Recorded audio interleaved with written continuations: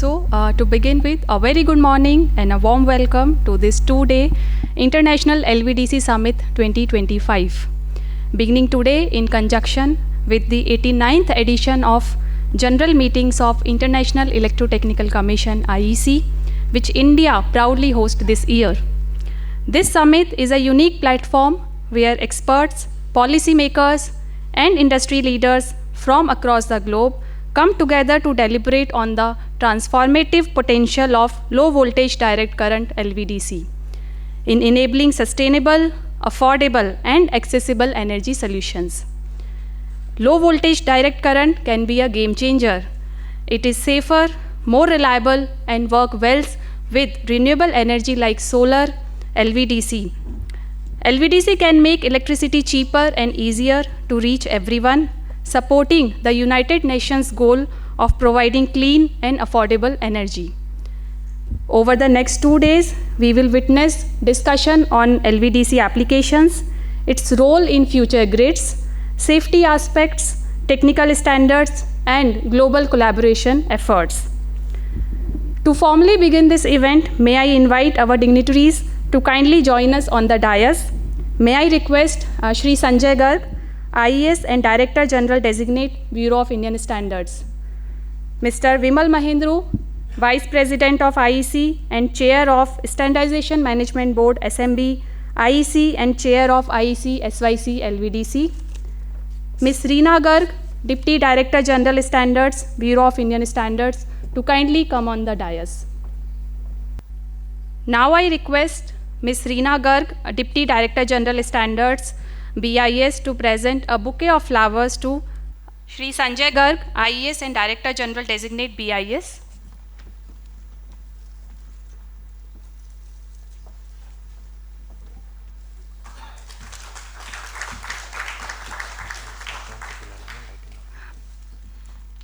To Shri Vimal Mahendru, Vice President of IEC and Chair of SMB, IEC, SYC, LVDC.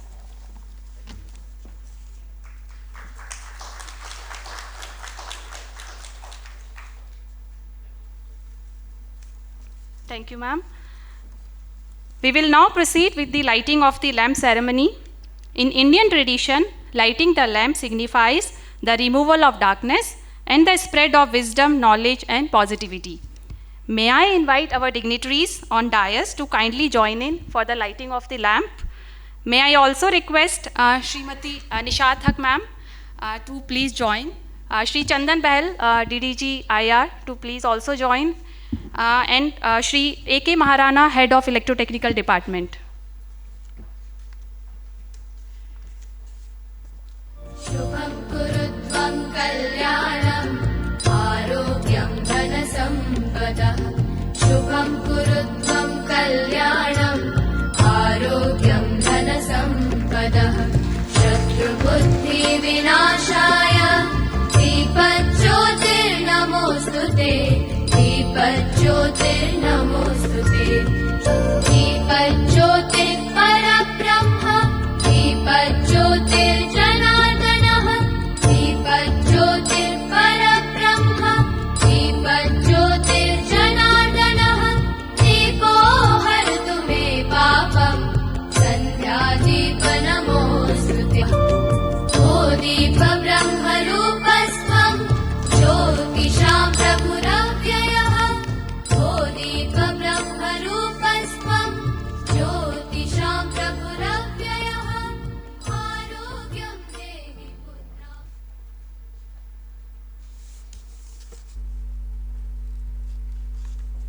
Thank you, ma'am and sir, for lighting the lamp and marking the International LVDC Summit 2025 open.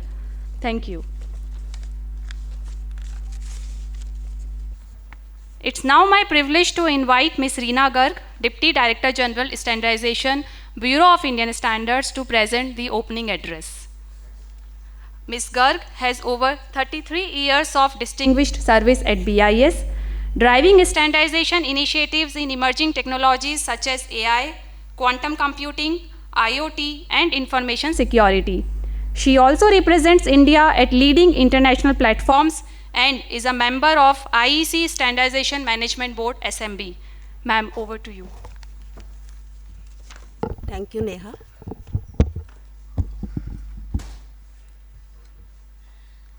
Honorable Shri Sanjay Garg ji, Director General Designate Bureau of Indian Standards, Mr. Vimal Mahendru, IEC Vice President and Chair of IEC System Committee, LVDC, and also the Chair of IEC Standardization Management Board, distinguished speakers and delegates. A very good morning to all of you. I am very pleased to welcome all of you to this International LVDC Summit 2025. This is a two-day event, and this is a significant milestone in our collective journey to advance LVDC as a key enabler of a safe, efficient, and sustainable electricity future. As you all know, that energy world is undergoing a lot of fundamental transformation. Decentralized, renewable generation, battery storage, electric vehicles, smart devices, and digital loads. All of this so much is rapidly shaping electricity demand and supply game in a nutshell. So far, AC has been the backbone of power system for about over a century. But today's these end-use devices ranging from LED lighting and electronics, solar PV system, battery storage, they are inherently DC. So the traditional conversion from AC to DC at every device level, as you all know, leads to a lot of efficiency losses, higher costs, and complexity. So LVDC offers a compelling alternative for higher efficiency, better integration of renewable energy and storage system, enhanced reliability for critical applications such as data centers and healthcare, flexibility for microgrids and rural electrification projects. So this LVDC summit brings together global experts and implementers to examine how we can accelerate LVDC adoption, how we can create robust standards, and how we can prepare our infrastructure for the future for LVDC implementation. So all of us have gathered here today with the key objectives to share global knowledge and global best practices and to deliberate upon the technical challenges and solutions in this field, to promote standardization and harmonization, to foster collaboration between various stakeholders, and last but not the least, to shape a roadmap for LVDC standardization and deployment. So out of various sessions which have been planned for this summit for over a period of these 2 days, today's session will start with an overview of LVDC and IEC System Committee LVDC's work, followed by the case studies on electricity access, data center applications, and industrial use cases. Later during the day, we'll have panel discussions on how LVDC is changing the world, bringing multiple perspectives together. We will also have an opportunity to know more about the associations and alliances world over who are focusing and working in this area. And tomorrow we'll dive deeper into the protection systems, voltage levels, semiconductor circuit breakers, followed by the presentation from various working groups under IEC System Committee LVDC, dealing with standardization in their respective areas. So the summit will conclude with a discussion on how to enhance global collaboration, identify use cases, and accelerate worldwide standardization efforts. As far as India is concerned, the commitment towards standardization, India's commitment, Bureau of Indian Standards has been actively engaging and working through its technical committee in electrotechnical department, which is ETD 50, to develop LVDC related standards in line with IEC System Committee LVDC's work. So through this summit, we seek to ensure that India continues to play a proactive and collaborative role in shaping global LVDC standards. So I urge all the participants to actively engage themselves during the discussion and get in touch with BIS for further collaboration in national and international standardization activity in this area. And we are really privileged to have a highly accomplished and insightful panel of experts to lead us through various sessions. And on behalf of BIS, I once again appreciate your presence and your time, your involvement here. And I welcome all of you to this LVDC summit once again, and I wish success to this summit. Thank you. Thank you, ma'am, for your inspiring words and warm welcome. Next, I have the honor of inviting Mr. Vimal Mahendru, Vice President of IEC and Chair of SMB and IEC SYC LVDC. Mr. Mahendru has over 35 years of experience shaping policy, standards, and innovation. He was the first Indian recipient of the prestigious IEC Lord Kelvin Award for his pioneering work in DC standards that enabled rural electrification. A global thought leader, he continues to guide sustainability and innovation through international collaborations. Sir, we look forward to your address. Thank you very much for your kind and gracious words. Let me try and give you 140 years of DC in 15 minutes. I'm sure all of you are familiar with DC direct current. When we were all in school, not even high school, maybe middle school, 7th or 8th standard, we read about DC. So you're all aware of it. Thomas Edison, he discovered the light bulb, but he needed electricity to run it, and he wanted people to pay for it. So the first network he established in southern New York for distributing electricity was actually a DC microgrid. So DC has been around for much longer than AC, but as Reena ji also mentioned, AC has taken over for a long period of time, but now we see a resurrection of DC. Where did it all start? So I'm going to talk about 3 different things, and this covers the journey of DC in India, and where we got involved, where BIS got involved, and where I got involved in this whole process. Let me begin by this question to you. This picture was taken in 2013 by me in a village in Maharashtra, just about 150 kilometers east of Mumbai. In this village, there were 22 huts, and none of the huts had any electric wire coming, let alone electricity. So the question was, what does electricity mean in this village? This old man was sitting outside making bamboo baskets from bamboo, which is a free local resource. He would cut those bamboo into strips, weave the baskets, go to the city, and every day he had made about 10 baskets, so 60 baskets a week he would take to the city and sell those baskets. However, there were in 2013 about 32 crore Indian citizens without any electricity. They were living in conditions exactly like this old man.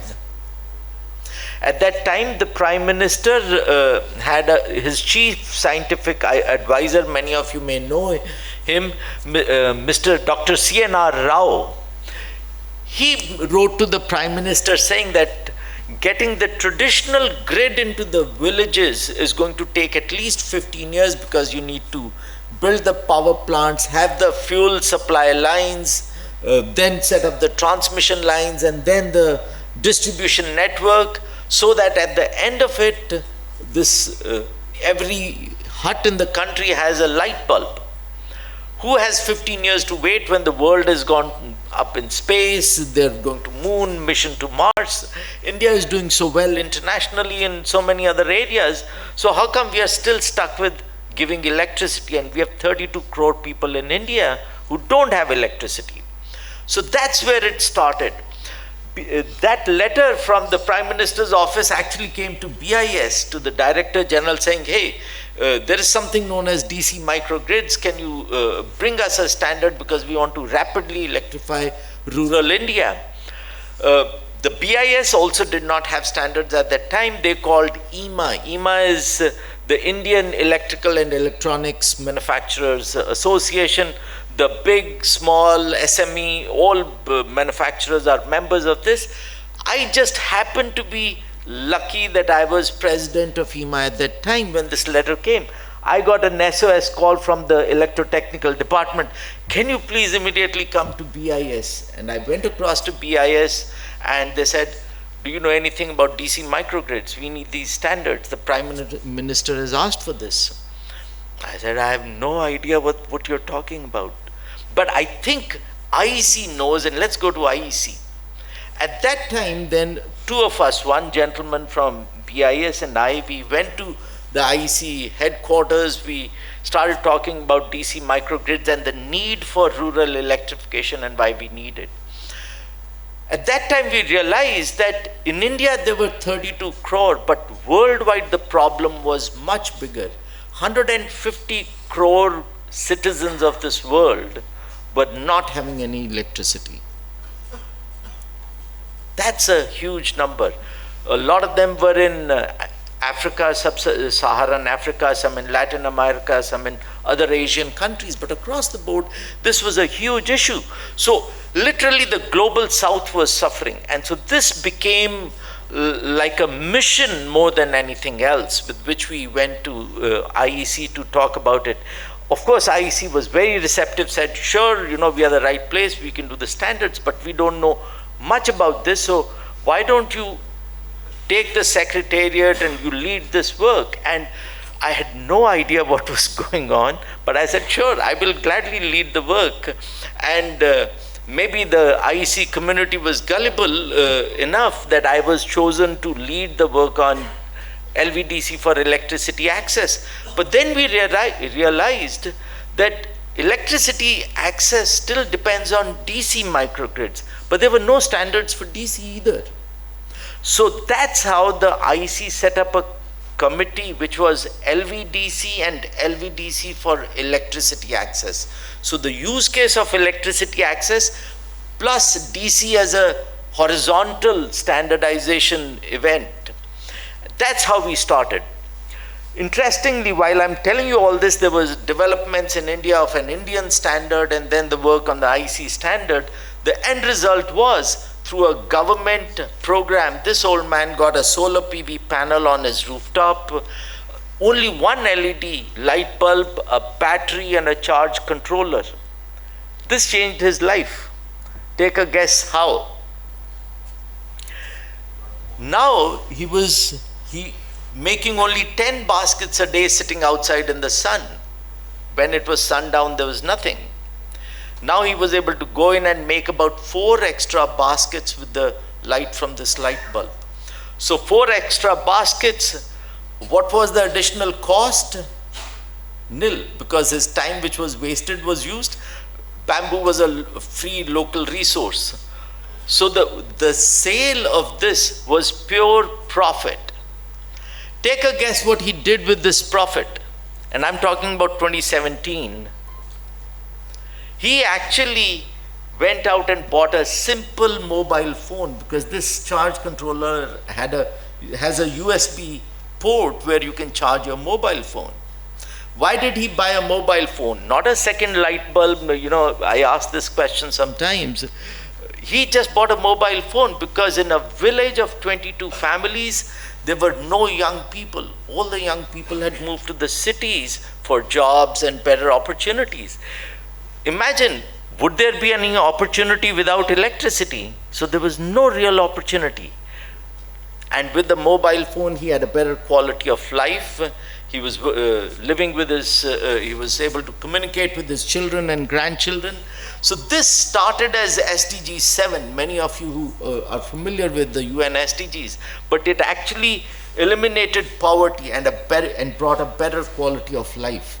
Incidentally, now this village has about 103 families from 2017 to now. That's the change.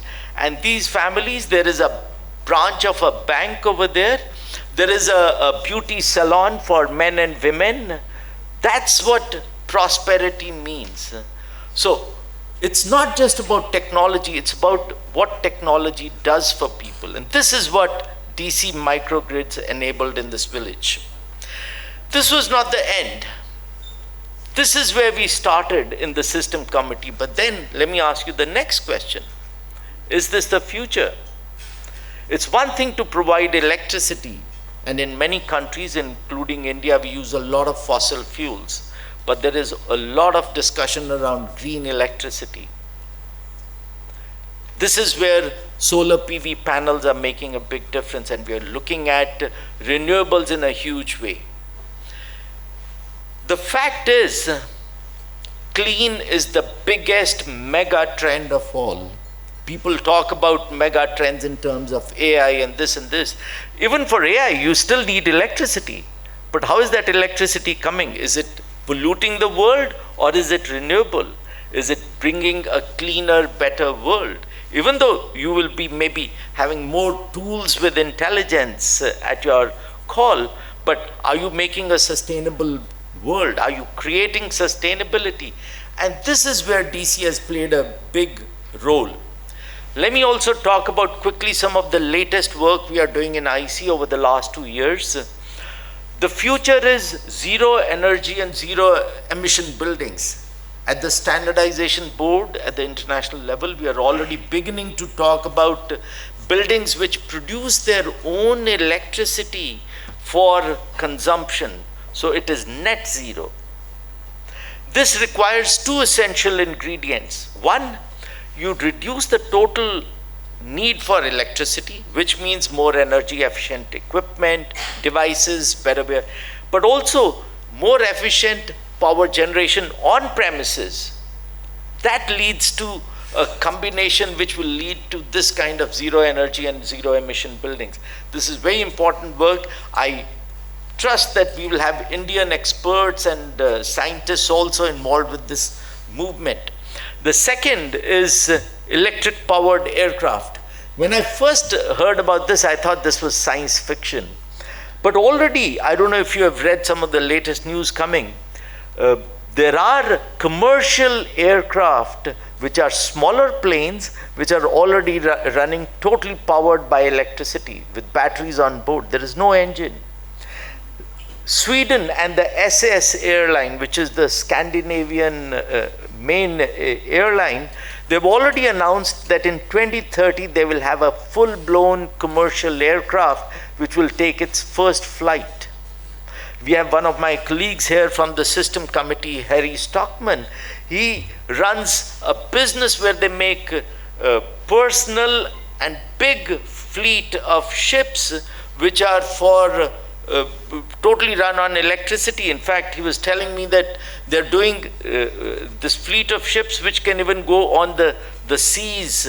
So it's not just small boats which are in the lake or somewhere in the narrow rivers. That's the future. Let me ask you another question now. Smart cities. IEC and ISO have just collaborated to create a new structure called the Joint Technical Committee for Smart and Sustainable Cities and Communities. Cities meaning not just New Delhi, but also when you go to hinterland and there are smaller communities, including the old man and the village I was talking about. Tell me, can you really make smart and sustainable cities without DC? All communication, all sensing requires direct current. And that's why I love to say that DC is everywhere. We just don't see it. It's been so efficient, effective, and hidden that we end up seeing only the plug and socket which we see on the wall and we connect it, not realizing that we may be getting alternating current, but we are using actually DC. So what has actually happened is that the generation has changed to DC because of solar PV panels, etc. The consumption has almost entirely moved to DC because of LED bulbs and brushless DC motors and so many other innovations in communication. So when these are both DC, so you wonder, why do I connect it with AC? And that's the change that is taking place. And this is exactly what the system committee is doing now.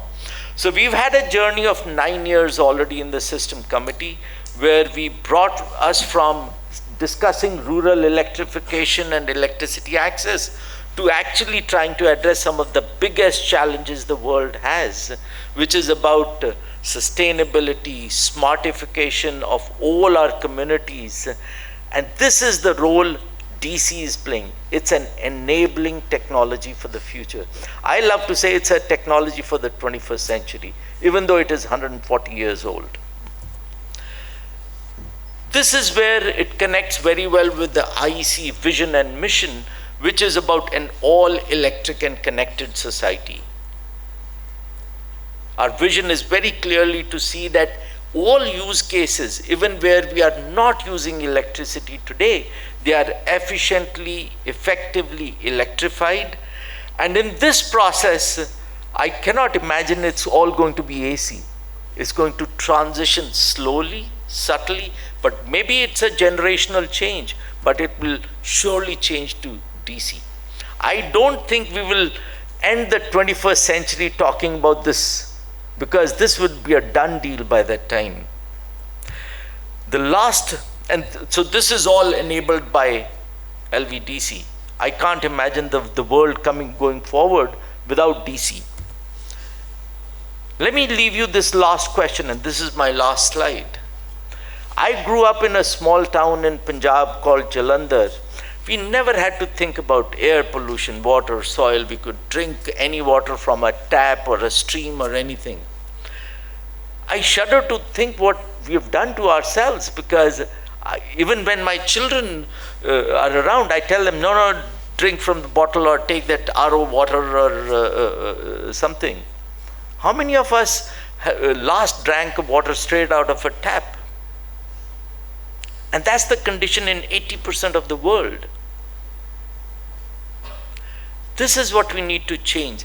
And I'd like to conclude by saying that we have to take responsibility today for a better tomorrow, and leave behind a legacy that our children and grandchildren can say, we are proud of our grandpa or grandma. You know, they did a good job. Thank you very much. Thank you. Thank you very much, Mr. Mahendru, for your insightful words. Now I take great pleasure in inviting Shri Sanjay Garg, IES Director General Designate BIS, to deliver the inaugural address. Mr. Sanjay Garg is a very senior IAS officer with over 3 decades of distinguished service. He has worked at the highest levels of the Government of India in policy making and governance, bringing rich experience in strategy, institution building, and national development. Sir. A very good morning to all of you.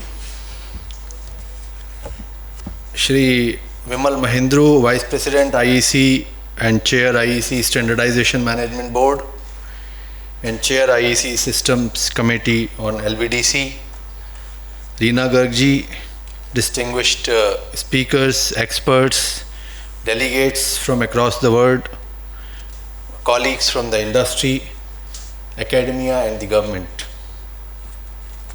It's a matter of great pleasure and honor for me to be here on this morning, speaking to you amongst the august gathering of experts, innovators, policymakers, and industry representatives. As Mr. Vimal Mahendru has set the tone for this session, that how the LVDC can transform the lives of the people and can lead to a sustainable world and future. We are here today to deliberate on the enormous potential of low voltage direct current systems, a field that promises to be central to the future of sustainable, resilient and inclusive energy infrastructure. As we all know, and as Mr. Mahendru demonstrated through his presentation, that the 20th century was prominently the century of alternating current, and the 21st century will probably uh, will be of the DC, which will necessitate, which will not only generate a lot of opportunities and necessitate reevaluating our foundational systems, rapid digitalization, decentralized electricity generation, energy across needs, and a global push for carbon neutrality are all driving us towards rethinking AC versus DC. It is not a rivalry between AC and DC, but it will be a complementary evolution.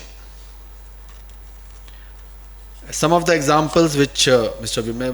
Mahendru has already demonstrated. For example, in some of the domains like in buildings, LVDC enables efficient integration of rooftop solar systems, batteries and DC powered loads like LED lighting and electronics. In data centers, you are all aware, where up to 30% of energy can be lost in conversions. So LVDC can offer a great solution. For industrial applications, especially those relying on variable speed drives and power electronics, LVDC offers an increased control and lower transmission losses. DC microgrids, where both in urban and remote villages, can facilitate reliable and modular electrification solutions. And of course, electric mobility and consumer electronics are inherently DC, which highlight how our end-use ecosystem has already shifted in that direction, and how going forward in future, how this LVDC will assume an importance in developing smart cities, sustainable solutions, and decentralized electricity systems. And as you all know that India has been at the center of forefront of the electrification, yet challenges like uninterrupted electricity access still remain to be met. Traditional grid expansion is resource intensive and slow. LVDC microgrids powered by solar PV provide a real scalable solution for last mile uninterrupted electricity delivery. As the Government of India aims to power 1 crore households with rooftop solar PV installations, LVDC also holds the promise of faster integration of the generated electricity with the household application. India's commitment to clean and inclusive growth is unwavering, with over 900 gigawatt of renewable energy potential, and with revolving missions like green energy corridors, smart cities and rural electrification. We envision LVDC not as a niche alternative, but as a mainstream, sustainable and future-ready solution. I am pleased to share that BIS has taken several progressive steps to support this transition. We are also closely aligning with IEC systems level approach to standardization, recognizing that technologies alone are not enough. We need holistic frameworks, including safety, interoperability, protection, and maintenance.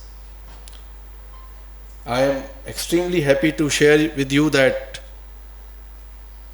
we hope that the India will be formally assigned the Secretariat responsibility of IEC Systems Committee on LVDC, and this will be a matter of great pride for us to drive standardization work at the international level in this area, and we will try to make the full use of this opportunity.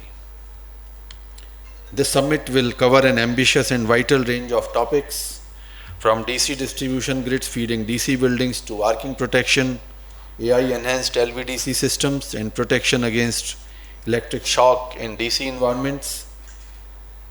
And now, with the AI emerging in all the areas, the inclusion of AI in LVDC systems opens up great exciting possibilities.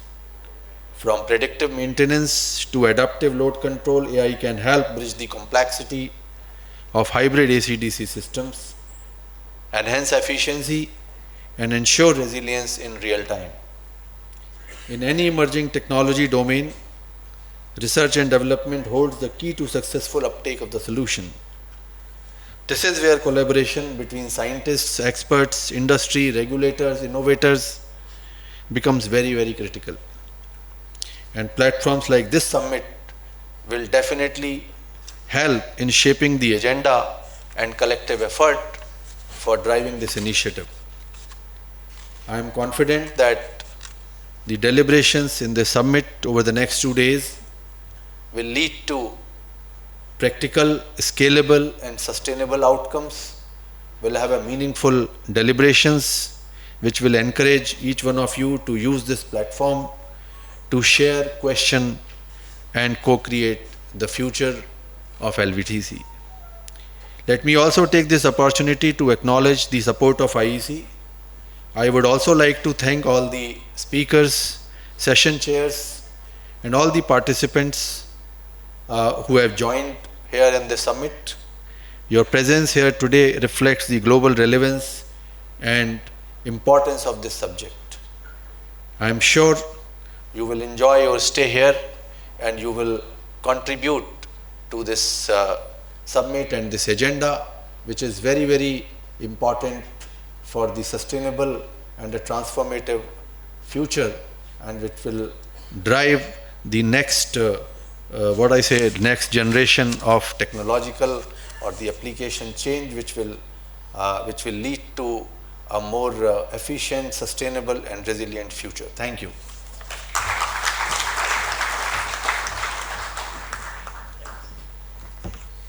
Thank you, sir, for your valuable guidance and vision. I would like to thank our esteemed dignitaries for their presence here, which is undoubtedly a great motivation for all of us in conducting this summit. Thank you, sir and ma'am, for sparing your valuable insights and time. Ladies and gentlemen, with this we conclude our inaugural session. We will now move forward to the technical sessions of the summit. Before going ahead, may I now request our dignitaries to kindly take their seats in the first row amongst the audience reserved from them as we begin our technical sessions. Thank you, ma'am and sirs.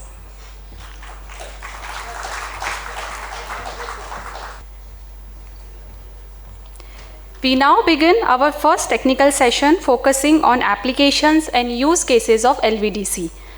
This session will highlight how LVDC is being applied in real-world projects, from providing electricity access in remote areas to powering data centers, industries, and modern factories. To guide us through this exciting session, may I invite our esteemed speakers to kindly come up on stage. Shri Rajesh Kunnath,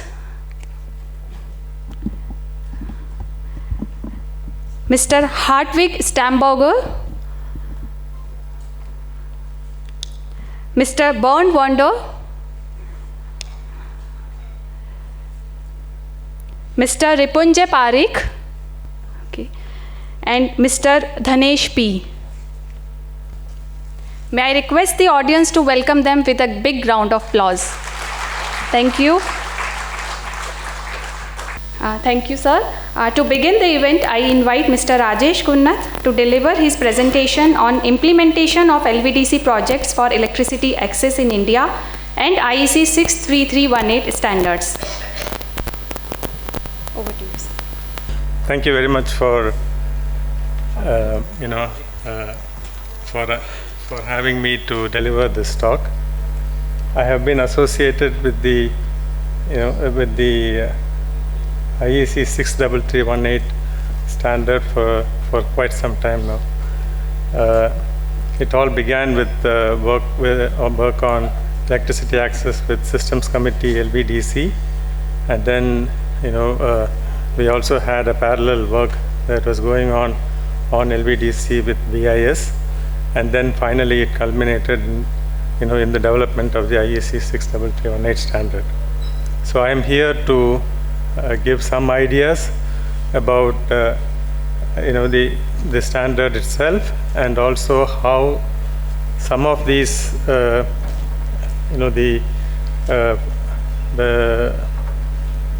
electricity access, especially using 48 volts DC, has been used in a lot of installations all over India. So I'll be giving you a very, a snapshot of those. And then finally, how do we scale this up? Because there are certain commercial difficulties that is involved in this, and I'll be highlighting those issues that we are facing and how those issues can be mitigated to a large extent. Thank you very much.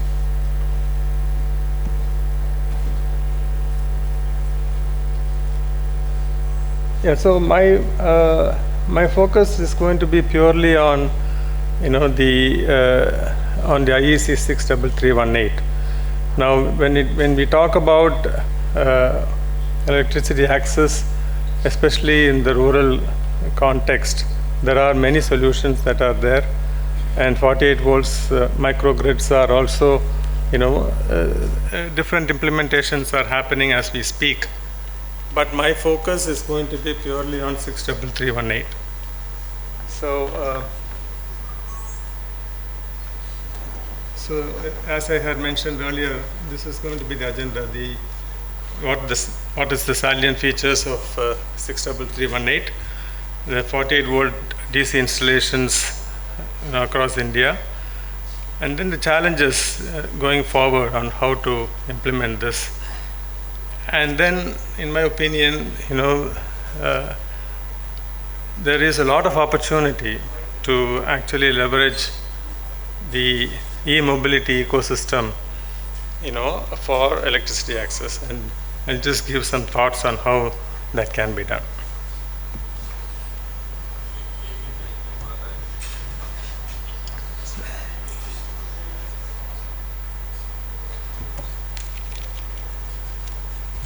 So 63318 standard has been, has been developed particularly with an emphasis on electricity access in mind. And the motivation for the development of standard actually came from the use cases that the World Bank had proposed through what is called as the SMAP multi-tier framework. So the multi-tier framework essentially is about, apart from cooking, electricity access is also one of the priority in that standard. And that standard actually, comes up with multiple tiers, and how, these tiers could be implemented, as the society evolves. So I'm not going to get into the SMAP standard as such, but the image essentially captures what the standard has to say. So there are 5 tiers, and the tier 0 is just no electricity, and then you have a kerosene or a candle light, and then the tier 1 is basic, an electric light which is available for 4 hours, and tier 2 you have a radio and a fan and a light, and tier 3 you have a mixer, and then tier 4 adds adds a refrigerator, and then you have a TV, refrigerator, and cooking range, etc. And as the the number of appliances increases, there's also the World Bank has advocated that you need to the system should be able to provide for a greater amount of power availability throughout the day. So this is the basic motivation. The idea is to see how we can come up with a standard for tier 2 and tier 3, and then evolve that to tier 4 and tier 5 later. So what IEC in the when we talk about LVDC, right? Then the question was, what is low voltage? And that is where IEC 63318 standardized, the voltage, that has to be used, especially in a rural context, to be an absolutely safe electrical voltage. So that voltage is, anywhere less than 60 volts, and a standard voltage of 48 volts was chosen. And in order to ensure that safety is guaranteed unconditionally, the circuit, so it's called as, a 48 voltage falls under what is called as a safety extra low voltage, CLV, and a 240 watt limit per circuit was placed on, was actually imposed as a necessary condition for implementation through IEC 63318. So the idea is, use 48 volts, and then with the standard we should be able to consolidate, a lot of DC access systems that are available today. Like for instance, we have, solar home systems, that are available, and how do you scale it up to providing slightly better services through electricity, etc. The other thinking was that, eventually, right, AC grid is going to come.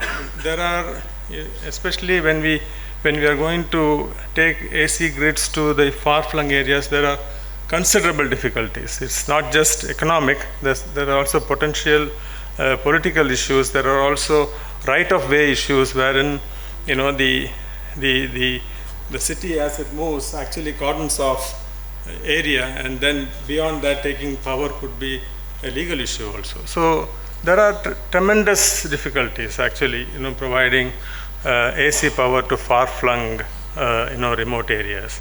So the idea is that, let's assume that somewhere, into the future, the integration with the AC grid is going to happen even in those areas.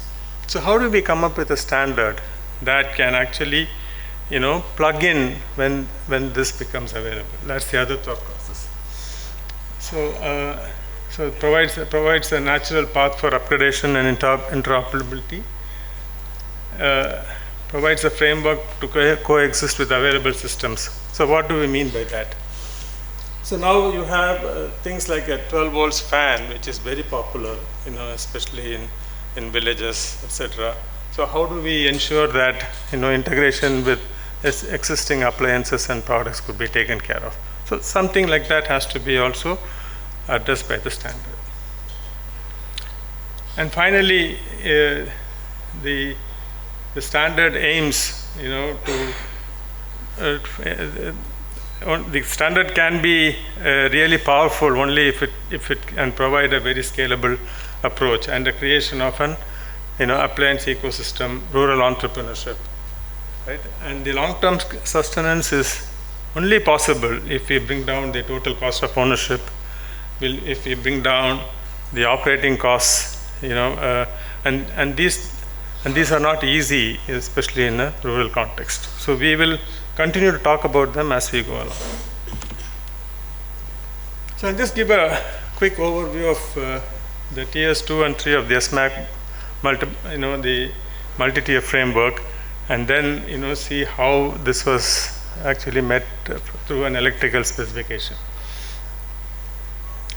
So the SMAP multi-tier framework talks about what the attributes that the electricity access should have, and for each of these tiers, what are the particular values for those attributes.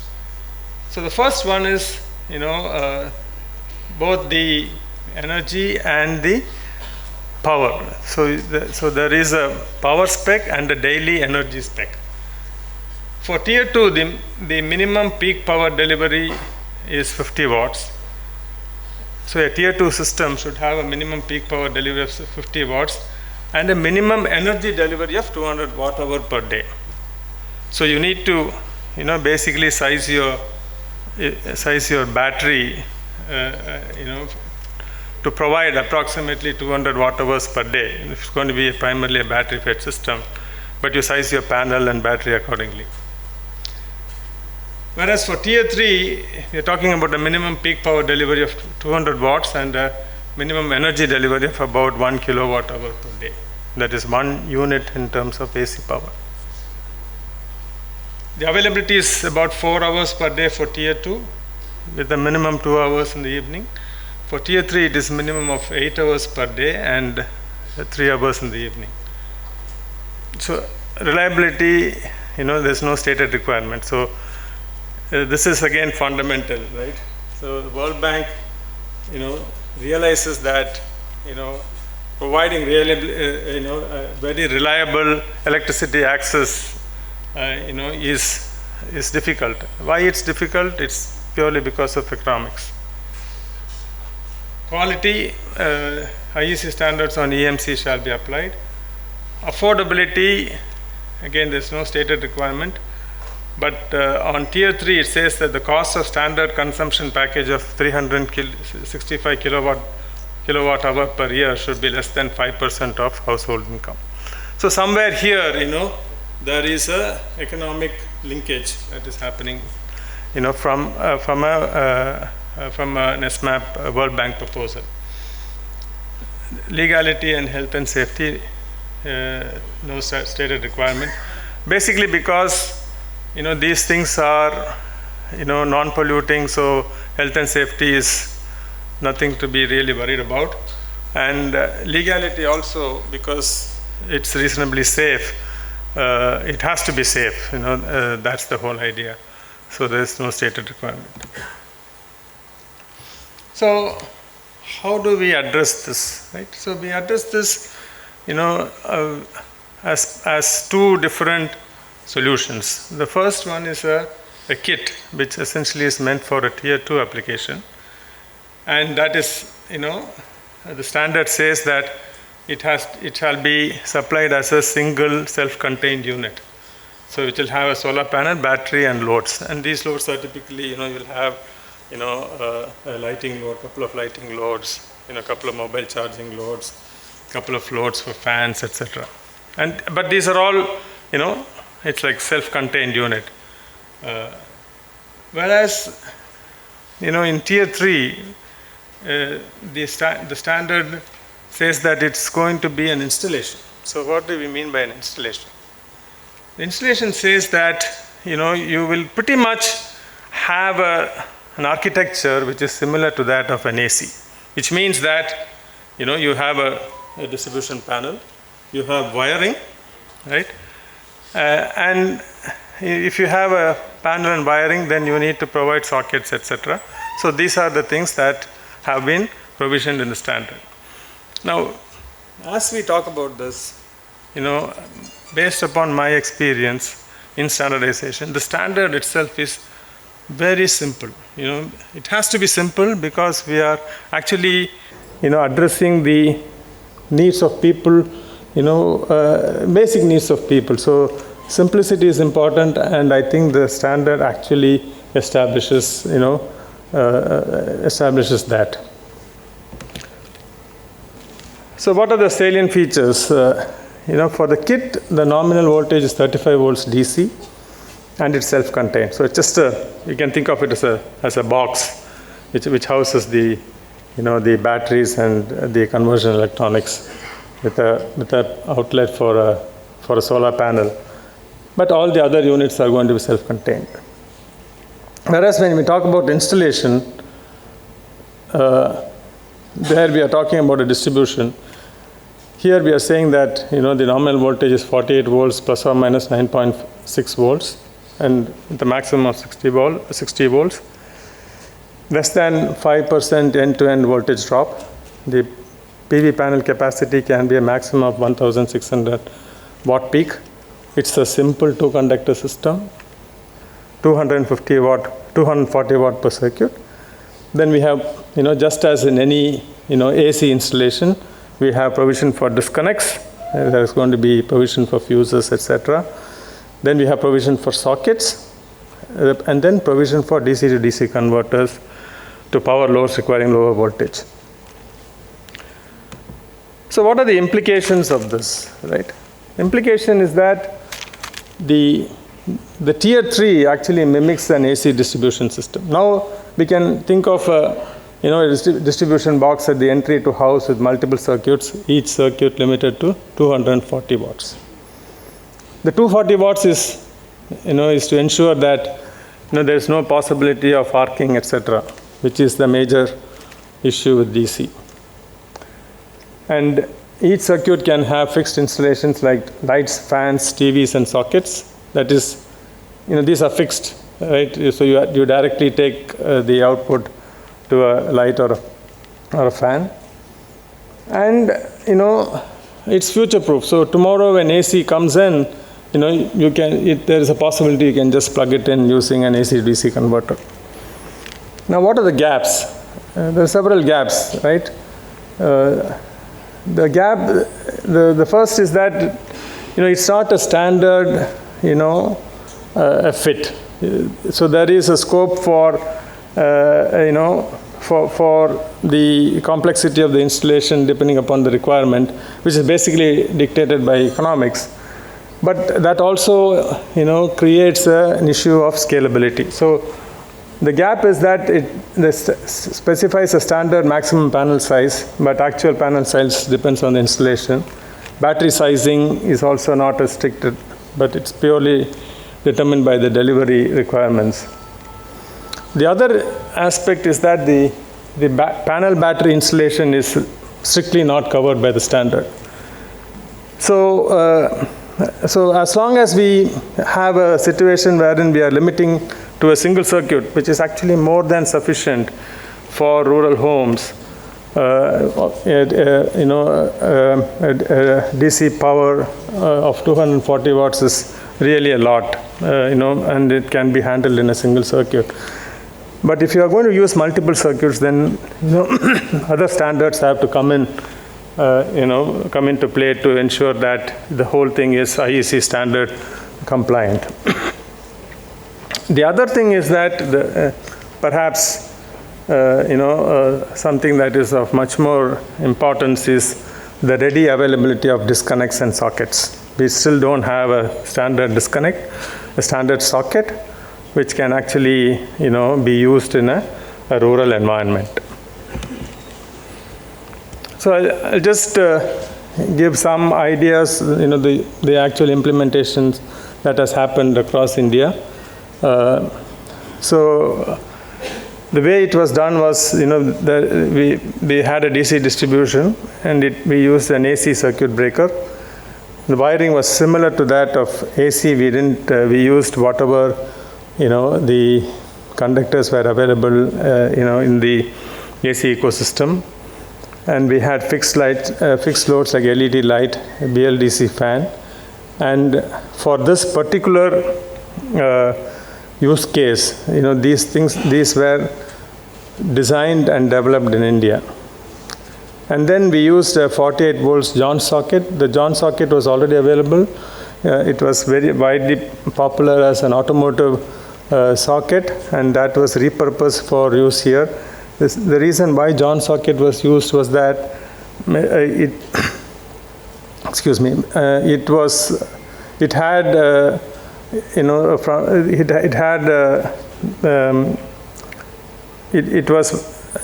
was a polar socket. That is, you cannot put it in a different way. So the plus and minus terminals could not be interchanged as you put it, and it was extremely cost effective, and it had the separation between positive and negative contacts which could handle more than 48 volts, and for a 240 watt circuit, right, the current carrying capacity was just good enough.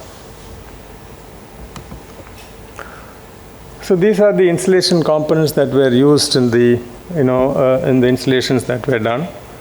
A DC distribution box with a charge controller. It connects to battery and solar, so there was basically a charge controller inside it.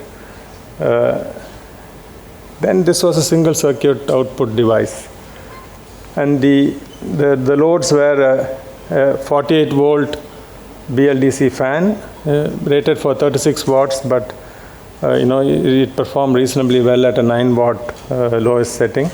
speed control was by remote. Then we had an 18-watt LED tube light. Both these, the lights and the light and fan shared a single remote, which can be used for dimming. And then there was also a combination socket for USB and mobile phone charging. Again, directly powered from 48 volts. So these are some of the installations that were done, and you can actually see here, right? You will not be able to make out if this is an AC installation or a DC installation. You could see that, there's a distribution box, and then you can see the wiring, and then there is a light on the wall, and a ceiling fan, right? So this was how it was implemented. Of course, what is not shown here is the battery and the solar panel. This is another snapshot of another installation. Here you can see the battery, and again it's a very similar one. So you can see the wire that's actually going out to the solar panel. And this is the the number of installations that have been done so far. It's about 10,000 homes in Bihar, 7,500 in Assam. Right? So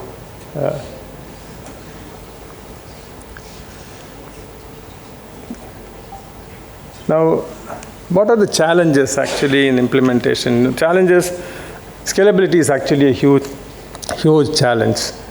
So we are coming into the economics part of it now. In India, the willingness to pay, because the reason why is very low, and the reason why willingness to pay is very low is that the monthly per capita consumption expenditure of a village, is about 4,500 rupees, and at the lowest strata, it's about 1,600 rupees. That's the monthly per capita consumption expenditure. So what we are looking at is, when we supply a DC system, the affordability is actually, the kerosene replacement cost, right? The kerosene replacement cost is somewhere about 100 rupees a month, right? So you have to, the way you have to promote an LVDC system is to actually implement, put it for free, and then people understand the value, and then you kind of go up. And then, what is feasible is now about 500, to about 1,000 rupees a month. And that is roughly, we are talking about, in dollar terms, about $12, right? $6 to $12 a month, right? So that's the challenge.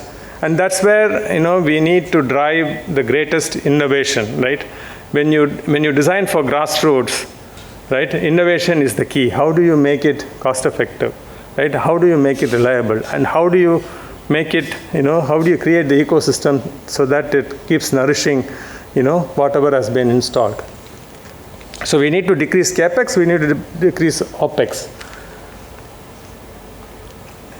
So what is needed is actually external funding for adoption, government policies, subsidies, and private donations.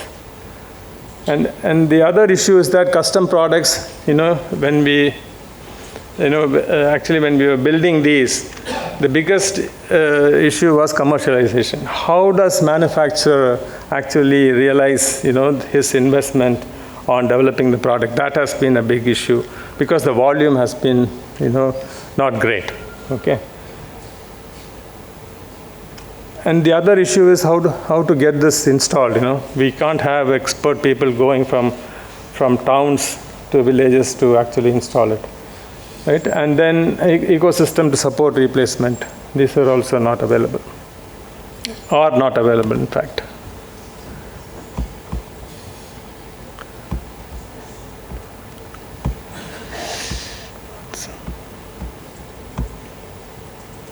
So what needs to be done? Yeah. Okay, what needs to be done?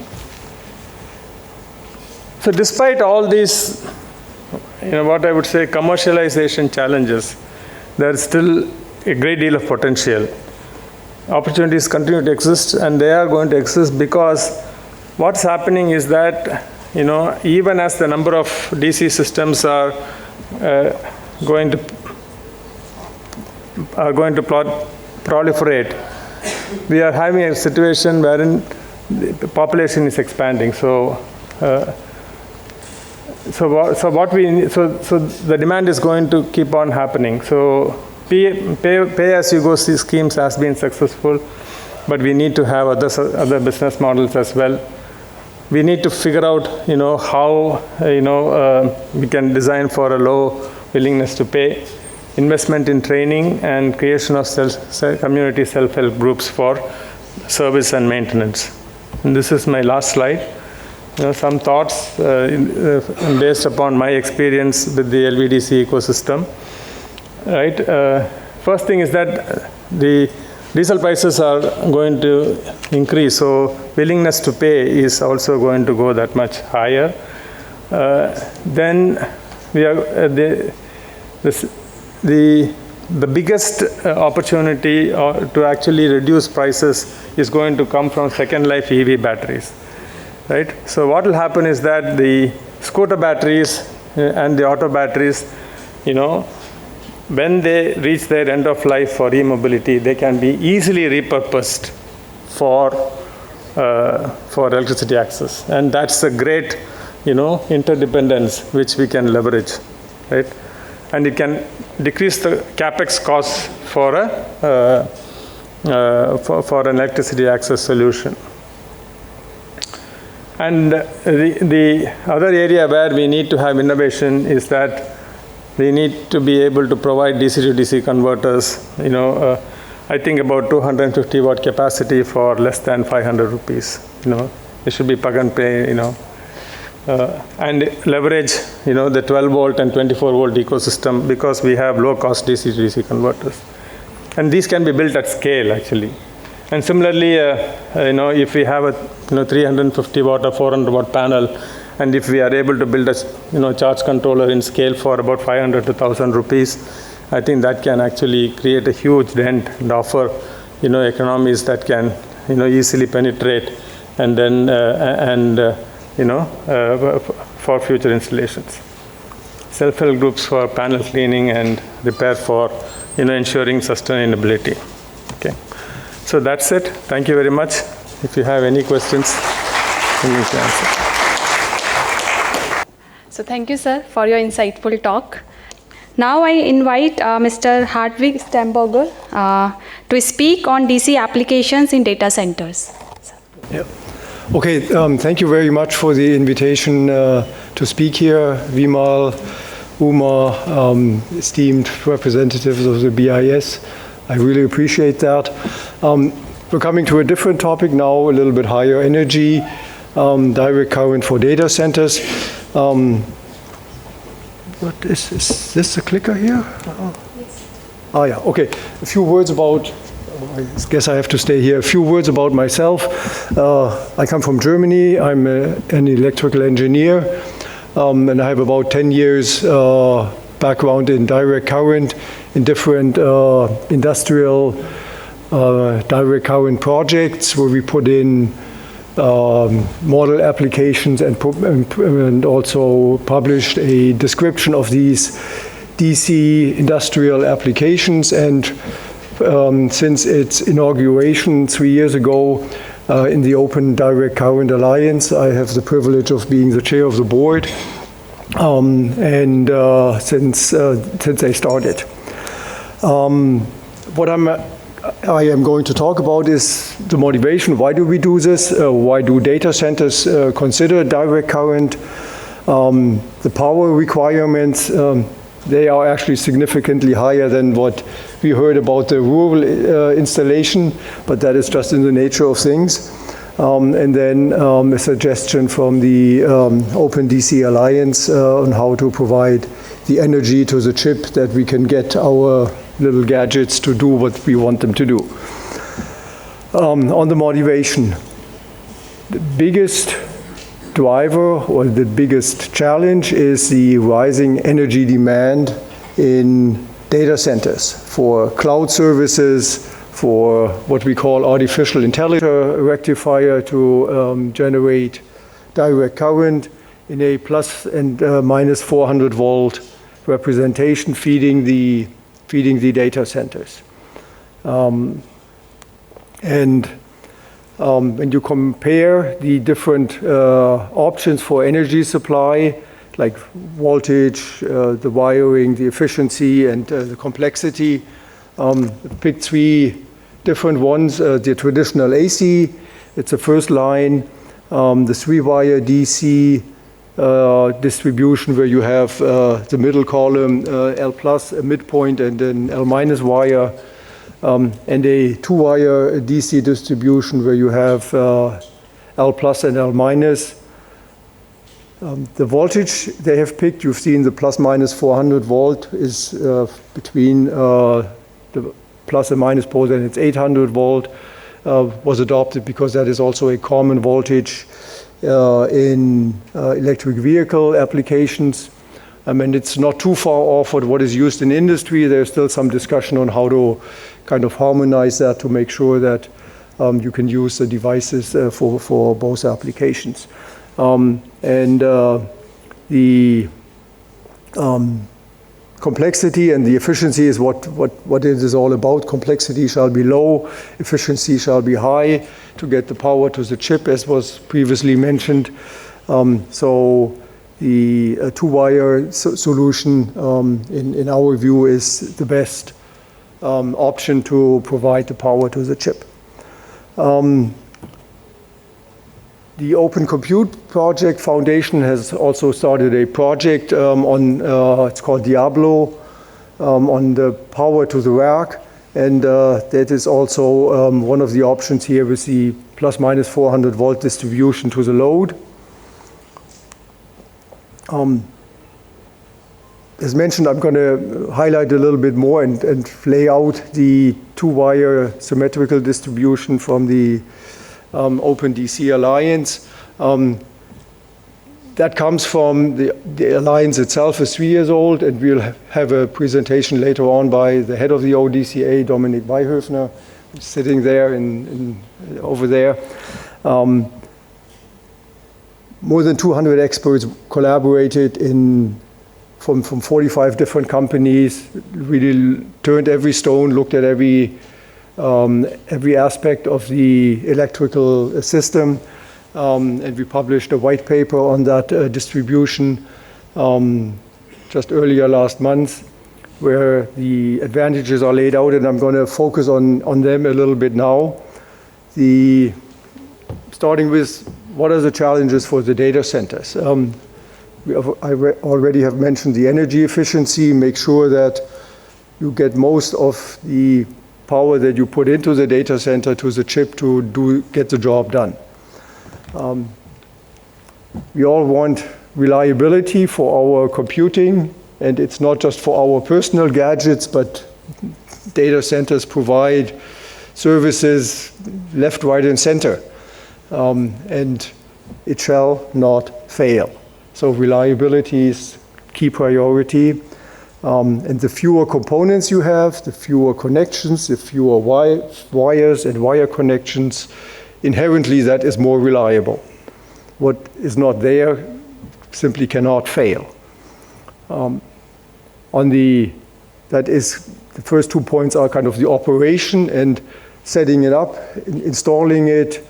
It shall be simple, less prone to making errors or mistakes, and fewer connections are inherently less complex. On the comparison between a 2-wire and a 3-wire distribution, the advantage of the 2-wire solution is that you have one voltage that you manage, that you control. Voltage, I think I'm in the room with DC experts. You know, in a DC system, when the power demand and the power supply are not in balance, the voltage drops, and vice versa. So having just one voltage that you have to monitor and regulate is easier than if you have 2 voltages. This is a sketch of that system. We have L plus and L minus. There's no midpoint conductor. Of course, we have a ground connection for providing protective earth. The voltage is the same as in a 3-wire system, symmetrical to ground. And when you think of it, it's not a new thing. It's similar to a 3-phase industrial AC system that does not have a neutral conductor because most loads are 3-phase and you don't need that. The benefits of this. It's not a new invention. The similar, Bimal, to what you mentioned, DC is not new. We have it everywhere.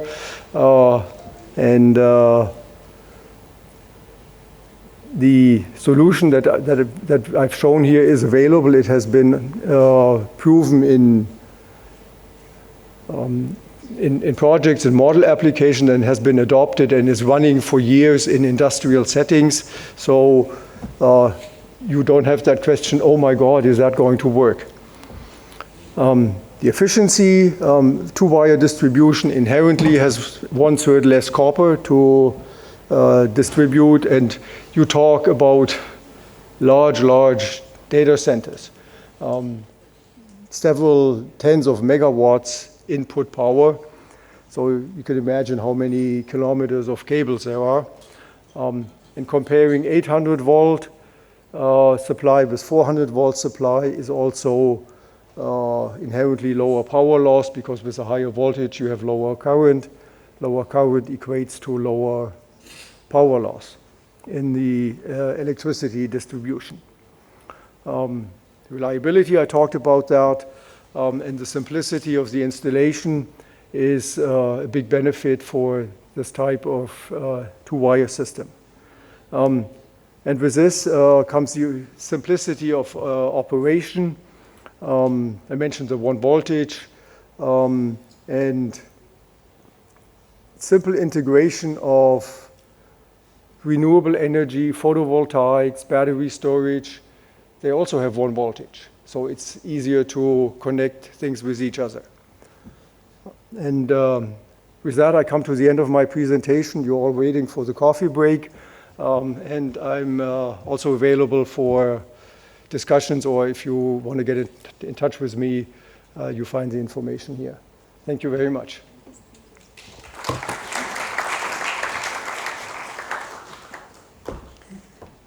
So thank you, Mr. Stamberger, for your enlightening presentation. I'm sure many of you have many questions, but we will take them after the end of the technical session.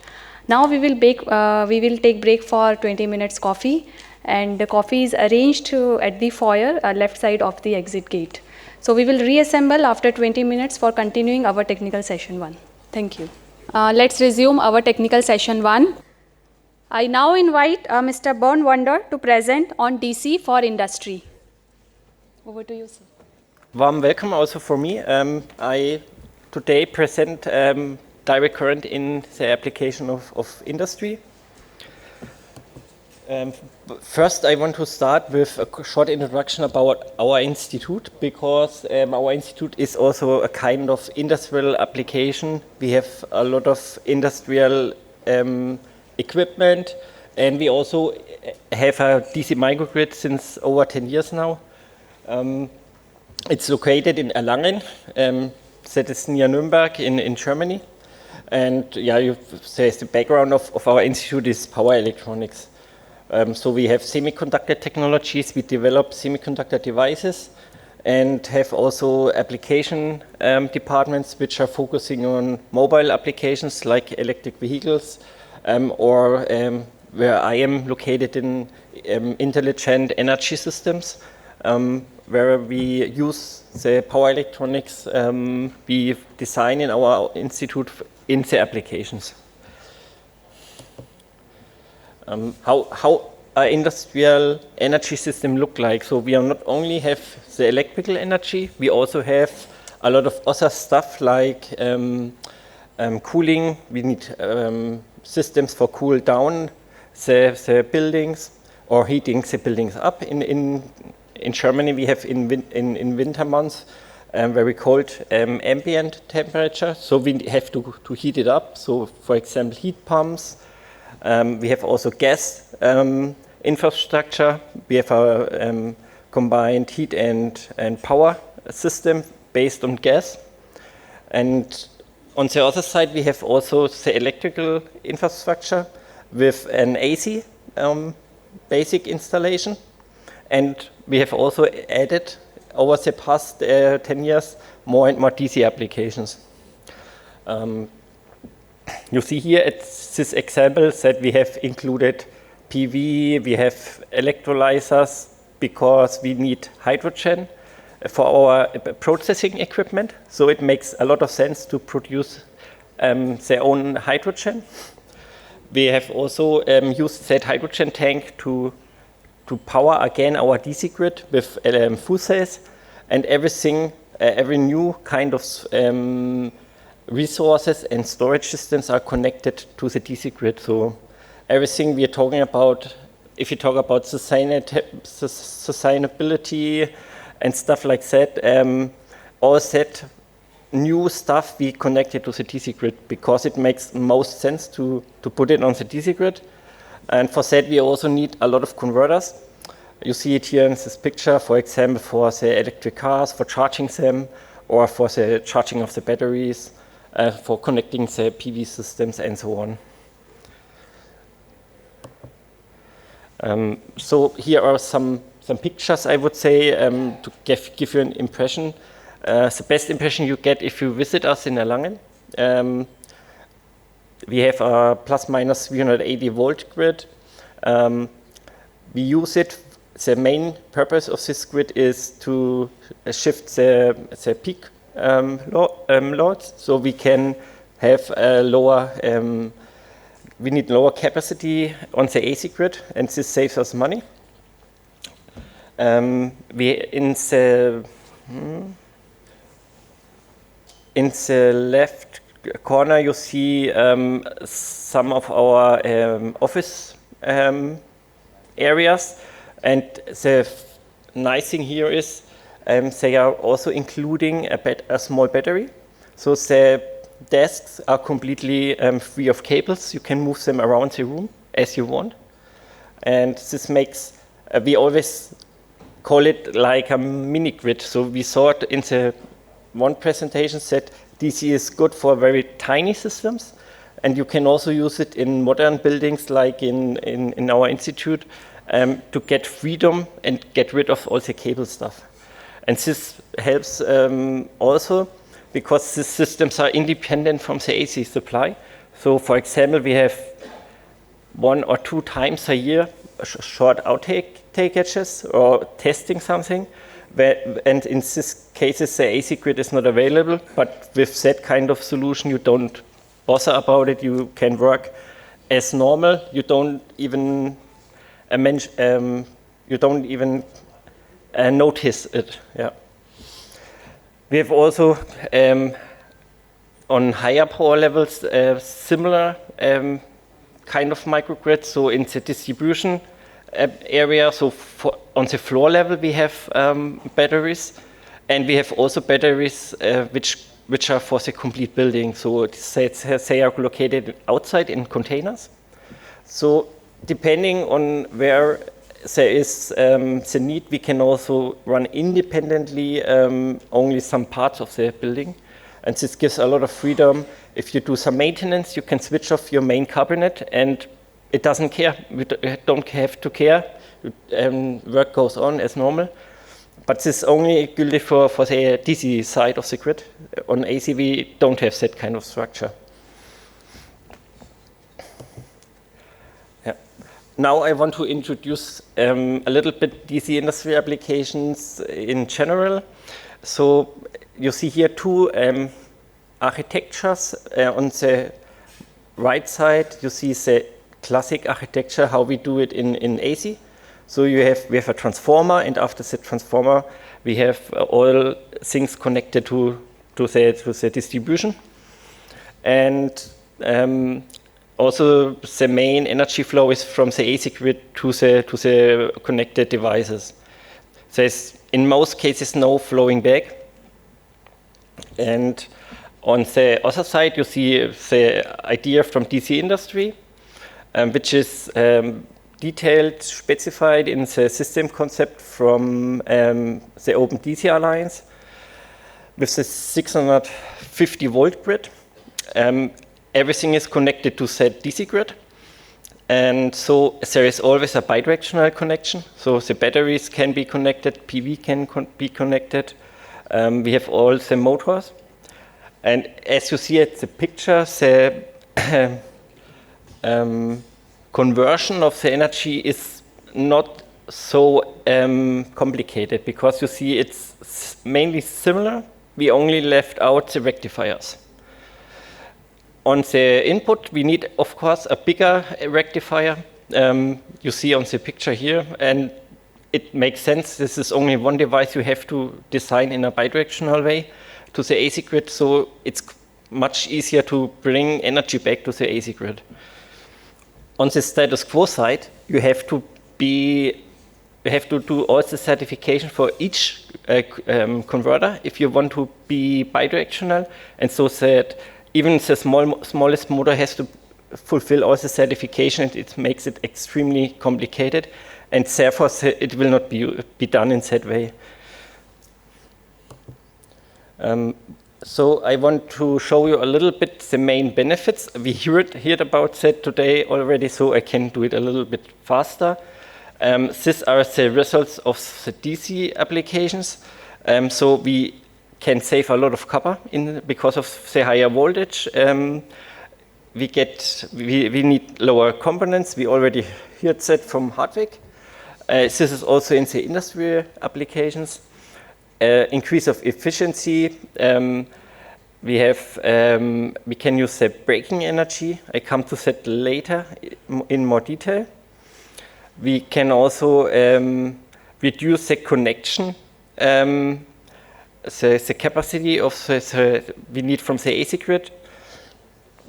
We also be more resilient. We can provide backup energy without UPS systems. And also the main, we can provide a more grid-friendly solution. We can offer services for the AC grid. So DC is not against AC, it supports AC. Here, I especially want to mention the braking energy. This is one of the drivers in the DC applications. Everywhere in a factory you have rotating machines, and if they change their speed, the energy, the dynamic energy has to be go somewhere. And in most cases it will be heating up a resistor. And as you see it here in the pictures, the structure is normally a motor drive has a rectifier to make a DC link because this is needed for the variable frequency drives. And if the motor is braking, the energy cannot flow over the rectifier back to the AC grid, so you need that resistor. And if you a little bit thinking about it, the most simple solution is to connect the DC link from all the motors in your hall. And that is exactly the basic idea behind that concept. And so if a motor is braking, the energy can be consumed by another motor, or you put a storage inside your system, and then you can store that energy and use it to a later time if a motor speed up, for example. And if you put PV and stuff like that also to that, you came up with that solution I showed. Yeah. Now I want to introduce a little bit about voltage and voltage bands, because we heard we use 650 volt, and the voltage discussion, I think it's a very long story to tell about voltages, but it is, in my opinion, it's a wrong discussion. Since 10 years we talk about what is the right voltage for DC, but in most cases we doesn't care about that system voltage. It's only a name, but the voltage band which will be used, that is more important. Also, what is the highest voltage, what is the lowest voltage? And in all DC grids I was involved, we always used a very wide voltage band. We say we need some breathing room, so we can use the voltage as a kind of control. In AC we have frequency to balance the system, and in DC mostly the voltage is used. And in that case, you need a kind of wider range, we call it normal operation band, to have that opportunity. Besides that, we also introduced some kind of special area, so if the voltage drops down to a very low stage, you can also switch off things which you are not need. For example, a good example is electric car charging. If you have a limited amount of energy and the voltage drops down, you first want to stop charging electric cars and use energy for maybe emergency lighting or your data center or important stuff. Yeah, and we have also bands where, for example, if the voltage goes too low, the system will switch off automatically. And in the upper side, it's similar ideas. Yeah. Here is more detailed. You can also use a voltage band to include several sources which are connected to the mains. For example, you can use an uncontrolled rectifier.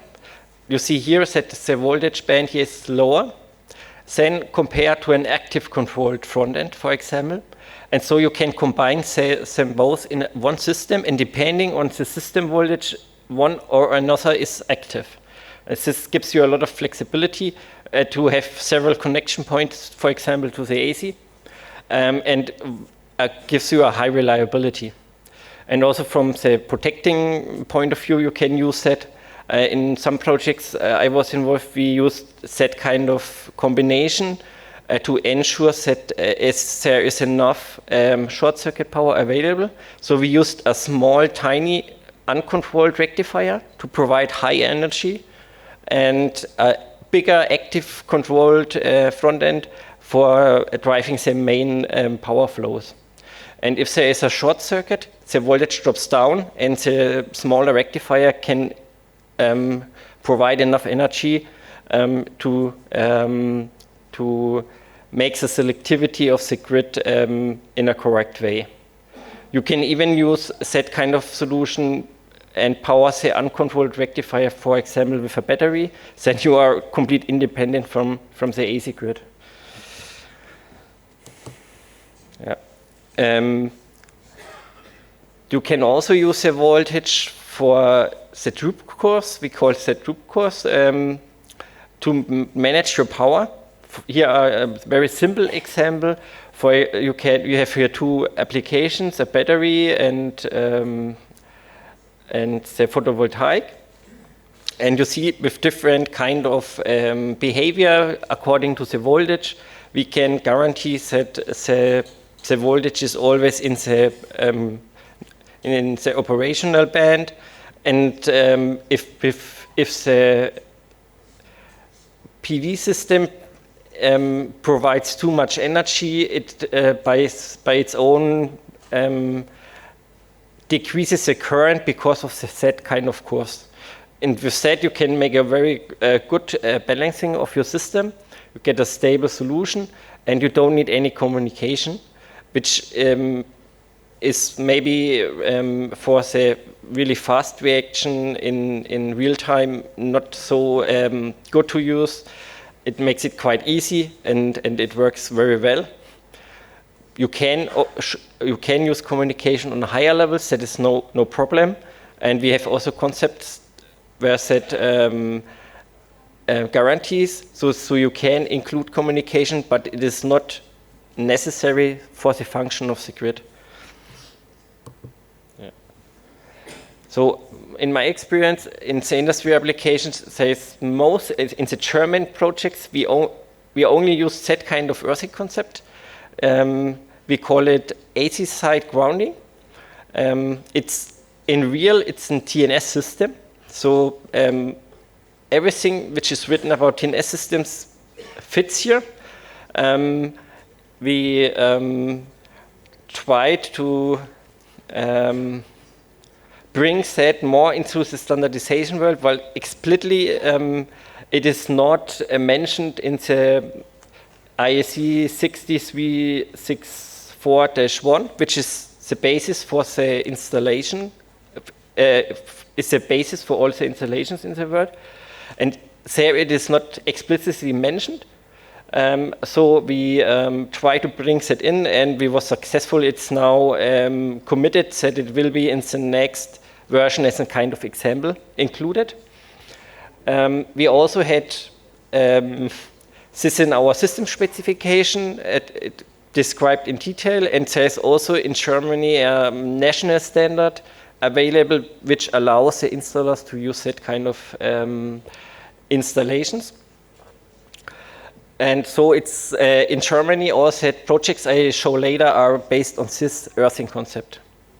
The main idea here is to have the classic transformer with the earthing, and you use the earthing for AC and DC applications at the same time.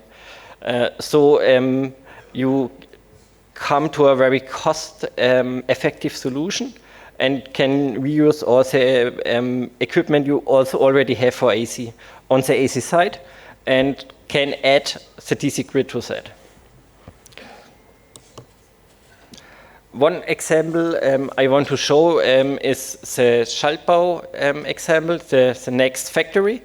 The next presentation is in detail about this project, so I only give a rough overview. This is a factory which included a DC grid with that DC industry specification. The outcome was that the peak load was lowered with 85%. So it's the needed capacity from the AC grid is dramatically lower. And by, I'm not sure if you can read the numbers, they had increased the efficiency compared to the AC installation around 6%. And they have a return of invest, so they invested, the additional costs for the DC grid was 1.5 million. And a return of invest from was at 3.5 years. So after 4 years, they have more money back than they invested.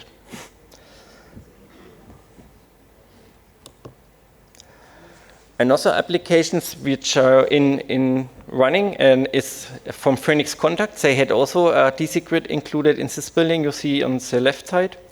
And Mercedes-Benz has also a DC grid implemented in the factory 56.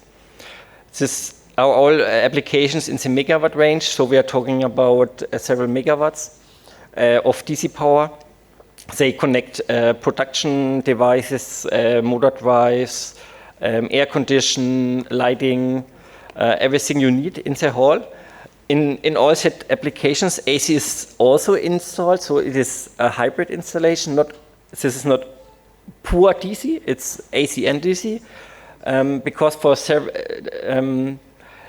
in set factories there is both available in most of the places, and depending on the machines they have, they put it on DC or on AC.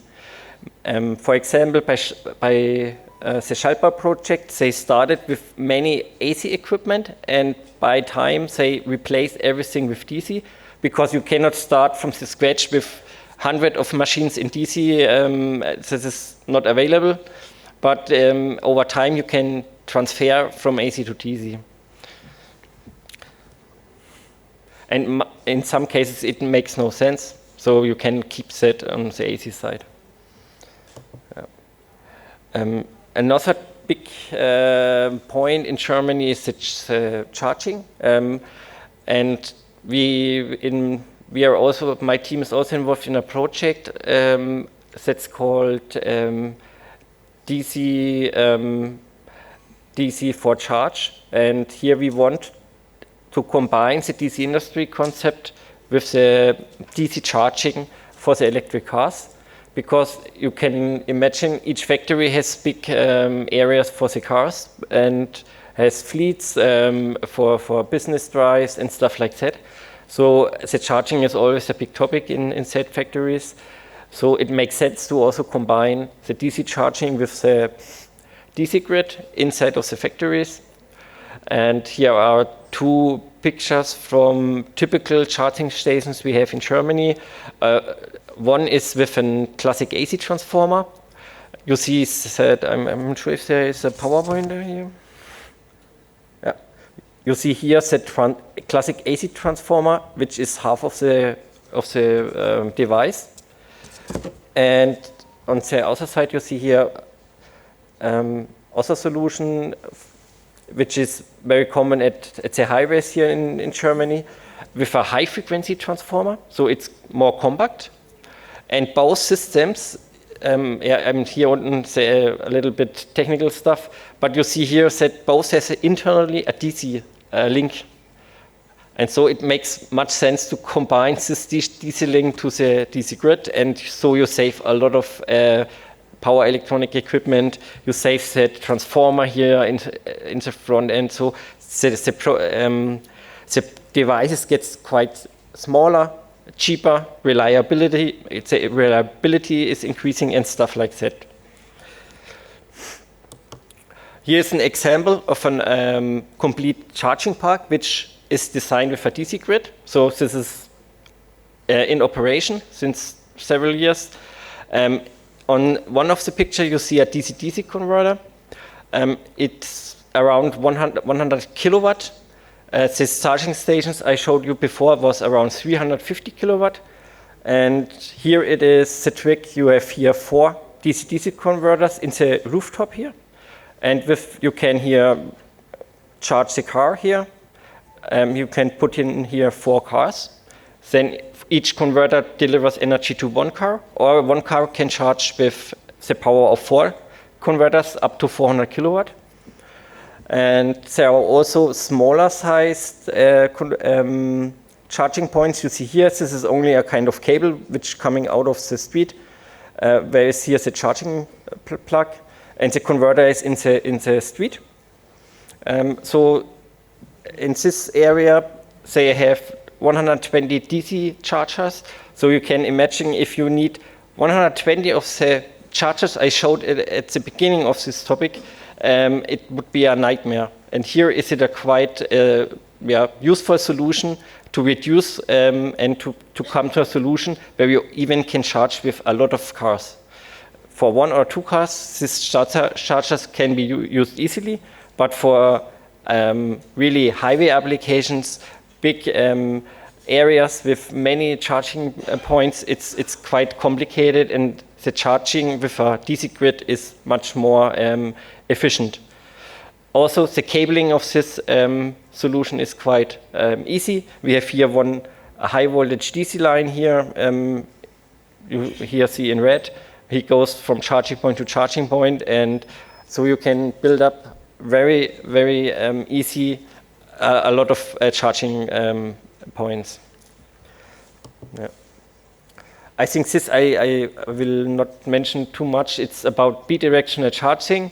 In Germany, in the National Committee in Germany, we provided a big report where we investigated a lot of different use cases for bidirectional charging. I think you all can imagine that it makes sense. And we have here make a really detailed report. And so also the bidirectional charging is very good for the DC grid, because it's like a mobile battery which you can include in the DC grid. And I want to introduce also a further project. We have here put everything together which you need in that kind of industrial applications in one container. You see it, we have here on the left side a mobile solution. You need a truck to transport it, but it is quite easy. And everything is inside of the truck. So the idea is to have mobile solution which can be used for fire workers, which can be used in a catastrophic, if you have a flood or similar and the infrastructure is damaged, you can set up quite fast things. That was one idea. And the other idea was in Germany, if you have an old factory, maybe the AC connections does not allow you to bring in charging topics, to bring in PV, to bring in that kind of stuff, because your connection point is too weak. So you can also use that kind of mobile containers. And you see here in this picture, we decided in a way that you can include also all the stuff you need in a factory. For example, lift forks, working machines, trucks, and so on. And this helps to get a fast introduction of that kind of solutions into old factories, for example. And further good thing is in Germany, we have a lot of issues with installers. We have too less installers and too many complex solutions we need. This kind of solution can be produced in a factory. So we have a factory scale factor and can easily be installed because you only have to connect the AC line to the container and that's it. Yeah. So my last slide is about the future, I would say. What is about medium voltage? I showed you some examples in the megawatt range. This is all done in low voltage DC, but that is, in my opinion, not the end. In many cases, we are at the point that we have so much power involved that it makes sense to go to a higher voltage level. And so the discussion started already. There are first projects, research projects, who investigating how you can do medium voltage DC. Also in standardization worlds, this topic pops up more and more. And also in mobile applications like ships, or if you think about electrical flying, say scratch on the medium voltage levels. Yeah.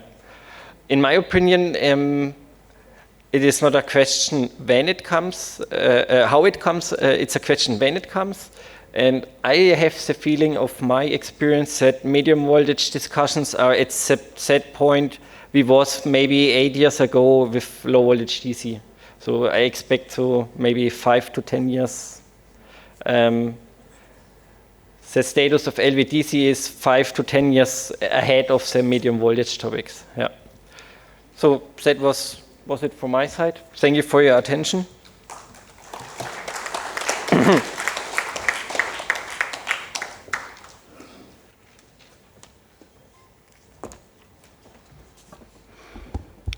Thank you, Mr. Wonder, for your valuable perspective.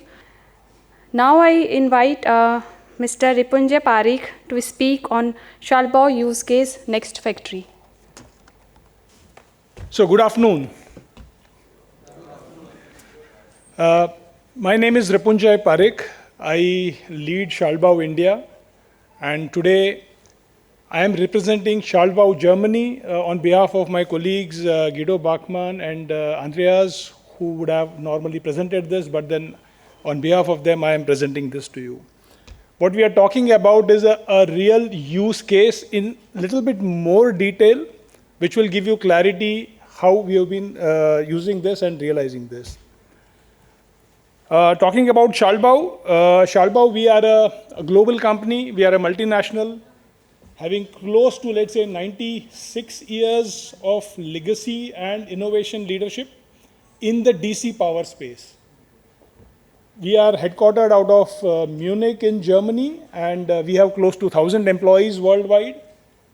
We are primarily into, let's say, the space of DC power, actively in the railways, in the electrical industry, new energy, battery-powered solutions, e-mobility. We have around 12 production sites globally, of which India is one of them. We have 2 production sites in India, one in Manesar, very close by, and one in Mumbai. We have a global footprint across the globe, and in India, we are represented as Schalbau India. So today, what I'm going to share is about the next DC factory, and thanks Bernd for setting the stage.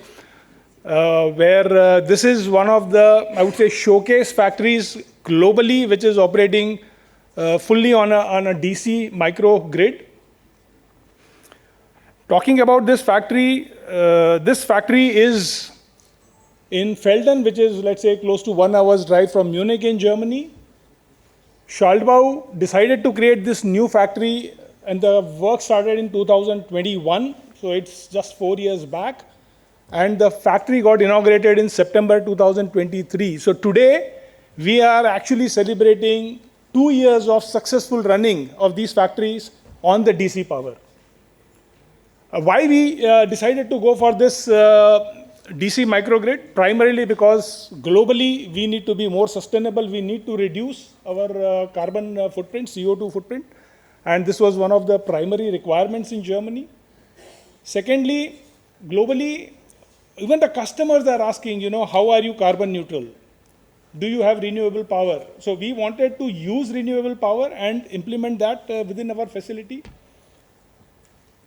Secondly, we being leaders in DC technology, we realize and we understand the efficiencies that DC power is going to bring. And that's where we said, let's bring this into the live case. And finally, how do you manage this power? You create, you consume, but then how do you manage it efficiently? That's where the energy management systems comes in place. And we will showcase, how we really manage that. So, primarily, I will not stretch much on this slide because the colleagues already talked about how efficient DC is. But these are some of the, let's say, use case where because we are using now DC microgrid, we are able to use the DC to DC converters, eliminating, let's say, a portion of AC to DC conversion. And because of that, whether it's our PV plants, energy storage, lighting, robotic system, machine tools, on an average, we've been able to really see 8 to 10% of efficiency improvement. And then talking about, let's say, the cost of the infrastructure, because we already heard that you need a two-wire system, so you are able to reduce 33% of your cable costs. At the same time, over and above that, because the system what we have works on a 650 volts DC grid, you are doing away from a 230 volts or a 415 volts system, and your cable size also further significantly reduces by half. So these are the real additional savings in the infrastructure. Now this is an interesting thing, how we have arrived this. So what you see is, let's say, the architecture of our next factory, where we currently have both AC grid supply also, and we have a full-fledged DC grid. In the main supply, primarily we have, let's say, some of the utilities, whether it's heating, compression, and so on, which works on, let's say, the AC power, which were, let's say, from the existing factory when we created the new. So that was some of the consumption. Few production equipments, machineries continue to be, let's say, used on the AC power. We also deployed, let's say, an AC photovoltaic primarily on the AC side of the grid, because we wanted to be, let's say, close to 100%, let's say, independent energy. And let's say when there is an excess energy generation, you cannot store it beyond a level. So it makes sense to feed it back to the grid. So from AC to AC, that was the thought. And then on the DC side, what we created was, again, let's say, a complete system operating at 650 volts, having its own power generation through photovoltaics, having its own energy storage systems. Some of, let's say, the high power consumption equipments, testing equipments like the shock and vibration systems, which needs a huge power, are entirely built on DC. And a majority of our new production line is completely built on the DC microgrid.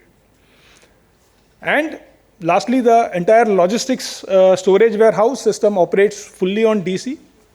So these are, and as we go forward, the plan is to, let's say, shift this microgrid, let's say, which is you are seeing in the center, towards the left, where we eliminate the use of AC completely.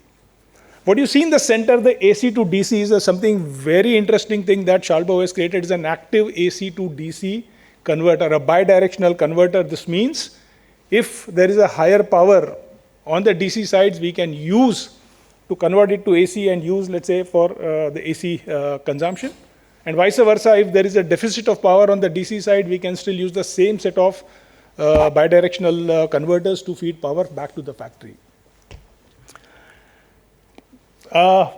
Maybe this is a single line diagram, how this was really conceived, but what you see in the middle in the dark is basically the DC grid which runs through the factory. It's a 1900 amperes, 650 volts DC busbar grid, which feeds power to various, let's say, the application assembly lines, the storage and so on. On the left you would see is, let's say, again directly fed from the DC grid is the EV charging, or let's say the battery charging, energy storage. And then on the top you see the two AC DC converters, which is what I talked about, the active, let's say, converters. We have consciously gone for, let's say, 300 kilowatt by 2 parallel converters, so that we build also in redundancy in the event, let's say, something goes wrong or you need to bring up maintenance, at least 50% of the load of the factory continues for the critical power or critical activities. And what you see on the right is basically the power generation on the solar, which directly goes to the grid. So there is, we are just using the power directly from the photovoltaics to feed it to the grid. In a normal photovoltaic power generation, you generate, then you convert it to, let's say, DC to DC, and then DC to AC. And then you again, let's say, take it to the next level to feed it to the grid, which we are eliminating the entire system back. And on the physical, this is the top view of the factory, and you can see where exactly the various applications are there. You can see those DC bus bars, the 1900 amp bus bar which runs across the length of the factory, and then the sub bus bars which keeps on, let's say, feeding power to the various equipments. On the AC side, we still have, let's say, some backup, but as we expand in the future and over the next 3 years, we will be, let's say, hoping to be fully independent on the DC power. These are some of the images of the, let's say, what you see on the left is the active DC, AC-DC converters. What you see on the right is the bus bar section. So we have an AC bus bar also, because we have multiple equipments which run on that. But these bus bars have been designed that in the future, once we are fully dependent on, let's say, switching over to DC, the same bus bars without the need can be used for the DC power conversion. Another use case here in the factory, this is our, let's say, the storage and the, let's say, logistics area, where we have, let's say, the fully automated storage warehouse. As a real case, the same facility with the AC power would have required 135 kilowatts of power. But with the DC robots and the DC, let's say, AGVs, we are able to, let's say, have a peak power of 22 kilowatt. That's what Bernd also shared. And we are able to save 85% of the peak power required for this facility. And when we reduce the peak power, naturally the entire infrastructure that is required to carry the power, let's say, to distribute the power has been, let's say, eliminated.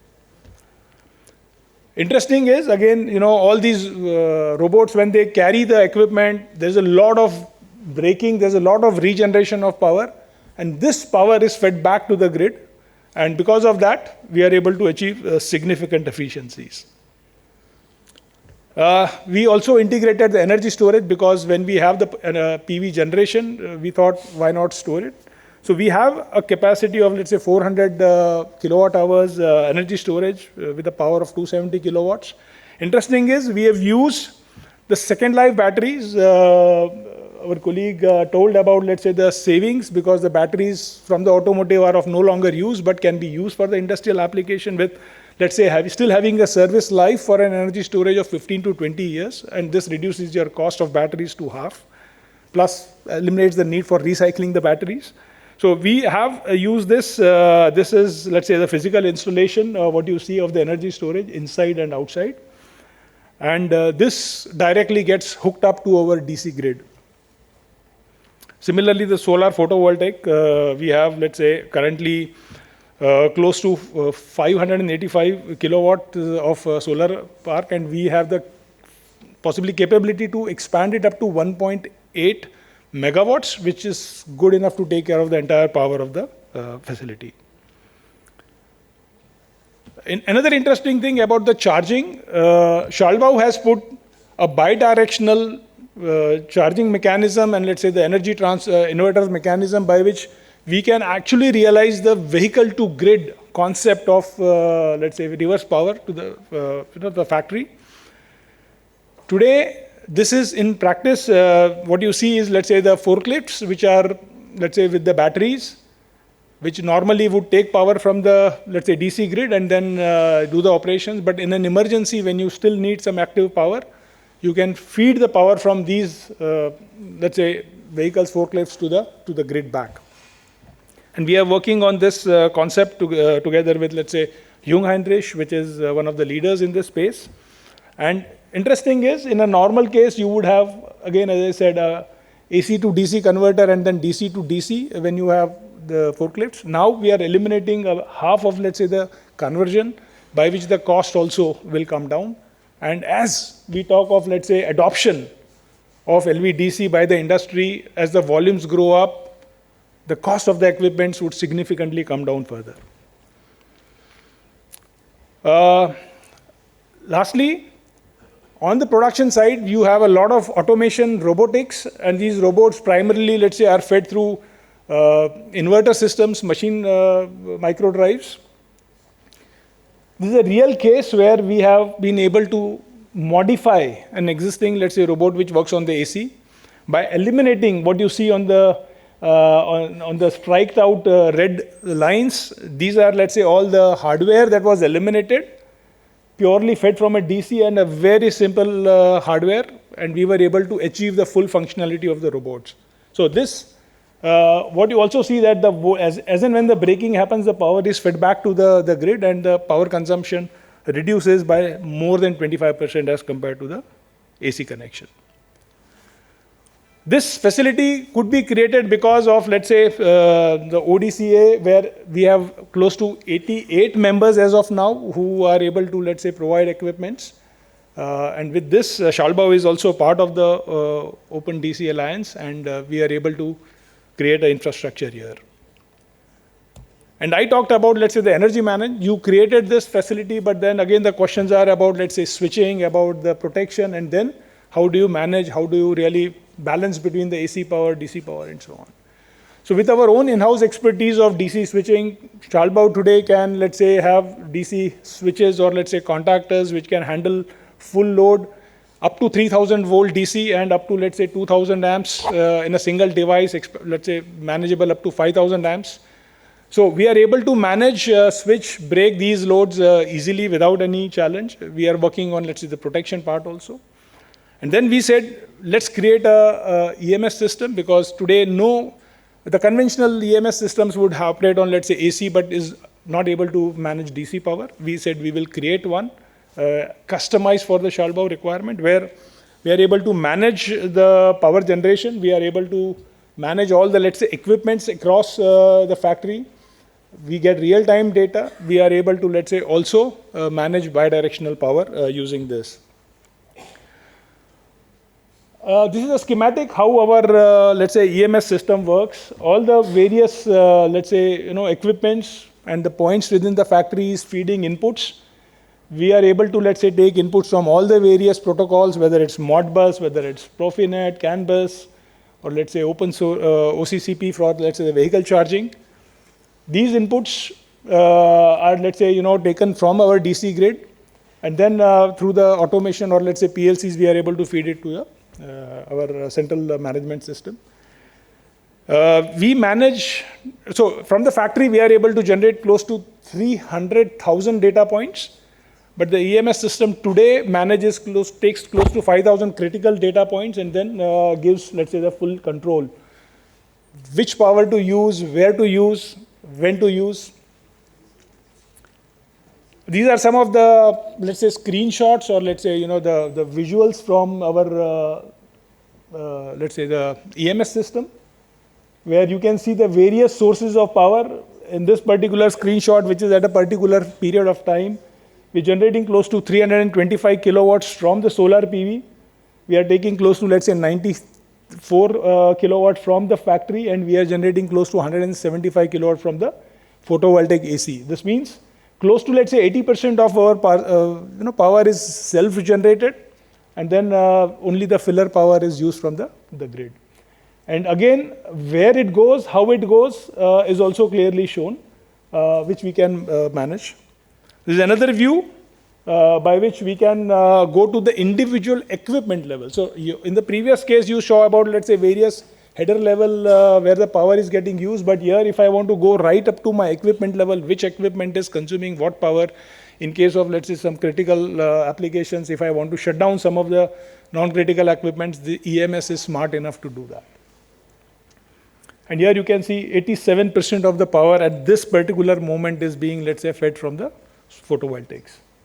This is also an interesting view where what you see, the yellow line is effectively the power consumption which the factory is using at different time frames. So this is a 24 hours time frame where, let's say, at the off workload level, we need 160 kilowatts of power. Up to the peak, we need around, let's say, 500 kilowatts of power as of today.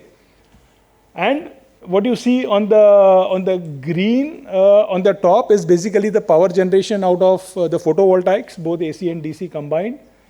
And what you see in the blue is basically the power we are feeding back to the grid because there's an excess production. And what you see in the green below is, let's say, power consumption from the battery energy storage systems during the, let's say, peak cycles when we need some excess power. Possibly what you see in the red at the end is, let's say, when we consume the power on a daily basis from the energy storage system to avoid usage of grid. So this is a typical, let's say, representation, and this is a representation as of yesterday. What you're seeing is a live representation up to, let's say, 800 kilowatts of power generated at the peak level and fully consumed from the renewable power. This is, let's say, you see on an annual basis, you are able to, let's say, balance out peak loads. What Shalbao is now doing in this EMS is also we are trying to use the artificial intelligence, wherein the system learns from, let's say, itself, and the operator can just put on an AI chatbot what he is expecting, and the system is getting geared up to manage, whether it's, let's say, giving some reports, whether it's to, let's say, do some changes, transitions. It can be done at the, let's say, snap of a button through the AI cognitive learning. So that's a little bit about the DC Next factory, one of the first factories having a DC microgrid fully operational, and now running successfully for the 2 years. And as Bernd said, the Fraunhofer Institute helped us in doing the, let's say, simulation fault levels. And we expect that in a very short period, we will recover the investment by the savings. And lastly, I believe DC is going to be the future because of the efficiencies, because of everything. Another interesting point about DC is when we talk of AC power, we are talking of fault levels 50K, 100K, maybe some of the companies are talking of 120K fault level labs. In DC, when you have, let's say, a local facility, power generation and the microgrids, the fault levels will be negligible. So you don't have to create a system. Today, I may have a system of, let's say, 1,000 amperes or 2,000 amperes designed for carrying that load, but you have to design it to manage a fault level of, let's say, 50K, 100K. And that requires a lot of engineering to be added into it.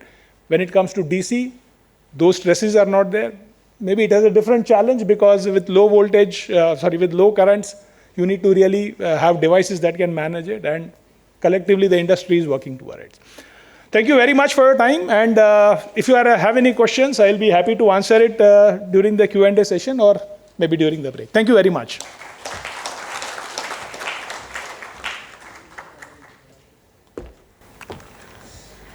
Thank you, Mr. Parikh, for this fascinating use case. Lastly, I invite Mr. Dhanesh P. To speak on case studies on LVDC architecture implementation. Over to you, sir.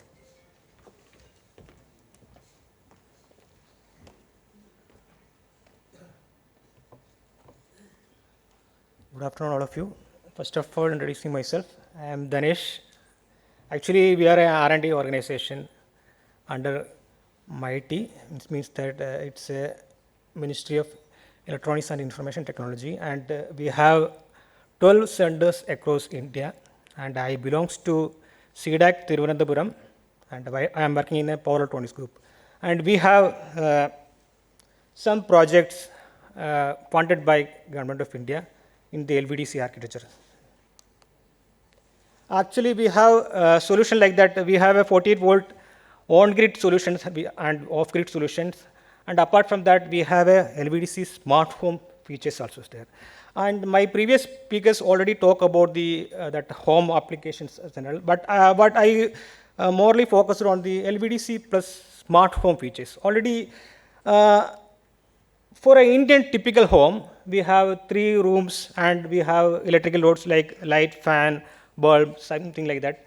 And what is the advantage of this configuration is that it's a very cost-effective solution.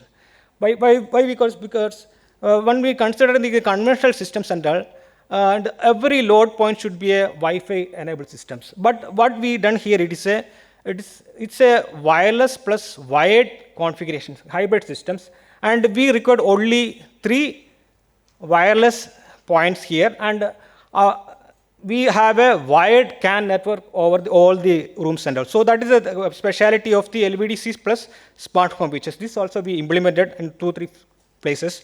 I will show this photograph of that one.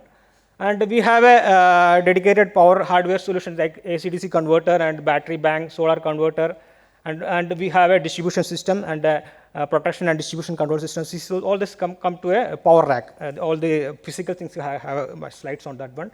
And this is a apart from that, we have made different LVDC subsystems having a system controller and for dedicated control for having that input and output load controlling aspects. So all that we have, and we have a 48-volt power socket for the fixed loads, and we have a power switches for the variable loads, etc. In that we have a power supply having LVDC system, dual input system for solar PV system and battery, and this system is rated only for the 3 kilowatt, especially for the Indian scenario.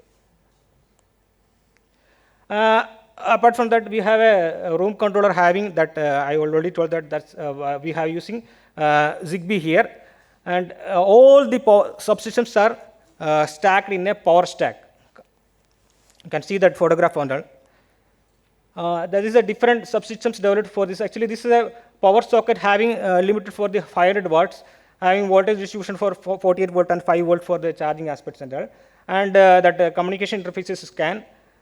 We have this is also implemented. We have done a dedicated power socket for that one. This is not a standardized one, but for the sake of that implementation aspect, we done it as the prototype model. And we have a power switches over there. This is for the and we have control over the manual and remote aspect. This is a power converter having both that solar power supply and the dual power supply. Actually, dual supply in the sense this we can connect it solar as well as the battery systems. Whenever the backup system is required, then the battery will enable. All the resources are handled by a dedicated controller. Controller, you can see that one. This is a system controller there. That LVDC energy management is done by through the system controller, and the communication aspect, the residential load control, all the things are controlled by a dedicated LVDC system controller. Apart from that, we have made a LVDC smart systems having the facilities of these kind of things. Internet connectivity is there, landline connectivity is there, that LVDC power plugs for charging aspect and mobile charging aspect. So this is the first installation we did in our CDAC campus itself. Same thing we installed in the NIT Calicut. This is another campus. This is a photograph of the thing. I am not going to the technical features of that, only the photograph you can see that the installation aspects and all. So this is in the NIT Calicut, and this is done in our CDAC lab itself, in Thiruvananthapuram itself. You can see the corridor and the solar installations, and we have a TOT lab in the CDAC lab that are fully electrified by the LVDC systems. You can see that the power stacks, and and desktop PC having 48 volt DC supply. There are different loads we used for lighting and fan aspect. Specifications of each one is mentioned here. This is actually a 48 volt power architecture for the PC aspect. As part of the installation aspect, we have developed different subsystems for our total 3 installations. So the photograph of the different subsystems we made for our lab facilities. This is an interesting story about the houseboat application. I am morely concentrating about these applications.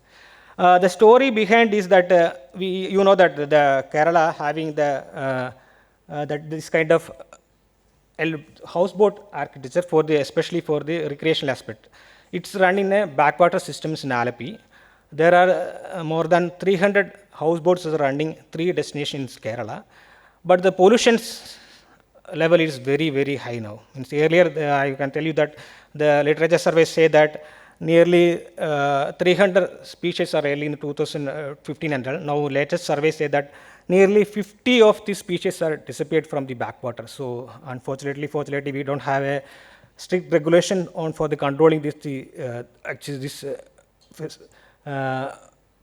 houseboat industry, but because of the revenue is a major concern in Kerala aspect. So government of Kerala approached to us to make a solution for the existing system. So only solution for this one is the electrifications.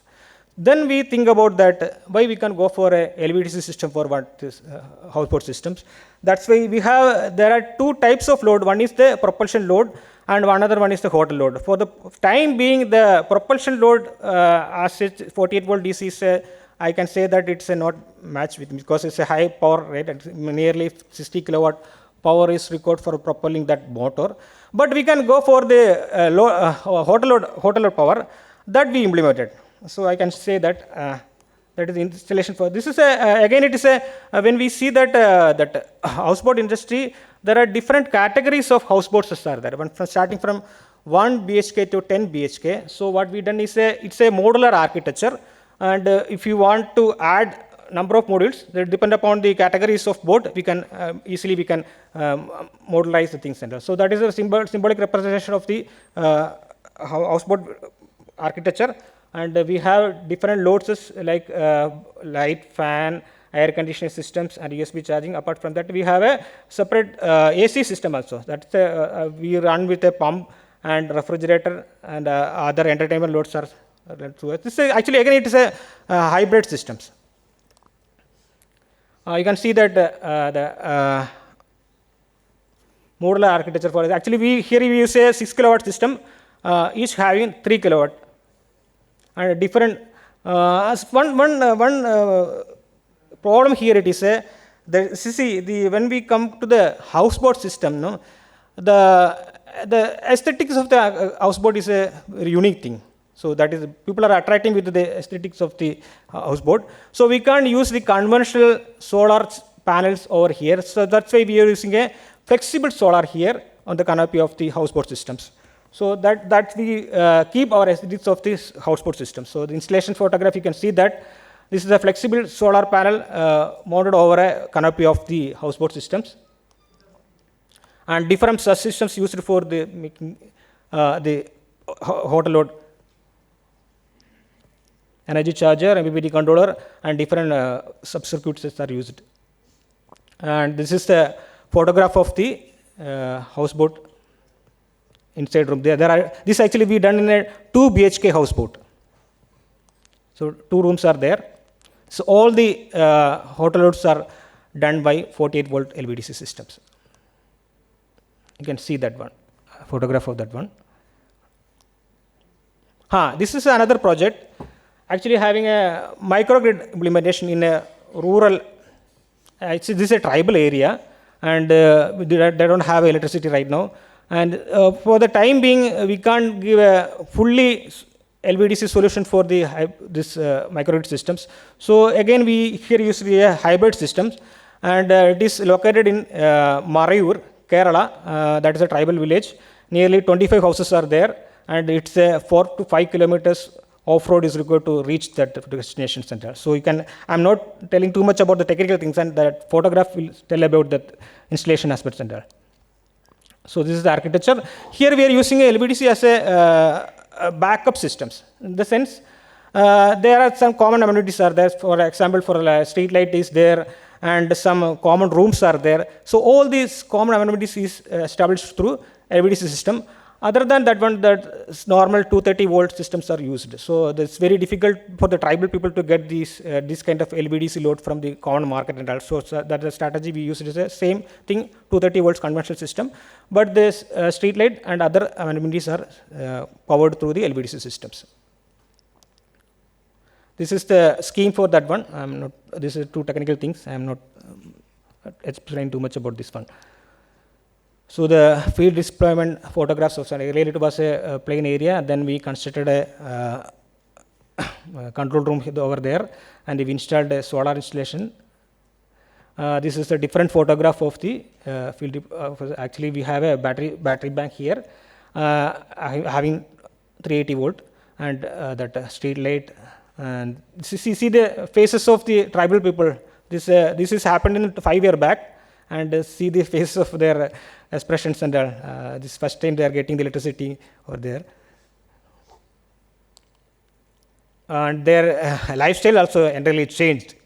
Now they are using the induction cooktop, and their festivals are now, it's very colorful now. So they are celebrating the Christmas and all with this power things and all. A very interesting thing. This actually, for constructing that kind of civil structure, and especially in the forest area, is very difficult. So that's why we are focusing a container-based aspect here. So the container-based aspect, easily we can move things. So similar aspect, but only thing is the container-based that control room here. So same thing, exactly same thing that we done in a ERC Kotor. That's a different location, site locations. And this is another project. This is a multi-storied building. This is a 5-storied building, and the concentrated load is around 10.5 kilowatt. Again, it is a cluster-based architecture we followed. So this is a scheme for that building. You can see that this is having 5 floor, and we categorize into 3 clusters, cluster A to C.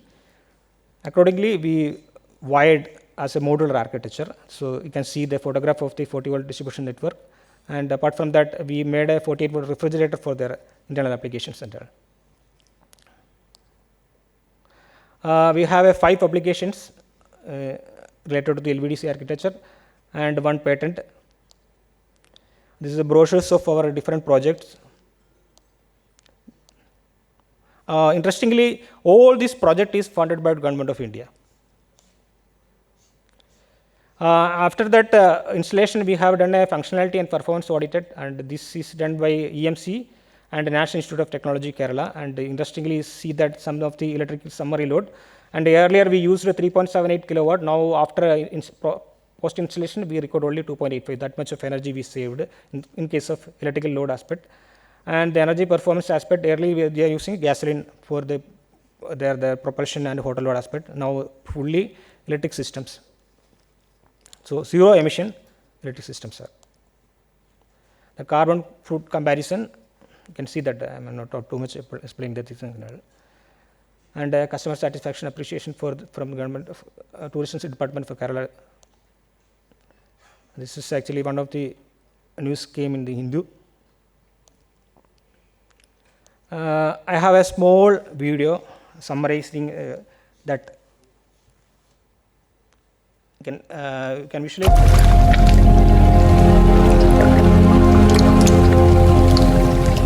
LVDC powered energy efficient houseboats. Backwater tourism has emerged as a backbone of the tourism sector of Kerala, especially the houseboat based tourism. Modern houseboats are well equipped with all the amenities in accordance with the tourist requirements. At present, the load requirements such as hotel loads and the propulsion system are met by conventional fossil fuel powered internal combustion engines with higher carbon emissions and lower efficiency. It is high time in this industry to replace these machines with eco-friendly and efficient systems. As the first step, CDAC Thiruvananthapuram has proposed an energy-efficient power distribution system for houseboat hotel loads by integrating energy-efficient LVDC architecture with solar PV system and battery bank. The project is funded by the Ministry of Electronics and Information Technology under the National Mission on Power Electronics Technology Phase 3 program. The key features include scalable LVDC power architecture for hotel loads, power management unit for efficient utilization of the available power, monocrystalline flexible solar PV panel array, solar MPPT charger, battery bank for uninterrupted power with adequate backup, LVDC powered energy efficient appliances, on-board battery charger. A 6 kilowatt flexible solar PV array has mounted on the rooftop to harvest the available solar power. Flexible panels are used for reducing the weight and keeping the aesthetics of the houseboat. The solar power is effectively extracted and stored in the battery unit through solar MPPT chargers. During emergencies, charging from the grid is also ensured by providing on-board battery charging unit. A hybrid architecture with DC and AC power lines are provided where AC power is supplied from an inverter. All these subsystems are incorporated in the LVDC power rack for ensuring safety, compactness and ease of use. A dedicated lightning protection scheme is also provided for further system safety and reliability. The uninterrupted power is achieved through installing a battery bank with sufficient backup time. This project has been deployed by CDAC Thiruvananthapuram in association with Energy Management Center, Kerala.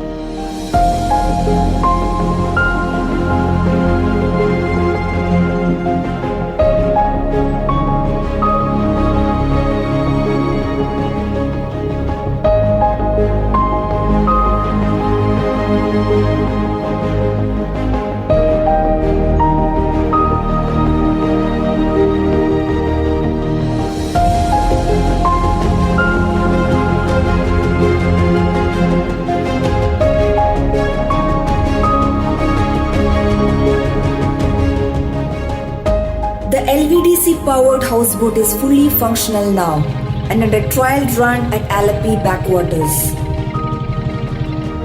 The system is capable of delivering at least 10 units of energy for an overnight stay through clean solar power.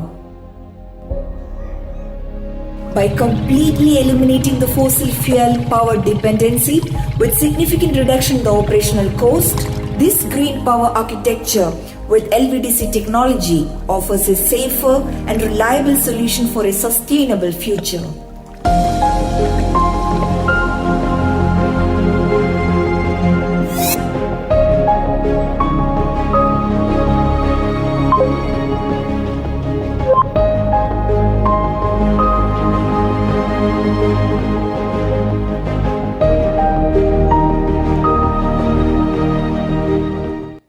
Okay, that is the end of my presentation. Thank you.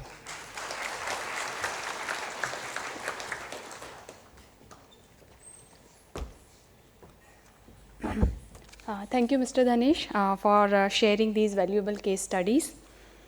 With this, we conclude the presentations for technical session 1 and now move on to question and answer sessions.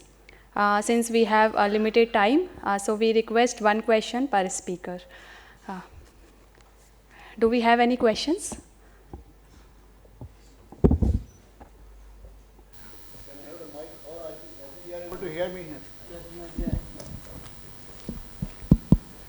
Yeah, thank you very much for all the presentations. They are very eye-opening, especially for the country like ours. I have a very few questions, mainly on the limitations of using LVDCs. We heard about the cable length that creates problem. The more the length, the more it creates problem for the DC supplies. The another one is, do we have BIS standards? Because we came across only IEC standard 63318 in this presentations. And Government of India's plans for using LVDCs in the our island areas like Andaman Nicobar Islands, where the only DE's power supply is used. Thank you.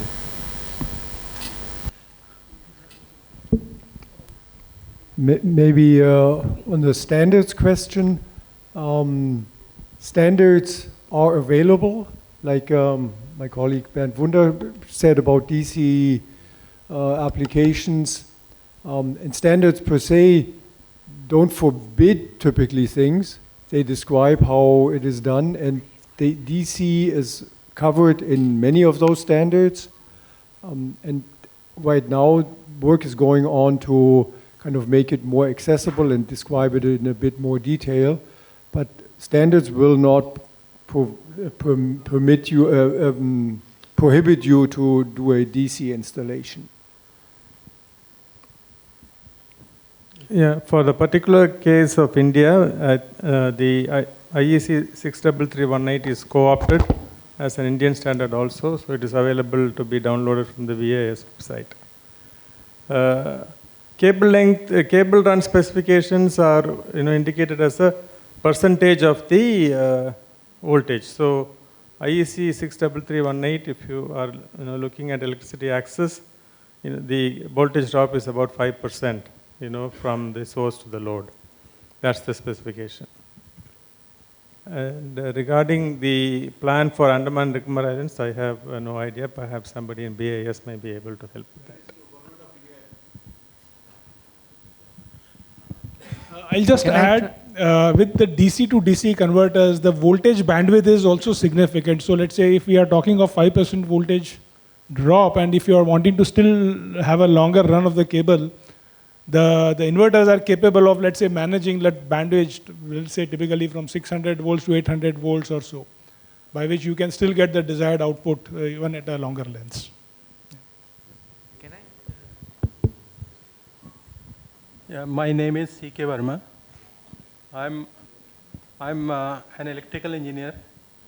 I just want to ask a very basic question. In this session, perhaps everyone has talked of the energy efficient equipments, but what about the energy efficient distribution? And if I am not correct, please correct me, whether it's a war between copper and aluminum, because I heard that copper is more efficient while transmitting the power, particularly from the renewable sources.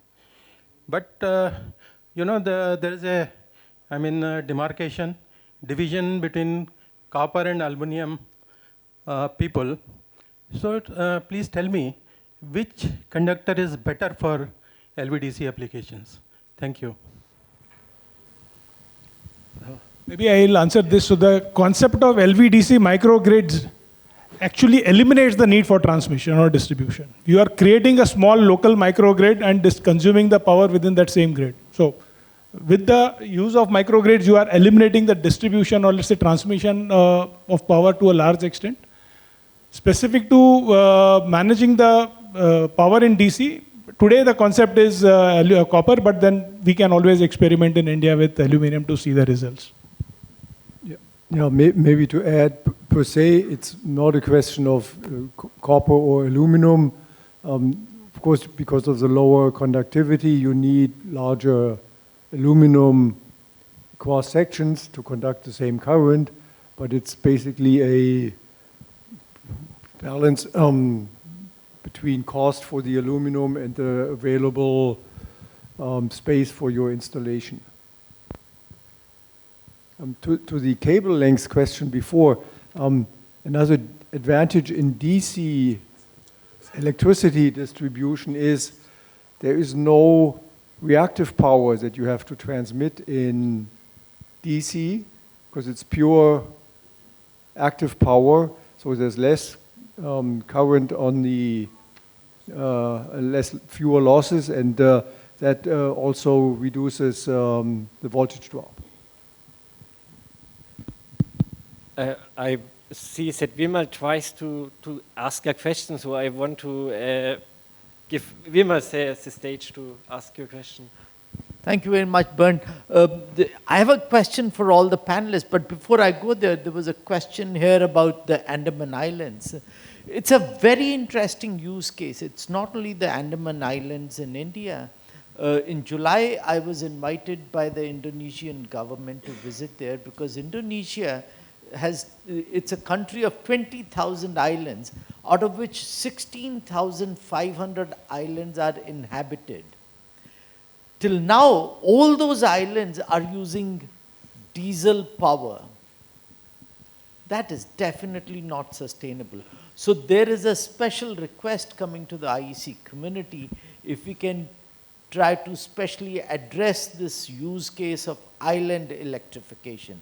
And I'm hoping that the community will come together to specially look at it. If you see, there are so many islands that need to address this because imagine you're having pristine waters like in the Kerala boat that was shown, that we really need to address all of those issues which are on the coastal areas and on the islands.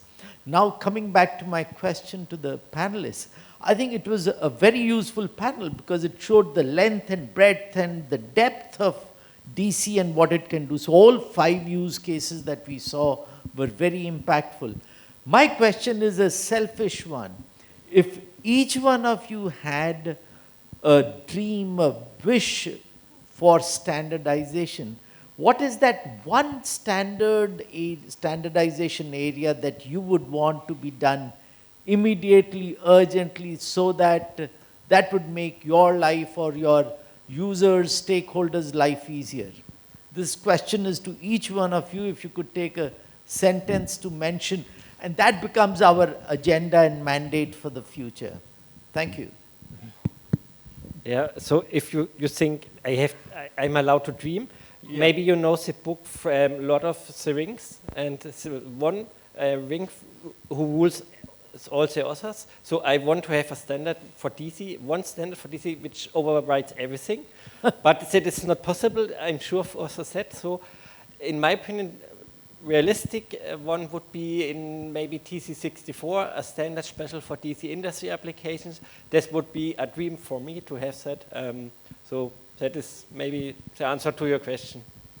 Thank you. Yeah, what do I wish for? Maybe make it even easier for external experts from associations to contribute to the standardization work in IEC. Thank you. So mine would be an addendum to the 63318 installation, which is a very low-cost DC socket. A low-cost DC socket. Yeah. Should be 48-volt socket, probably under $50 or something like that. Sorry, Mr. Parekh. I'll just add quickly, because let's say we are now having so many different electronics that are getting added, linked up to the DC systems. Photovoltaics possibly crossing 750 volts, 1150 volts. The battery vehicle charging happening at different volts. So if we can have a common voltage, preferably on the higher side to reduce the currents, it would really make sense. Then you don't need the conversion of DC to DC. Also, you can think of hooking directly to the DC grid without much interfaces. Thanks. Interesting. Yes, my concern was I have done more than 3-4 projects in this area. No? First of all, we can do the LVDC systems and all. When we go for a marketing center, we are facing that conductor, first of all. Then this is the protection aspect. So these 2 things that we don't have right now, we don't have any solution right now. So if you have focus on that area, that will be better, I think. Thank you very much. My colleague here, Uma, is taking notes, and she's going to be managing a lot of the LVDC standardization in the future. So hopefully, all that you're saying is going to become part of the system committee's future mandate. Thank you very much. Hi, good afternoon. I am Matthew. I have a question to Mr. Danesh. You I saw the solar panels over the houseboats in Kerala. So I have a question. Why we can't install this over the fishing boats? Because the people, the fishermen have no access to get kerosene. So you see, the sea is fully in danger because the full air is with this kerosene. But how we can do that? Yes, that is an interesting question. Okay. Actually, we are also looking at some of unique applications was there, especially for the fisherman boats and all. There they have spent more than 7 days in the deep sea and all. So they have some top solar installations and all. So that also we actually in the next project phase, that also we are going to address that one. That's the very unique area. And another thing is the schools. When the offices are working in the daytime, there is no too much backup systems are not required. So some areas are there, still some LVDC can definitely benefited on that area, especially school, that railway stations, these fishing boats. So so many areas are identified. The next step, we are going to implement LVDC technology definitely in this area. And we approached the government to give the approval for these projects also. Good afternoon, sir. I have a question to Mr. Danesh. We will have 1 or 2 more questions for this session. Sir, I have seen your a video of your implementation on the boat. Now, my question is, there are no solid standards available with respect to grounding system of a floating solar system. Even in the IS with the ETD20 committee, we are planning to work on that particular area. What was the reference? Is it an IT system kind of, you don't have a grounding at all? Or how did you manage to do this? Because we need to draft this. We need a base somewhere. Okay. So if you can give some... Yes. That is actually a research area. For especially that houseboat system, there are 3 material. One is the wood, one is a fiber, one is a metal. For the metal aspect, it's okay for the lighting system central. For the fiber and wood, again the grounding is a very difficult challenge for us. In fact, we are also working on that research to draft a part of it. So if we can work together. Yes, definitely. Because safety is the predominant area. Right. Means all the subsystems are electrically sensitive devices. No, one lightning will affect all the background of the system. So it's very careful to design that, especially for the grounding systems and for the lighting aspects. Thank you. One more Yeah, question. Last question, please. My question is to Mr. Parekh. Sir, you mentioned the use case which you used for DC grid in the industry application. So you mentioned direct utilization of renewable energy was one of the main advantage of usage of DC. But my point is due to variability of renewable energy and intermittency of renewable energy, so storage is must when we are talking about the DC grids. So do you think solar with energy storage would be economically viable compared to the AC energy supplied from the grid side? This is an interesting question which the industry is deliberating. If you look at the total cost of infrastructure, let's say in a remote place, if you have to create and you have to take the grid there, instead of creating, let's say, only the local standby of, let's say, solar energy storage and, let's say, the consumption, it will make a business case. If you are talking of, let's say, electrification on the highway, you can't take power to the various places, but you can just create a local microgrid. So different scenarios will have different, but I believe India at some stage will go for differential tariff, that the tariffs during, let's say, peak time would be higher. And in that case, it would make sense to have energy storage feeding power during the peak loads. So as of now, possibly it's a question mark, but as we move forward and as we look at, let's say, the remote places, maybe Andaman Nicobar as an example, or islands, it makes sense to have this combination of power generation, storage, and consumption at the same place. Yeah, thank you. Probably for remote places, yes, but not for the urban areas as of now. Just wait for the power tariffs to change. Yeah. Please. Thank you very much. This is Abdullah Mohammed from WSP. This question to Bert is mainly about the runover DC microgrid, because we have seen a good achievement in terms of research. You work on power electronics. You have done a lot of demonstration work. So the question is very simple. So what's next? Is this going to be stay within a DC microgrid in your lab, or is there any plan to move to the market and to move to the taking this DC microgrid to the business? Thank you. Yeah, so we have also a big lab for medium voltage, so we can test devices up to 20,000 volt and several thousand amp. And this lab is not connected to our low voltage microgrid. So our next step will be to integrate that medium voltage stuff with the low voltage stuff, so we can also test things which are between low voltage and high voltage, not high voltage, medium voltage stuff. So that is our next big step, I would say.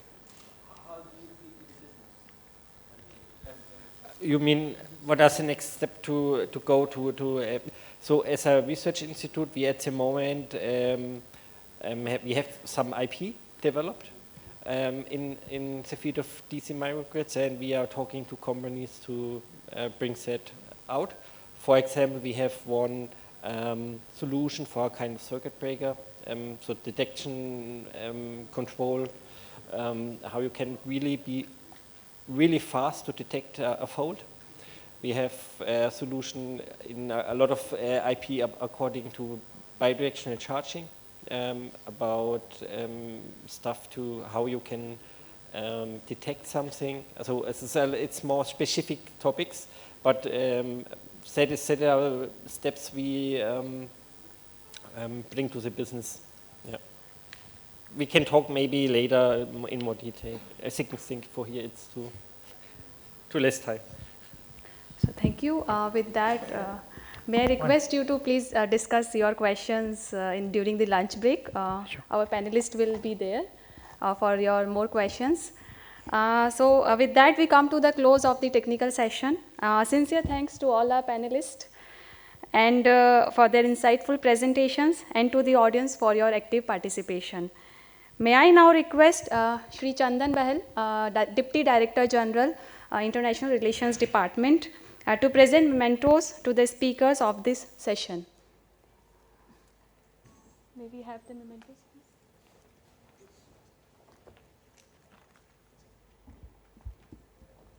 To Mr. Rajesh Kunnat.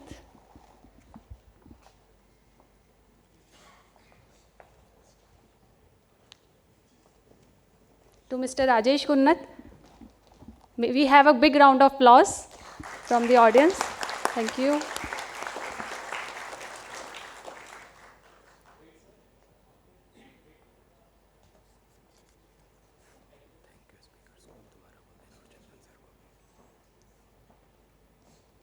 To Mr. Hartwig Stamberger.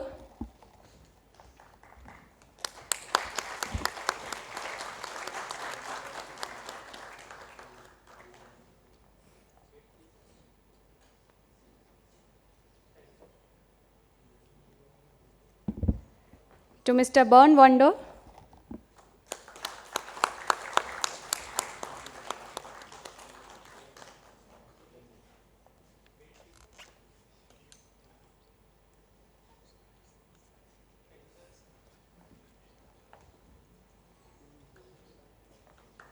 To Mr. Ripunjay Parikh.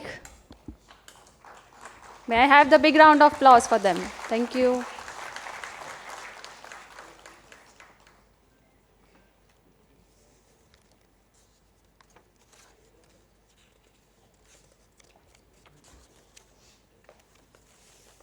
To Mr. P. Dhanesh.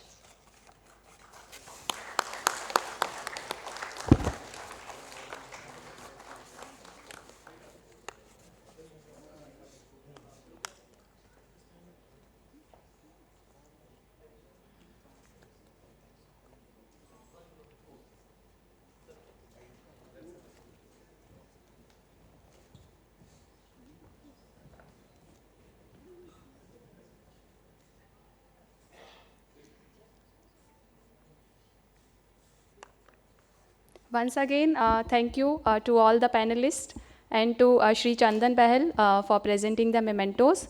May we have big round of applause for our panelists and for all of you for your participation.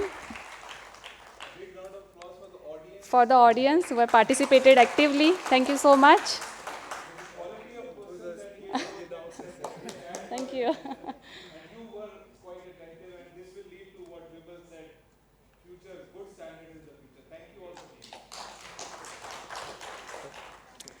Thank you, everyone. We will now break for lunch, and may I kindly request everyone to assemble after 1 hour in the same room for the next very exciting panel discussion. Thank you very much.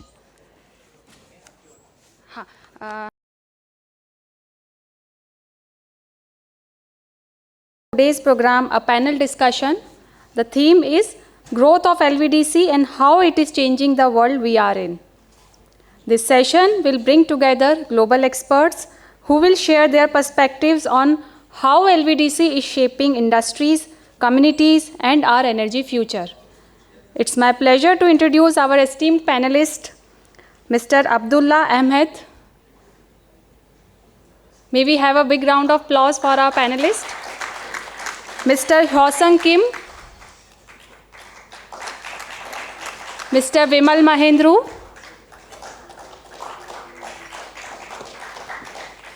and Mr. Wolfgang Nidenzu. And to moderate this discussion, we are delighted to have with us Ms. Uma Manikam Chauhan, who will guide the conversation and bring out the diverse viewpoint of our panel. Thank you. Over to you, ma'am, for panel discussion. Thank you. Thank you, Neha. So, hopefully we'll finish it in 30 minutes that we're supposed to. If it goes long, it goes long. So let's start.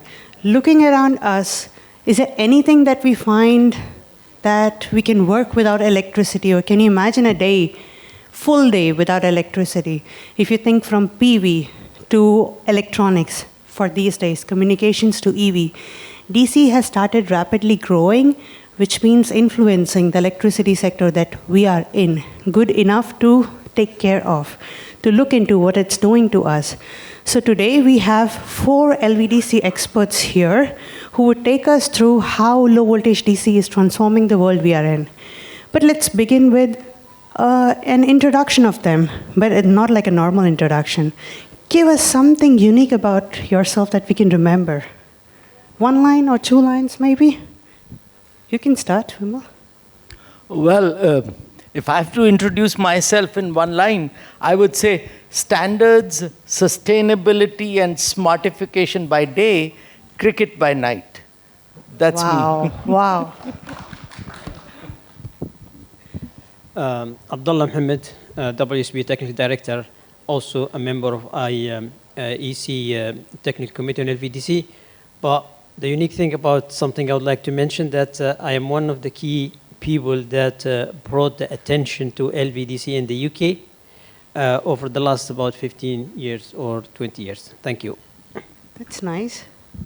Yeah, Wolfgang Nidenzu, working for Siemens AG. I would state from an electrician, because I'm a licensed electrician in Germany, to an international standardization expert striving to bring innovation into standardized, safe, and reliable solutions. Good afternoon. My name is Hyosung Kim. I worked in academy around 48 years, and now I still work for standardization activity in LVDC. I'd like to say that LVDC connects people, energy, machine, and data. That's a nice way to say. Thank you. So let's begin our round. We know that in last 15 plus years, low voltage DC has kind of went from concept phase to reality phase.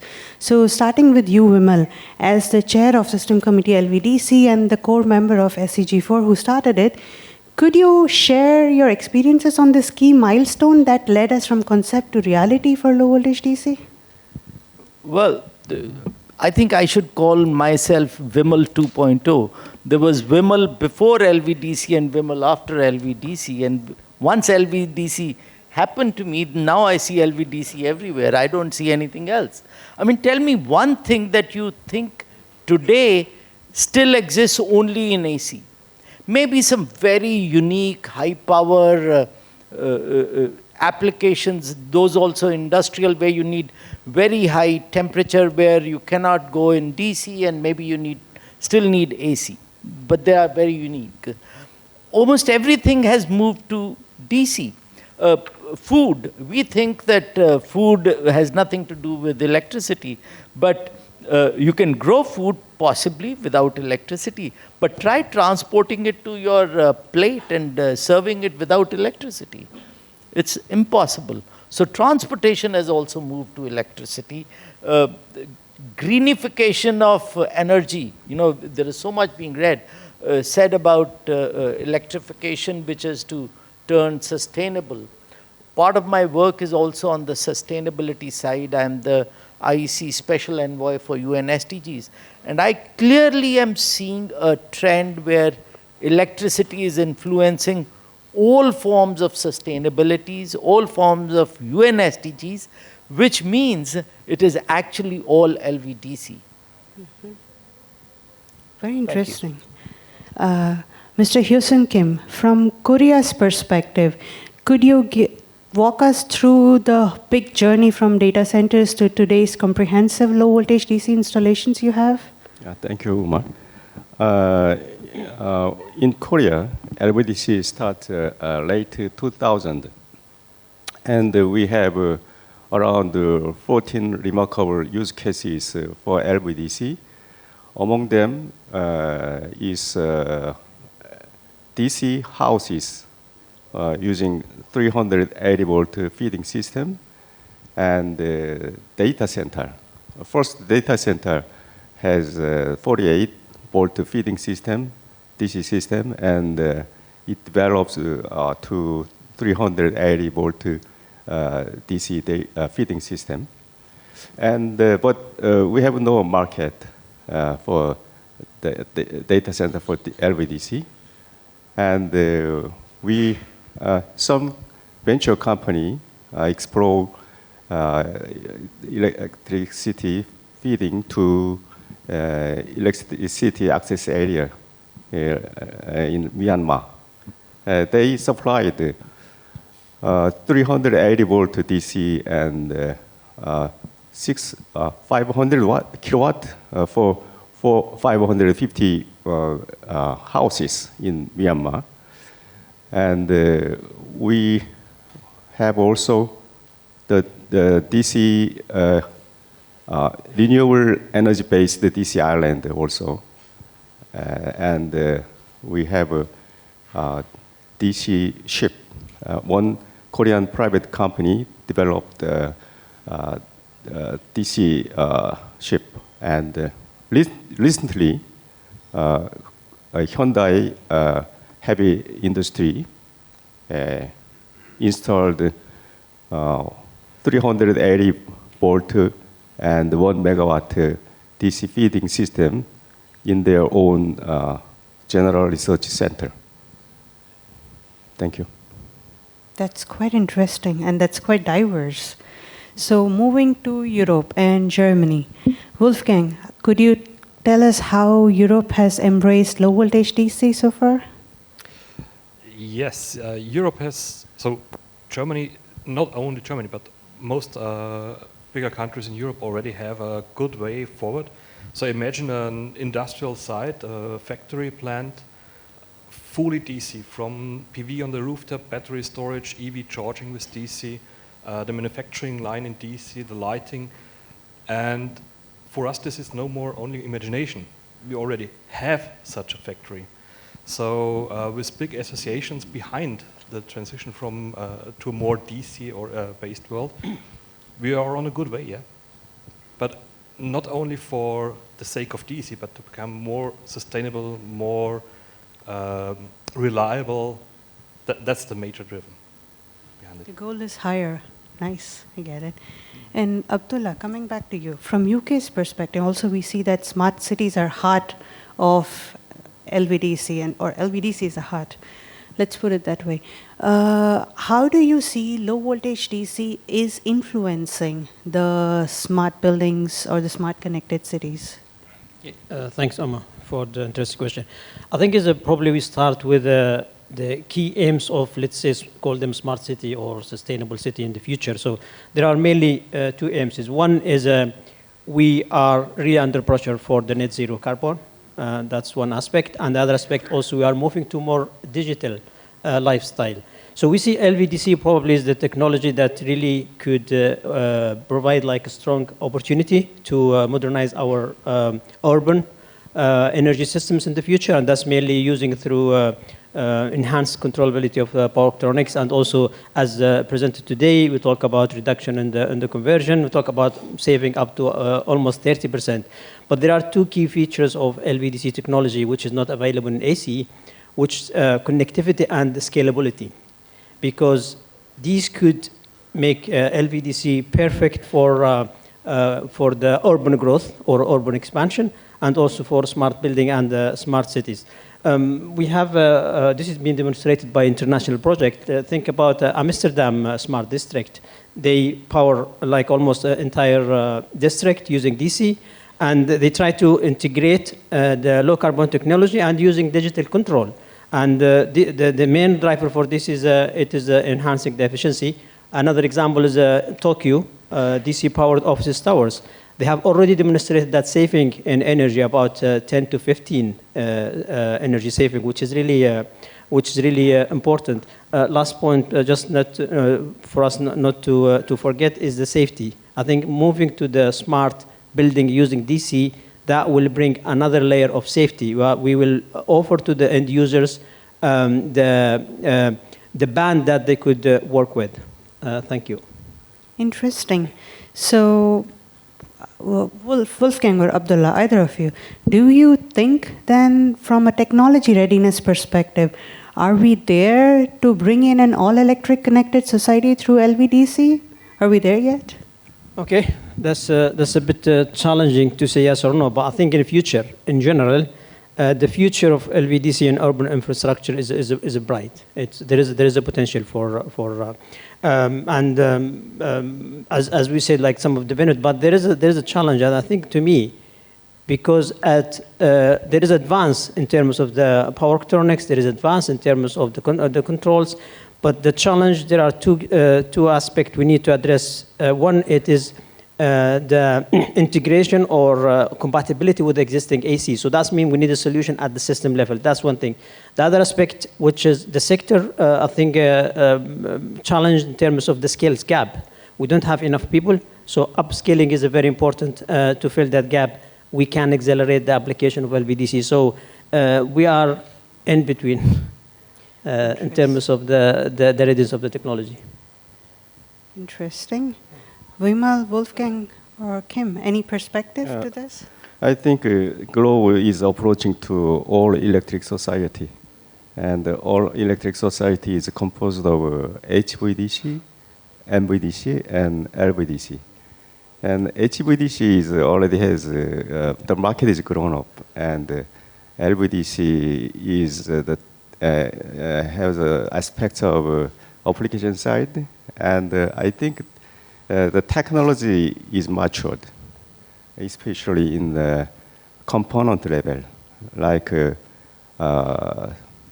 power supply and connector and switches, cables, and especially socket outlets. But to make the market grown up, we need more standard and certification for the components. Interesting. And Vimal? Can I give my, maybe a little provocative? I really don't believe it is about technology. Technology exists. Technology is mature. The question that you posed, I really don't think it's about technology. There are non-technical reasons why DC is not as absorbed. One of them is possibly that in our education, in our schools and colleges, in our engineering institutions, we mostly teach DC in 9th grade, and after that there is no knowledge shared about the latest what is happening in DC. At least I can talk about India, where I've been involved with some colleges, and I've been talking to them to bring information there. In some countries, I've also seen it's about policy and regulation, where the governments have invested so much in AC infrastructure, so there is a kind of reluctance to even think of anything, because they're carrying these assets for next 50, 60, 70 years on their balance sheet, and they don't want to suddenly say, hey, sorry, we put up a new electrical grid, which is these big transmission lines 10 years back, but sorry, there's something new. And so this is all redundant, pull it down. So there is resistance to change, which is coming perhaps from the policy perspective. There is also about regulations. In many countries, the installation rules are so dogmatically AC dominated that the electrical inspectors, they know AC installations very well. They will go in and look at those and say, okay, we can take care of this. But the moment they see a DC installation, oh, I don't know what's going to happen here. I don't know how. And then there is also the insurance companies. Many insurance companies say, hey, DC installation, first put it in the installation rules. And then the installation rules guys say, well, first put it in the regulations. And the regulator says, well, when the policy changes, then we'll do something. So I think it's a chain. We need to address this whole chain. So purely it's non-technical. I think in technology we're already there.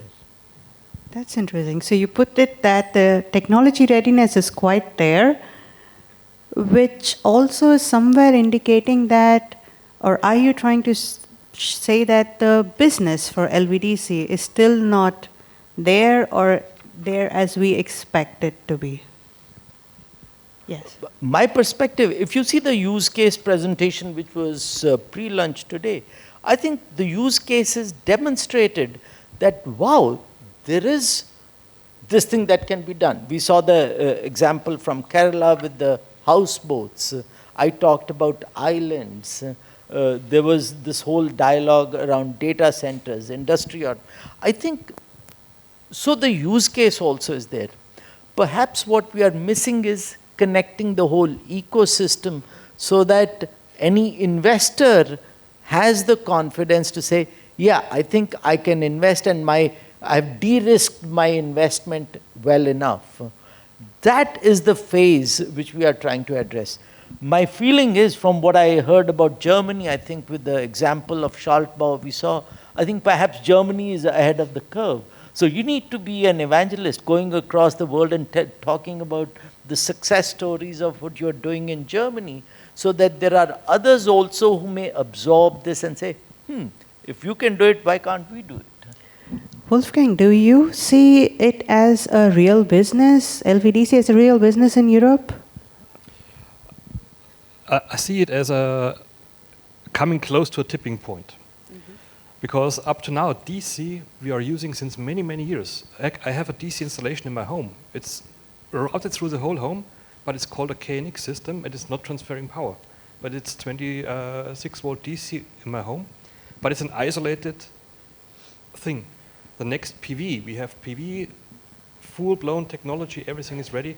Battery storage, EV charging, all those islands are already defined. We have standards for it, but we have no possibility to interconnect such islands by electrical infrastructure. And there I fully support the speech from Vimal. We need the regulation to pick up. We need the inspectors to pick up these topics. So for me, it's not only a technology decision if we are ready for the market, it's also bringing the people with us. Because we are all used to the AC installation since many years. My mom will buy a new toaster not because it's AC or DC, she just goes to the store and pick a toaster from the shelf.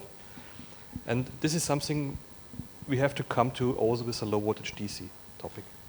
A point where low voltage DC becomes an easy use for a consumer. I basically agree with Vimal and Wolfgang, but I think many people tell the relation between market and technology is like chicken and egg, but I think it's more direct. Market give their requirements to the technology. Then technology should respond to the market and serve them. For example, even this technology is superior than AC technology, the people lives in the house do not positively use DC system. Excuse me, because they already use the AC white electronics. They do not want to throw their AC mixer and AC TV. And ordinary peoples do not know technology deeply, but they know how much they must pay. So cost-effective component should be developed. Yes, for example, we should not use expensive, we do not want to use expensive DC socket outlet instead of cheap socket. So we should find the right market first. For example, electricity access area is a very good market because in that area, AC infra is not installed. So we can newly install DC installation in that market. And I think DC boat is a new market for DC because the DC ship is installed newly without AC system. Yeah, and maybe this aircraft is also be a market. So we should target right market, I think. That's a fair point. So if I kind of summarize from this, the market barriers, which I understand, if I call it right market barriers, would be like the policies, regulations, training and education, for example, the insurance, awareness. Anything else that I'm missing from your perspective? Abdullah, you want to say? Just to highlight, I mean, to be realistic, because from business point of view, so LVDC is not business as usual, for example, as a AC, and I agree in terms of the technology at the component level. We have already proved it from the visibility and viability of the technology. But the challenge, because if we are thinking, because next it is a broader uptake of LVDC, this is where we stuck, or we are moving quite slowly. And I think Vimal, you mentioned a very important point, is the awareness. Because from my experience, the utilities, especially the utilities, but also we can consider cities, they need to understand the potential of LVDC technology. And pushing through regulation and also the requirement for low carbon economy, that's where I believe if they really understand the potential with this pressure from the low carbon economy, that's where they will probably, I think they will move to the next step, which is more investment in the technology from the interoperability point of view. That means integration, how to be compatible, because we are AC, it is opportunity, but also is a part of the problem delaying the LVDC. We are integrating, it's a fundamental change, so that's very important. And the other point, which I would like really to highlight, because at the moment we don't have like a buy-in from stakeholders at different level, and this is because the market is not mature. But the awareness, it's extremely important, and some encouragement in terms of coming from the governments, coming from the smart cities in the future. That's where we feel these barriers could be moved by try to move forward in terms of implementation of LVDC for future sustainability of our cities in general. That's quite interestingly. Do we have time? I just want to pick on something that Abdullah said, and my perspective on that. You mentioned that the market is not mature. Mm-hmm. My perspective is it really that the market is not mature? Personally, I see that there is market demand. The technology exists.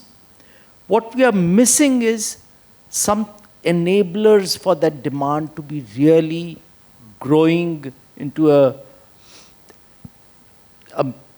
piece of the pie that we can clearly quantify that this is X billion dollars globally.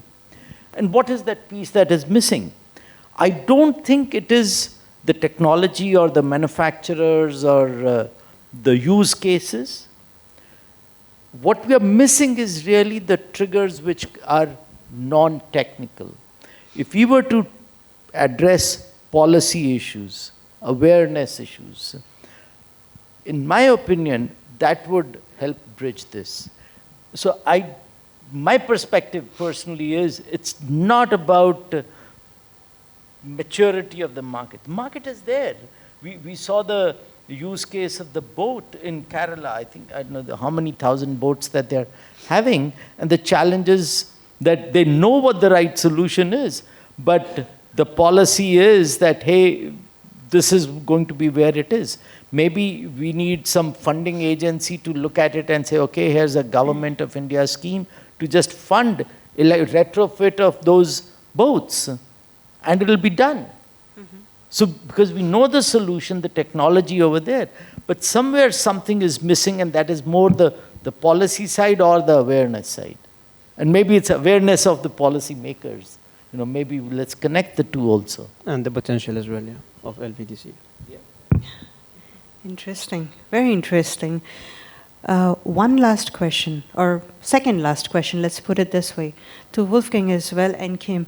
From your experience in standards, how would you comment on what Vimal said right now? Like, are there some examples that you want to quote from standards that we could do to develop or bring forward low voltage DC?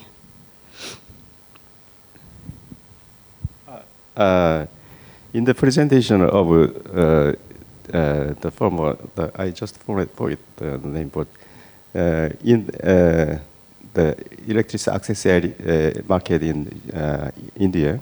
Yeah, Mr. Rajesh Gunnat's Yeah, presentation. Rajesh, yes, sorry, my memory is not good.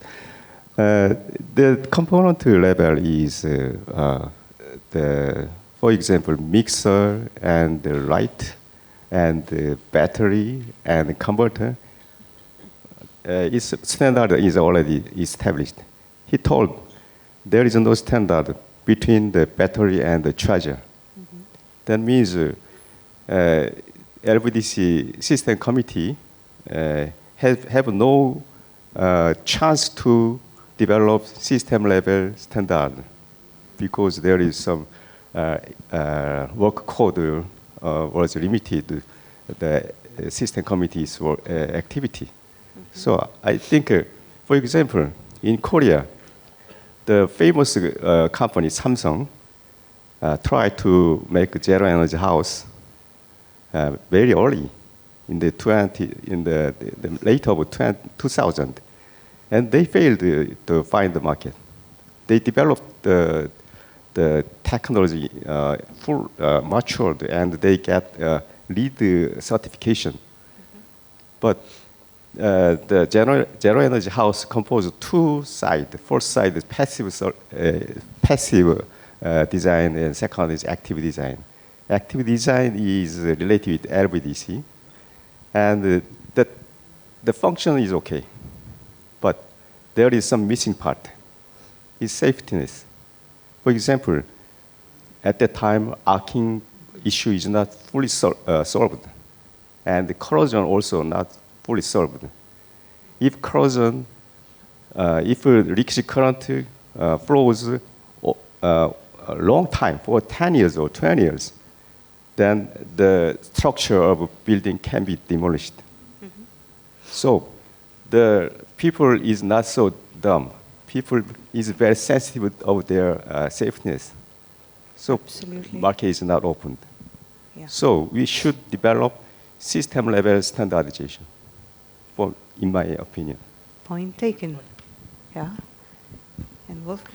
Yeah, as a secretary of IEC TC64, I immediately have two standards in my mind, which are especially for low voltage DC installations. One is intended not to be connected to the grid, and one is intended to be connected to the grid. Both standards are available at IEC level, at TS standards.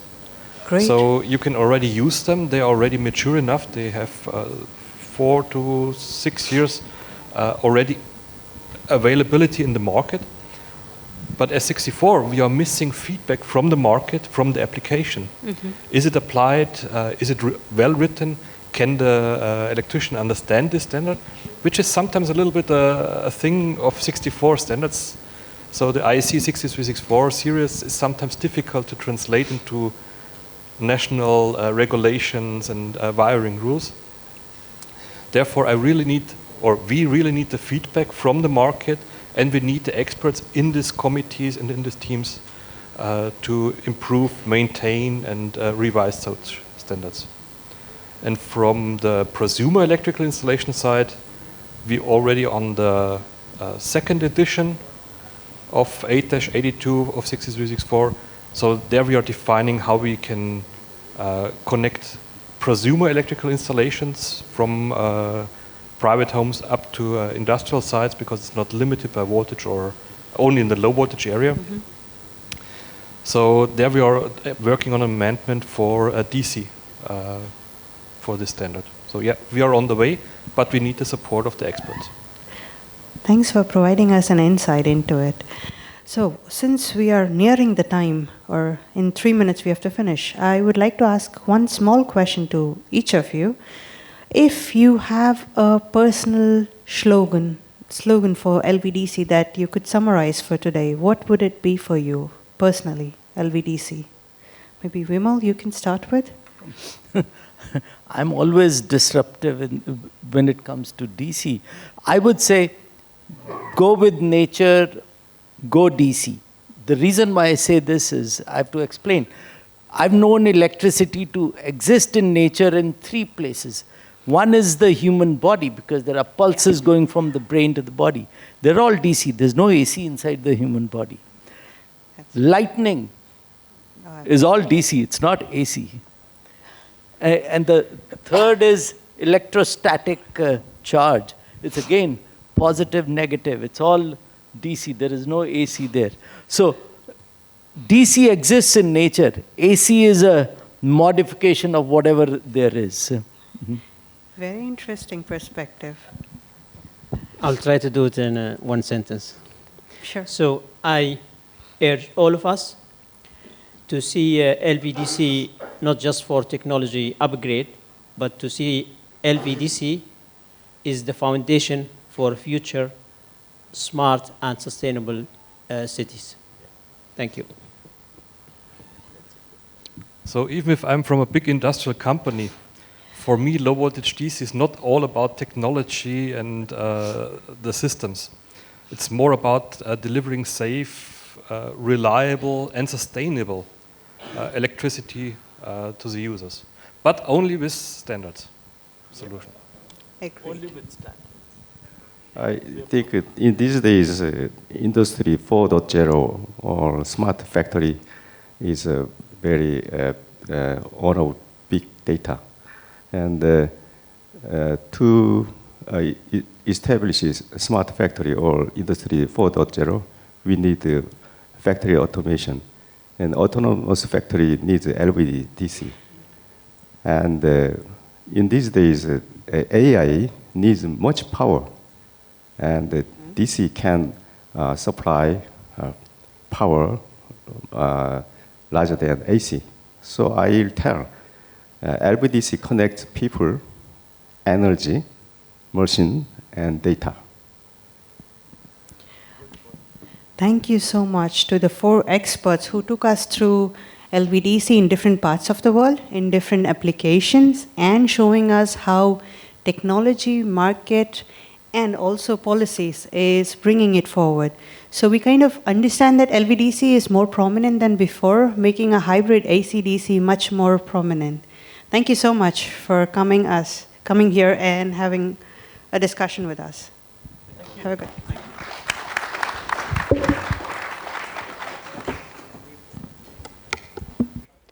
Thanks to our esteemed panelists for such a thought-provoking discussion, and to our moderator, Ms. Uma Manikam Chauhan, for so skillfully leading this conversation.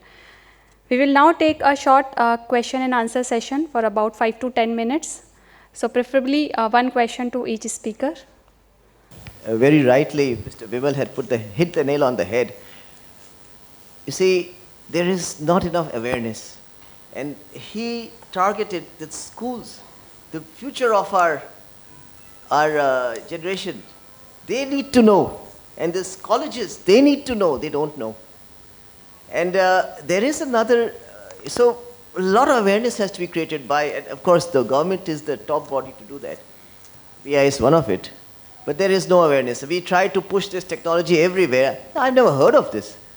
So, and I'll tell you this is very interesting observation.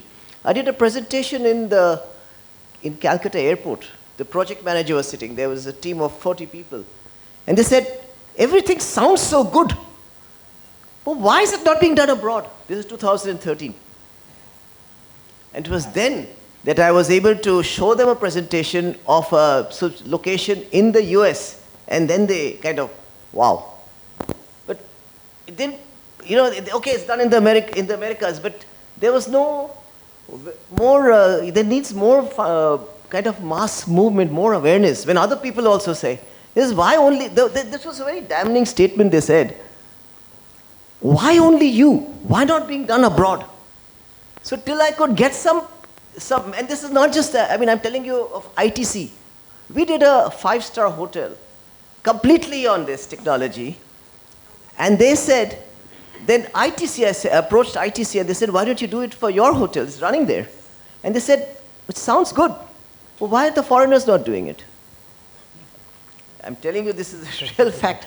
Anyway, the point that I want to make is that if more people push for it, then it's because everywhere that I go and they say that I've not heard of it. And the matter's khatam. So, and that's the other problem is that I think we could do a little bit more BIS. I've written chapters on the National Lighting Code BIS is coming up with, but there is no mention of LVDC there. I think that needs to be addressed. Okay. The NLC doesn't have that. It just struck me. So, I will again talk to the National Lighting Code people. They must have a chapter there because where it all starts. And we are the prime movers for the time being. Thank you. Very, very nice points. Maybe we need to have a longer conversation than a coffee break. We need that. And also the government has to push for it. Yeah, sure. There's funding. The funding is the big problem. Who's going to pay for it? So the funding. Sir, before this, just any more? May I put the question? Yes, sir. Yeah. Sir, to all the panelists, whosoever wants to answer this question, we are hearing since morning all good things about LVDC. But what is bad about LVDC is what I am trying to describe. Lot of electronics is converting into e-waste. Even in my house, the TV, the LEDs, all the low voltage DC applications, they are just lying dumped. So what is happening to this? We are talking of the technology, we are talking of the policy initiatives, we are talking of the market. But some thought should be given to the generation of the e-waste, and we are entering into an era where everything will be digitalized. So there will be more and more e-waste. So kindly look into it and just brief me or apprise me what is happening on your front. Thank you. So is the question that what is happening on e-waste, or what is the question that you would like to put? Yes. What is happening on the front of e-waste? Because e-waste is generated enormously. Maybe this is not related to LVDC, and I would love to talk to you about it during the tea break. The fact remains that in DC, the number of components are reduced. So for sure, it will come down. So it is only when you are using too many inverters that you have the inverters also becoming e-waste. But we can have a deeper discussion later on. That makes sense. Any other questions? Sir, Yeah, a lot was discussed about the policy and whether it's the responsibility of policy to get this done. Actually, policy doesn't get into technology because technology keeps changing, and a policy changes once in about 10 years. So I've been deeply involved with the national electricity policy and the tariff policy. So, for example, it doesn't talk about multicrystalline cells or monocrystalline cells for solar. It talks about solar. That's a policy level. Technology can keep changing. LVDC, for the time being, is not such a pervasive issue for the full country because it is mainly for rooftop solar PV. If we take how much, and of course microgrids which are there, but how much percentage of rooftops do we have with rooftop solar PV? I think it must be less than 1%. So it's not an all-pervasive thing where it may need attention to, I mean, we don't want everybody to convert to LVDC even if they have AC connections and don't have a rooftop solar PV. So I think that's where a general thing comes. But I think the responsibility would lie on, first of all, making standards for this, because standards, if they're made, then the regulations can refer to standards. If there are no standards made for LVDC, or it's not completely made, then they can't refer to that. The regulators themselves are not experts. It's the standards making body which are experts. So if they make the regulations, the standards, then the regulations can refer to the standards and say that this should be followed. But if no standards, then there's nothing. So I think it's Act is even broader. The laws are broader. Policies are still broad, which are not made every day. It's made once in about 10 years. Standards can be made quickly in about 2-3 years. So I think that's where. And engagement, not only making standards, but engaging with people in general, industries, which is something which BIS has started, where they started having seminars on new standards, which is good, because bringing awareness to industries and people. Yeah, thanks. So is there a question that you would like to pose? No, okay. It's a comment. Okay, thank you. Because this was being discussed. Thank you. But I would also like to ask, if there are questions, this would be more valuable here, and discussions, we'll take a coffee break, and there we could have more discussions and more fruitful ones, if that's okay.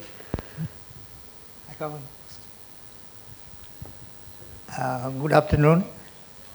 Now Bureau of Indian Standards have a very good rapport with the Gram Panchayats. You see, if the Gram Panchayat is taking this as an action, the LVDC will be flourished in India within a short time.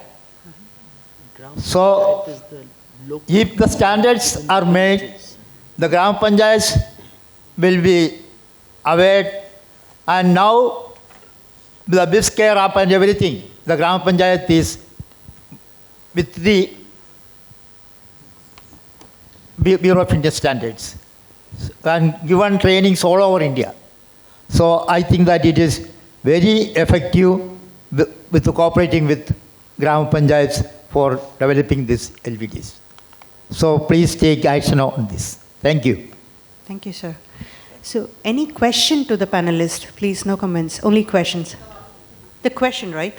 Okay. Well said. When we talked about good things about LVDC, one thing which we need to involve is the complementary product, for example, switchgear. Do we have an advanced technology, or maybe the adequate switchgear or circuit breaker, or maybe the fuses which go in line with LVDC distribution or protection? Is that technology going ahead as we are thinking that LVDC will go? Yes. Maybe this question is for me. I think tomorrow I have a presentation for fault current management, and if you attend, we can discuss deeply. Okay. Okay. So tomorrow there is a specific session on this point. can we now conclude? Okay. So once again, our heartfelt thanks to all the experts present on the dais, and to the audience who are actively participating. A big round of applause for everyone. Thank you. Now, I would like to invite Shri Rajneesh Khosla, Secretary of Indian National Committee of IEC, to present the mementos to our panelists and experts.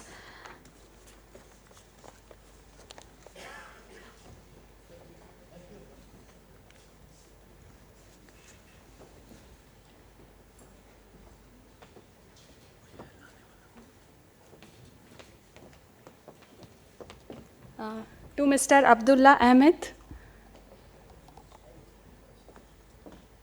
A big round of applause for everyone.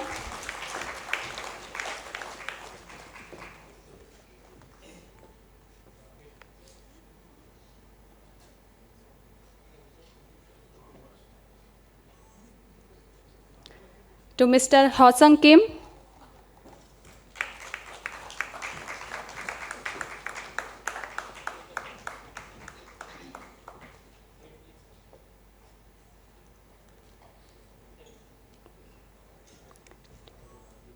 To Mr. Vimal Mahendru.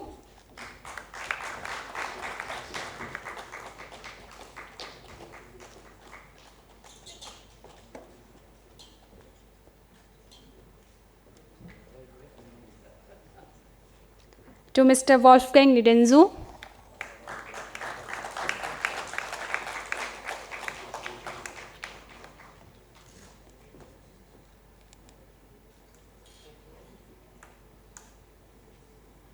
And to our moderator, Ms. Uma Manikam Chauhan.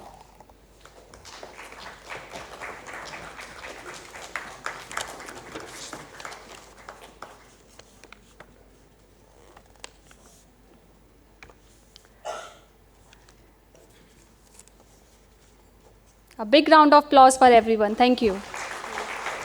Sir, sir, for group photo. Group photo.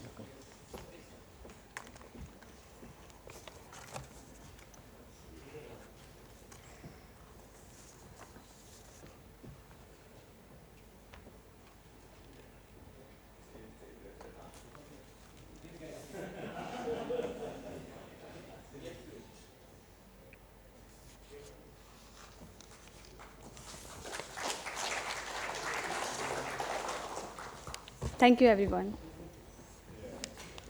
Thank you. Thank you, sir.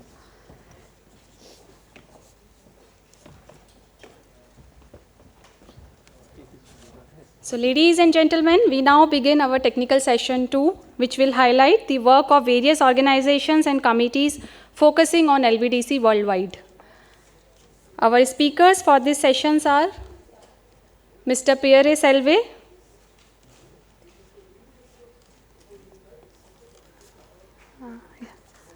a big round of applause for him.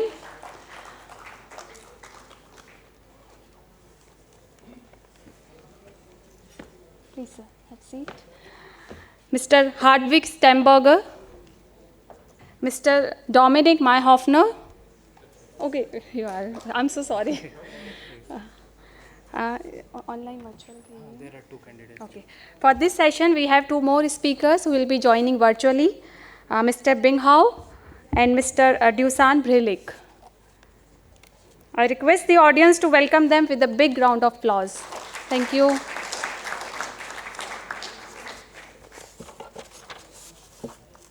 So let's begin our first presentation for this technical session. It is by Mr. Pierre Selva, who will speak on current OS.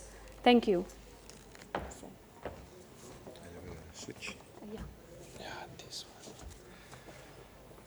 Hello.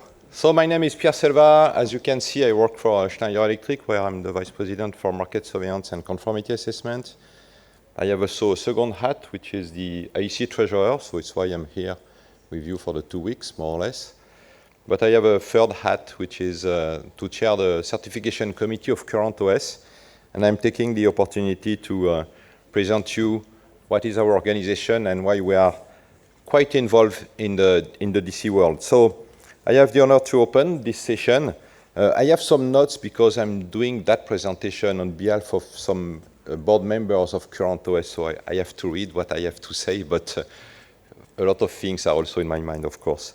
The time being limited, I will definitely not deliver a deep technical presentation. The main reason is that you are more expert than me in DC, so I don't want to go on that field, and I will really explain you what is Current OS and our aim in that DC world. So, Current OS is a foundation that has been created in 2021 and is based in the Netherlands. It's an open, global, and independent organizations, meaning that any organization can join us. All the members are welcome, I would say. We are a global partnership of manufacturers and electricity stakeholders, shaping a direct current distribution standards to ensure continued access to electricity for everyone. I will not come back to all the previous discussion we had today, but I only would like to focus on few key demonstrated benefits of our proposal, and I believe it will echo what has already been said. The power efficiency, the objective is to reduce the power increase on the public networks, adaptation on the grid availability, so that means we will change the kilowatt and not the kilowatt per hour, the energy demand. We want to be a strong actor of a seamless transition. The example of the blackout in Spain this year, despite the huge photovoltaic and renewable installations, demonstrates that we need new solutions, and we believe that DC can solve this kind of issue. And at last, I would like to ask you one question, but it has already been mentioned mainly by Vimal and by some other people. We all know that more and more devices are on DC, and that more and more electricity generation is in DC. So does it make sense somewhere? Does it bring any benefits to continue to connect DC devices on the AC network? That's one of the challenges we are facing. So we are learning in our foundation mainly based on pilot cases and the use of real case. So including some hospital and critical road, for example. But these use cases are not only in Europe. We are present in several parts of the world, including the USA and the Middle East, for example. The current OS ecosystem of partners, covering multiple types of devices and equipment, allow them to develop real case DC installations. These pioneer installations help to uncover and demonstrate the benefit of DC, ultimately fine-tuning and making more accurate the DC distribution standards. Examples of realization include office building, EV charging station in public car park, for example, industrial compounds, university, data centers, and street lighting. Current OS is an associated partner in the Shift to DC project, the EU R&D program with more than 11 million euros in funding deploying direct current solutions across 4 domains: data centers, ports, building, and industry. I just would like to emphasize on 2 of our projects. The first one is the Circle building, which is in operation from 2017, so that means we are more than 8 years now on return on experience, and we learned a lot about that. And the second project is what we call the Solaris project, which is a 150 kilowatts installation connected to the public grid through a 50 kilowatt connection point. So this can only be achieved in DC. To date, we have about 100 partners who joined the foundation, exactly 99, I believe, but maybe this week or next week we will reach the 100 partners. We have 3 main players on the HVAC and heat pump, for example, major players in the cable and the EV charging systems, major players in electrical devices, major installators and design office, and also a lot of smaller but really dynamic and agile players. We also have universities, including the German one, Aachen, for example, some certification bodies, UL, Intertech, DECRA, and some others like NMI are members of Current OS, and we also have some local and regional trade groups. So together, our partners represent over 25 countries across North America, Europe, and Asia, with more joining every month.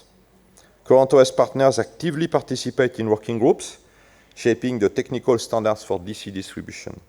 Additionally, but it's not a surprise today, because we are here during the IEC General Meeting, Current OS holds a liaison A status with the IEC System Committee for LVDC, underscoring our commitment to international standardization. You all know that the network congestion is becoming a significant threat for the development of new houses, buildings, or factories. On the left-hand side of these slides, you can see the picture which is representing what's happened in Netherlands. And you can see that in less than 6 years, the situation became critical, the red part being the part where you have some congestion. And we have some people here that can talk better than me about that subject. On the right-hand hand, we are here mixing, I would say, apple and pears, but at least it can demonstrate that we have a big threat on the available capacity. If you are looking, I know more or less the French map, but there's a lot of locations where the available capacity will not be enough to fulfill the needs that are mandatory if we want to expand our buildings, if we want to expand our plants and factories. So that's two of the main issues we are facing. Regarding the current OS key consideration, there are 4 key considerations underlying all of the current OS technical discussion. So they are addressing the DC safety concern, creating a multi-vendor system, making DC installation simple for any professional, and taking building energy resilience to unseen level. So first, if we are addressing the DC safety concern, the safety perception remains a significant challenge with direct current, and it has been mentioned before. Many electricians are still cautious about adopting the direct current, and not only the electricians. I can see just in my company, we were fighting against DC for decades. And now we have people where we are saying DC is part of the solution. So how to engage that people to work also on DC? Things are moving quite quickly, hopefully, but it's still a challenge to convince people that DC is part of the solution. So demonstrating that today's technology has resolved the DC safety concerns is crucial for its widespread acceptance, of course. Second, creating a multi-vendor system. Today, many manufacturers offer DC microgrid solutions, but these are often proprietary. So this means that photovoltaic converters, battery chargers, and AC-DC converters from different brands cannot interoperate. And current OS aims to create a truly open ecosystem where products from different brands can work seamlessly together. And this is one of the key added value we can propose in organizations such current OS is about the interoperability of the product. Third, making the DC installation simple for any professional. DC must be accessible and easily scalable to all industry intermediaries, from design office planning buildings to installer handling projects of all sizes. The DC microgrids should be easy to expand. In AC system, extending a microgrid setup is often complex and requires simultaneous coordination between electricians and automation engineers, for example, as 2 separate systems need to evolve in parallel. The current OS seeks to simplify this process, leveraging DC to provide scalable, flexible solutions. And current OS solution is not only for major players, but it also addresses the pain point of small and medium electrical stakeholders. And finally, DC is taking building energy resilience to unseen levels, solving the new challenges of distributed energy sources. AC systems are optimized for consuming energy from the public grid. However, they become complex when local energy sources are involved. And we know, for example, that switching from a public grid supply to a genset supply requires specific transfer system.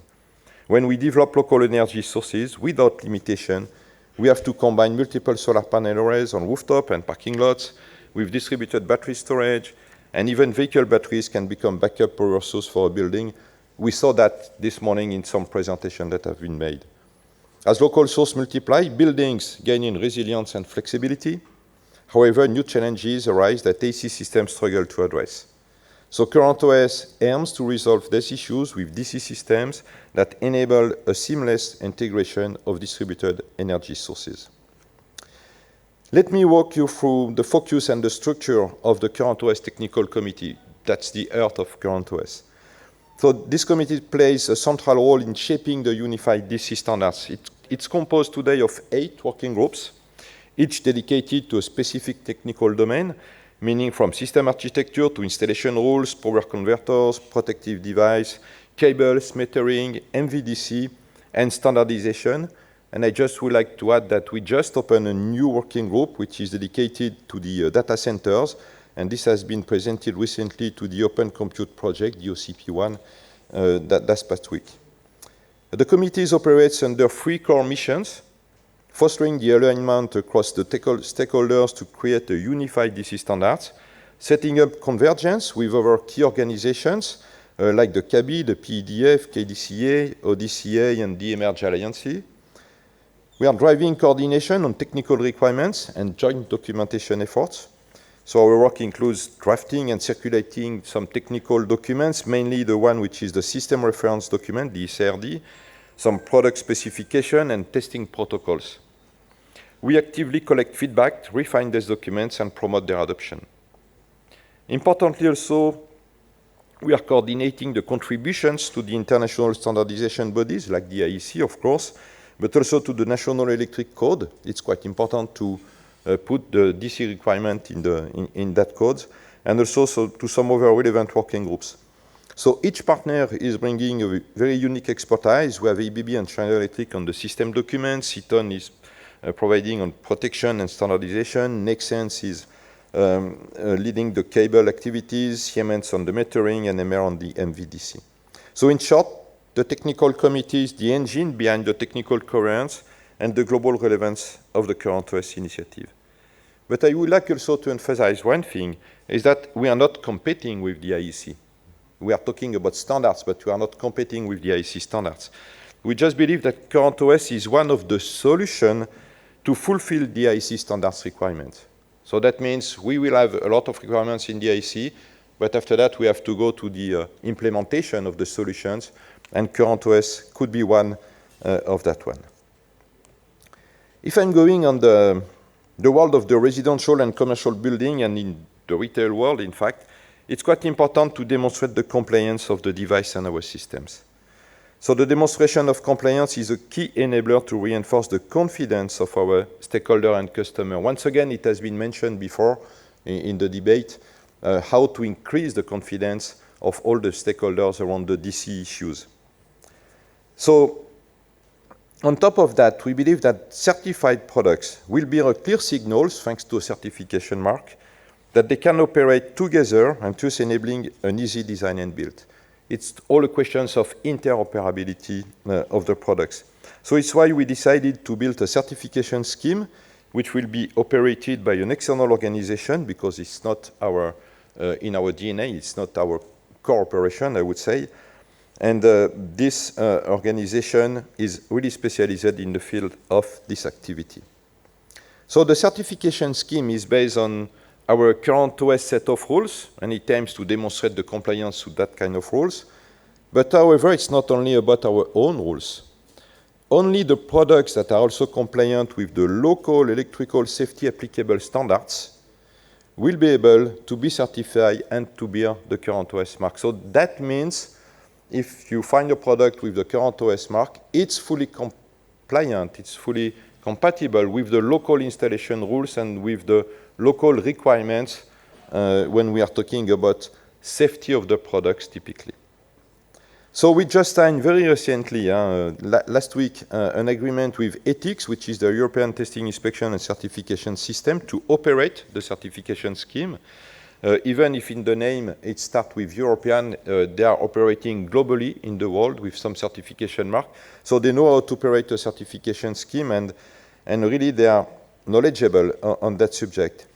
And further, we, as I mentioned before, we also have some major certification bodies that are part of our organization. And of course, their experience and their credibility will be key factors to set up our scheme. So we expect to be able to deliver the first certificate beginning of next year. And that means that for the next general meeting of the IEC, we could say, yes, we have products that are compliant with the IEC standards and that are interoperable within the current OS ecosystem. One of the key messages I would like to pass on today is the willingness of current OS to open this certification scheme, not only to current OS members. I would say we invest a lot to develop that certification scheme, but it can fulfill the needs of a lot of different organizations working on DC. And if we want to promote and to increase the awareness around the DC and what does it mean to have a certification mark when we are talking interoperability, we are fully open to make adaptation of our rules, of our certification mark, to make it really visible and really understood on the market. But of course, the success of current OS is only linked to the adoption, as I said, of our rules by the market. And it's why we are encouraging other stakeholders to join us. So you can find some further information on our website or by asking our contact email address. But before to end this session, which I hope has provided you valuable information, I would like to let the floor to some of our board members, and that means we should have a small video of them.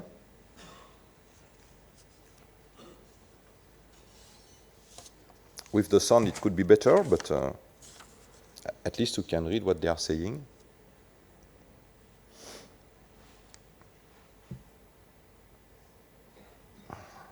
No sound today. So as you can see, we have Yannick Neret, standardized and interoperable from design to implementation. In just a few years, we've built a fast-growing ecosystem of 100 partners, including manufacturers, installers, utilities, test lab, researchers, and trade groups on our continent. Whether you work in buildings, transport, industry, infrastructure, or services, you can join us to help shape a common foundation for DC power systems. If you're working on DC system or you plan to, take a look at our website currentos.org. You will find the technical rules, practical resources, and ways to get involved. So that was the message of our board members. They were not able to be here today, but we have some other people that are quite well involved in current OS also. I would like to thank all the people that are here today. Thank you to listen to us. But also thank you to the organization committee. That's a big challenge to organize such an event. And thank you to those who are involved at every level. Thank you very much. Oops. Thank you, Mr. Silva, for your informative talk. Next, we have Mr. Dominic Mayhoffner for his presentation on Open Direct Current Alliance, ODCA. Over to you, sir.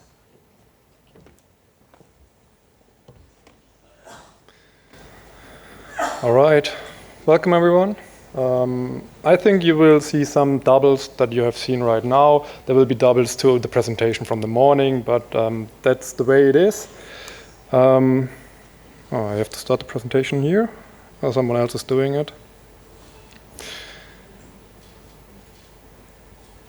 No, the presentation was the correct one. I'm not sure who has the control here.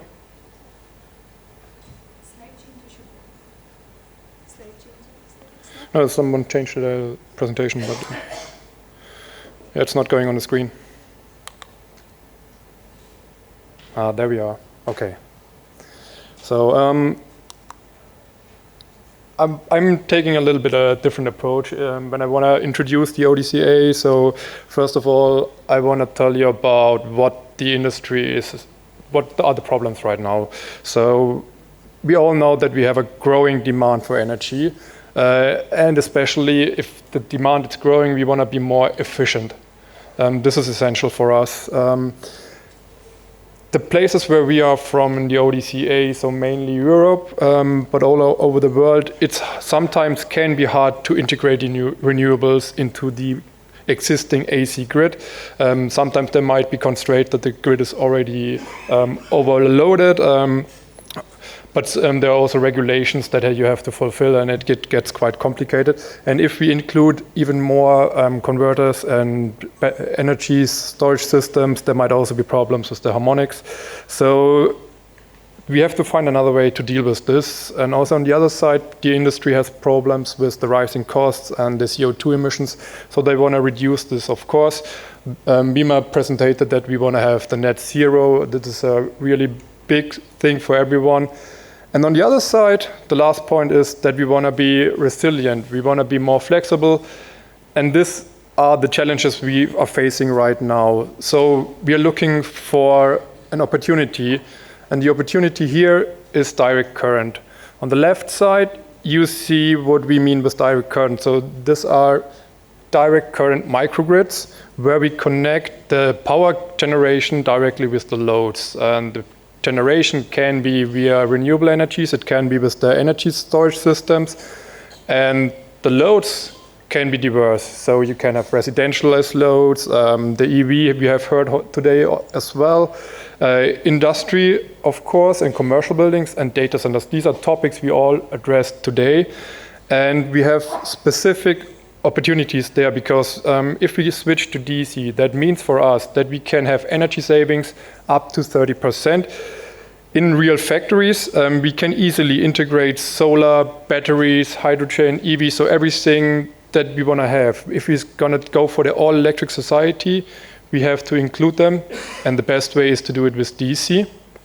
And if we switch to DC, we have the capacitors inside, we have the storage system. That means we are more reliable. We can, if we are in the production or in a factory, we have the seconds to go in a safe state when a blackout happens, and then when the power is on again, it's easily to restart everything without rebooting or setting it to 0, which takes more time.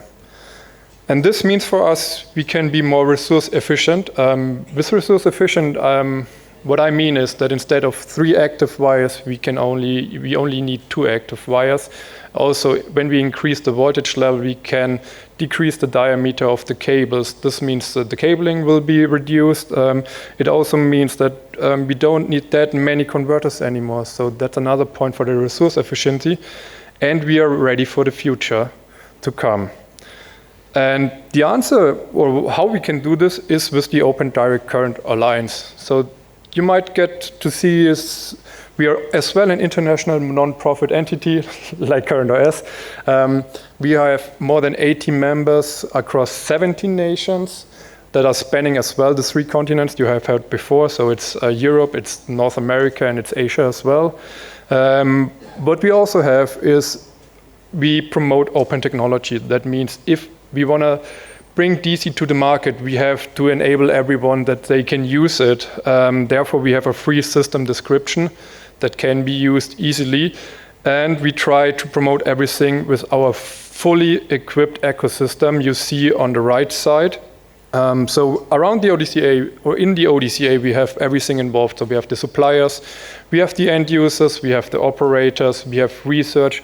We have also as well policy and regulation and standards included, but I thought I'd keep it to 5 points there. And what we do together is we create the DC future. So to give you a background how we did this or where we are coming from, I brought some pictures. So this is the beginning of everything. It was a research project, Areos.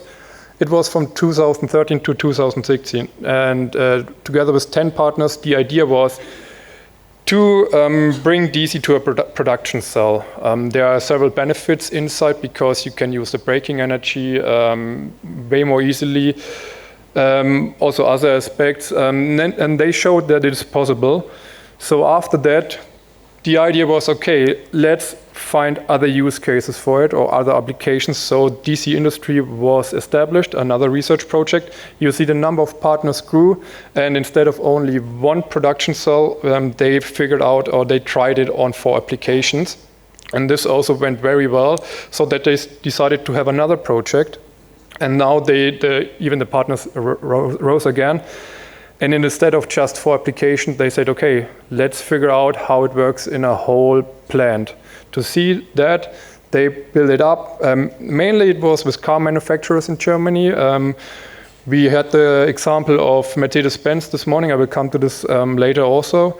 And that was such a great success that the consortia thought about, okay, what's next? What shall we do now? We have done the research. We've shown that everything is possible. We are out of the pilot phase. Now we have to bring it to the market. And that's why the ODCA was funded. There you see we have the picture of our last meeting that was at Audi in Germany. We established a whole ecosystem. We have now 86 members, all working together. So if we meet not in public, if we don't meet online, if we meet together face to face, more than 100 people are coming together to discuss all the relevant topics about DC. So we have several experts there with many years of experience. And if you ask me why you should join ODCA, I have some information for you here. I tried to summarize it a little bit. I'm sorry for the formattation, but the presentation here isn't as I formatted it. If you're a manufacturer, it helps you to adopt to standards more easily. Your visibility will rise with the ODCA, and you can establish market leadership. If you're an end user, it's for you quite easy to gain, to have the network that we have. That means for you, you have efficiency gains and also cost reduction, and the resilience, of course, will be improved of your factory. For the planners, we have best practices. We can help you by guiding through regulations or going through everything because we have already set up several plans, which also gives you a credibility boost. And for the academia, of course, we have several universities in our group, and together you can easily find a partnership. You have the opportunity for funding way more easily, and also you get access to data. And for the utilities, they have the flexibility and the grid innovation. So for them, they know how to integrate it with several models. And if we are talking to policy, the policy can position themselves as an innovative driver, and so therefore we influence their frameworks, so we bring DC into policy where it is needed. Here's some real-life applications that have been mentioned before. On the left side, Schaltbau, we have heard a whole presentation about this, but there are some things I want to mention. Everything that Schaltbau has done could have been done with AC as well, but it wouldn't have been that easy. So it would have been way more complicated, and it would have taken much longer. So that's why Schaltbau decided to do it in DC, and they have proven that it's possible, and they are one of the best showcases that you can lower your energy consumption or the cost and in total very easily by switching to DC. So when it comes to Phoenix Contact, their DC is part of a bigger picture. So they want to be innovative. They want to do. They want to save CO2 emission. They want to do everything they can to be optimized with all the energy they need. And they showed us that it's very easy to do the sector coupling there. They integrate the battery. They have the ice storage system. They have also they want to have the hydrogen integration as well as the EV integration. So they have proven us that the sector coupling is also not a problem. And now the last one, Mercedes-Benz, the Factory 56. What I want to mention here is that when it comes to, if you have a look at the energy consumption of a factory, then more than 50% is used by the building infrastructure. So for Mercedes-Benz, it was clear, okay, not only you have to bring DC into the production cell, you also have to think about the whole infrastructure of the building. That means for them, they had the chance to reduce the energy consumption on both sides significantly when they switched to DC, and that's why they did it. And how they did it is with the system description we have. And the system description, there's lots of experience in it. The good thing is that it's supply independent, it's based on real life application, and it's test and improvement model applications, but the big point is that it's implemented in real life buildings.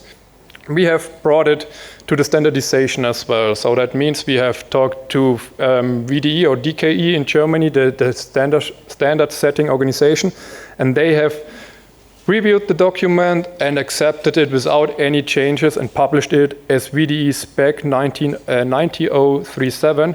So it's a pre-standard in Germany already, and you can freely download it if you scan one of the QR codes.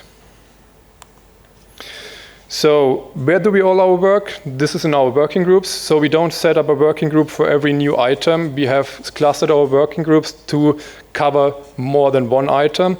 That means, so if we talk about open technology, they do all the technology review that is needed for DC systems, and they also improve the system description we have shown you before every time something is new funded. Also, they bring all this information into standardization. The research group, they figure out, okay, where are the gaps? Do we need something new? What is going on internationally? And they fill out a matrix so we know where the DC journey is going. For use cases, what we have there is that we develop different use cases where DC is advantageous. That means we have shown you that with data centers, it's quite good in buildings as well as in the industry sector. And use cases just looking for, okay, where else do we have to go?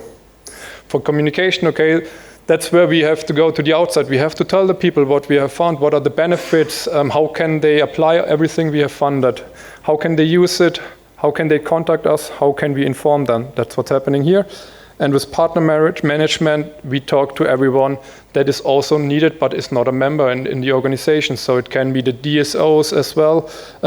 Sometimes it's the policy, it's the regulation bodies, everyone that we need, that DC is running smoothly. And one last slide from my side, the technical view. What you might find in the system description as well is that we promote, we want to have a symmetrical DC system. This keeps it simple. This keeps it simple for the protection, for the installation. It helps us in many ways. And we say for the electronic protection, we prefer, the electronic protection is preferred, and the same safety rules as for AC are applied. Bernd this morning also showed the voltage band, which helps you to identify how your system can work. And if it's coming to the power management, we can easily use droop curves. So this is just a glimpse to give you an overview of what you will find in the system description. There will be more topics inside. It's a very comprehensive document, and I encourage you to take a look at it. And so far, that's everything from my side.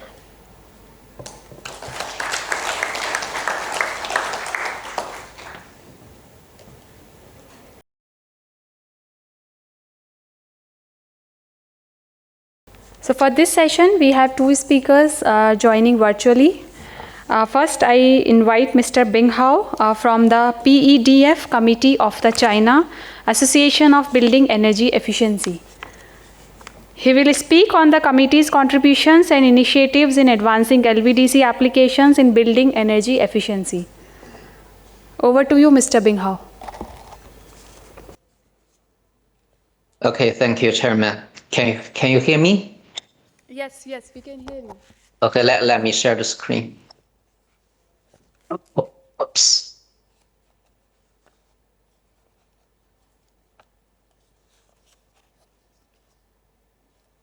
I think you can see my screen, right? Yes, we can see. Okay, thank you. Thanks, Chairman. Good afternoon. I'm sorry to have to do the presentation online, but I will try to make it clear to every expert. Yeah, I would like to briefly introduce LVDC in buildings in China. And before we go to the LVDC in buildings, I would like to briefly introduce about PEDF. PEDF is a committee which was set up 4 years ago, and now there's more than 120 members, including the utilities, the universities, and the manufacturers, even real estate developers, etc. Yeah. And before that, in fact, we set up the Alliance of Direct Current Building, which is in 2018. And why we set up the ADB, and just because at that time, it's the hardest time for us. And at that time, we are building an office building, which is more than 6,000 square meters, to adopt the LVDC. That means fully driven by LVDC, including our facilities. But in fact, there's no design standard, no experience, even no partner, and there's really few DC products at that time. So we can say it's the hardest time for us, and fortunately, there's almost 20 members to join the alliance and to promote the LVDC in buildings. So the relation between PEDF and the LVDC, I think I can briefly introduce, for example, LVDC microgrid. And it's a very important methodology to integrate distributed solar PV and even batteries, and so that we can realize the building load flexibility. And this flexibility is rather important in the future. I would like to explain later. And now in China, there's more than 400 LVDC demonstration projects in different areas and the climate zones, and including, for example, office building, residential, hospitals, schools, etc. Yeah. And in this recent 3 years, we hold conference and expo to exhibit the LVDC and the PDF technology. And for example, 2027 and in Chifeng, and the exhibition area is more than 500 square meters, and more than 20 companies show their more than 50 products.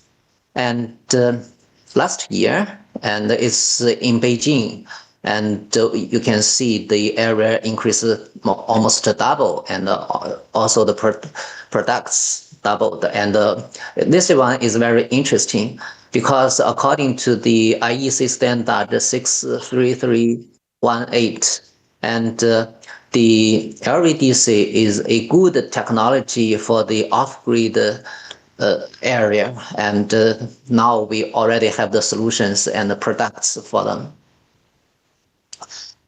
This year, we hold the conference also in Beijing. You can see that including Schneider, ABB, and Danfoss, and lots of local manufacturers participate in the event. And there's more than 30 companies to participate in the event. So the second part, I would like to briefly introduce why we adopt LVDC in buildings.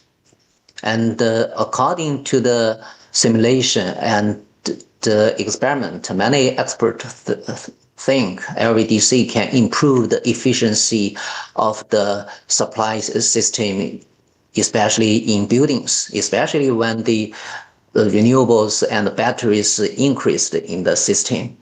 And however, we try to adopt LVDC not only for the efficiency, safety, affordability, convenience, but also we consider the LVDC can solve the problem, for example, high penetration of renewables, and also improve the building load flexibility, and so that building sector and the utilities join together to realize the zero CO2 emission scenario.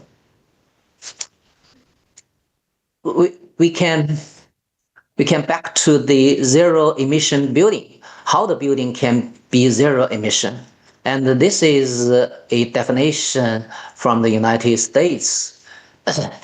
And they said, okay, first we need to be energy efficient building.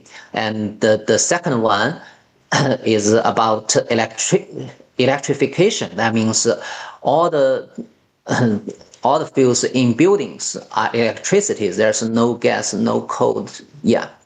And the third one is all the electricity is from the renewables. And this is the definition of zero emission in building. Maybe later Brian will also mention it. And it's almost the same for EU to define the zero emission building. We can say, okay, very low amount of energy and also renewables, energy efficiency, etc. So it's almost the same. And in China, the case is almost the same. First, very important is electrification, because the electrification rate is quite different around the world for different countries. And the second one is about the efficiency. We need to, the building have to be energy efficient. And the third one is renewables. However, we do not think this one is enough, because when we adopt the renewables, more and more problem will happen. For example, even and the yellow curve means the load of the building, and the red curve, the blue curve means the output of the solar PV, and we can see the difference is the red one. That means even the electricity used by the buildings equals to the output of the solar PV. And because of the inconsistent of time, so we still need to get the electricity almost 1/3 from the grid. So the grid do not think you are the zero emission building, even when you adopt more and more solar PV. So since we cannot do the ZEB by distributed solar PV, and many experts think, okay, if all the electricities from the grid are renewables, and then the problem is solved. Yes, but we can see from the scenario, this one is the scenario in China. It's almost the same in EU and America, I think, for example, and more with the penetration of the solar PV increased dramatically, and the net curve and change to dark curve. And this year's and the American guys said, okay, it's not dark curve, it's already Canyon curve, because the penetration of renewables is really extremely high. But it's the problem of 100 hours. It's not the future. And in future, we think, for example, this is the blue one means the wind power, and the yellow one means the solar PV, and the green one means the nuclear. And we just doing a very simple simulation, and you can see that usually in the midnight, and also from annually we can see usually in winter there will be electricity shortage. And it's the case in China, but it's almost, I think, in EU and the United States. So the grid, the utilities said, okay, to predict renewables is more difficult than to predict load. And also the utilities said, okay, we cannot solve the problem by ourselves just because there's more and more renewables, and how to regulate the output is a serious problem. And now the relation between supply side and the demand side was changed. Fortunately, our building is a good, a good pool to adjust the building load. For example, the black curve means the voltage of the DC of the system, and we can see, and the load of the building can meet the requirement of the grid. And this is the experiment we done 3 years ago. And at that time, also the temperature and the humidity inside is comfortable for the consumers. So we think the building, if they adopt the LVDC, and they can join with the power grids to realize the zero emission, both for buildings and for grids. And the third part is about the research products and the demonstrations. Okay, I mentioned more and more about the flexibility, which is for flexibility. The black one changed to the blue one. Usually we means is energy efficiency. That means to save energy. But from the blue one to the yellow one, we think it's flexibility, because the renewables is depends on weathers. It's quite different from the boilers. So how to adapt the random of the renewables is our task. And fortunately, the the Ministry of Science and Technology support 3 projects, and one is for the end users and appliances, which means all the air conditioners, pumps, and refrigerators, elevators, electrical vehicles. All these facilities are DC driven. And this is one project. And another project is about the distribution system. And the third one is about the relation.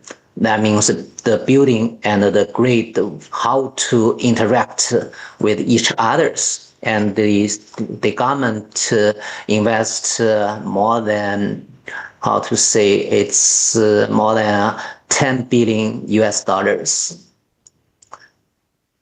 And this is about the flexibility, how to realize the flexibilities. First, we need the DC equipment to support the function, and then the system, and the building to interact with the grid. And this is the voltage band mentioned also by ODCA and the current OS. It's almost similar, but we also focus on the normal voltage band control, and we divide it into details for 3 categories. And because this is quite important, the normal voltage band, to realize the building load flexibility, and because DC, just the voltage of DC is just a signal for the DC appliances instead of extra communication.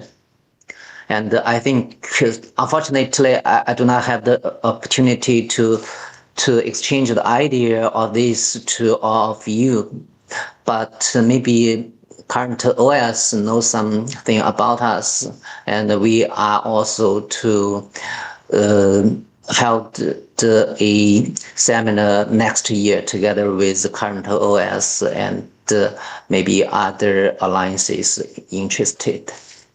And we also develop different standards, for example, design standard for LVDC in buildings, and assessment standard for the flexibilities, and also it's a product standard, general technical requirement for converters of LVDC. And this is the books to promote the LVDC and the PDF. And fortunately, with this 5 years rapid growth of the market, and lots of LVDC products is ready. For example, this is DC Plus and the socket, and already solved the problem of DC arcs. And also including the DC protection equipment, not only for semiconductor, but also consider the mechanical one. And also there's different types of converters for different scenario. And another series of is DC alliances, because we think if there's no DC alliances, and there's no LVDC system. So lots of manufacturers develop the DC air conditioner, and also LED lighting, refrigerators, and televisions. Yes, there's almost, you can find the DC product in China now. And finally, it's about demonstration program. And by the end of last year, there's more than 400 products. And I just show you some cases. For example, this is the building I mentioned. It was built in 2018. It's the hardest time. That means why we set up alliances of DC at that time. and it's operated for more than 7 years and adopt a bipolar DC system. And it's quite interesting and welcome if you have the opportunity to Shenzhen. And this is a real estate project, and it's a very famous real estate developer, which is Swire Property, and very famous in UK and Hong Kong. And in Beijing, Sanlitun is a diplomatic area, and everything, including the lighting and the air conditioners are adopted DC, and even some the EV charger, and it operates for 5 years. And this one and Harry and the current OS master familiar is in Wuhan by Schneider, and the system is a little bit different, and also including the grounding system. And for this project, the grounding system is IT, and this is TNS. Yeah. So we think in the future we are not to promote the LVDC only for LVDC.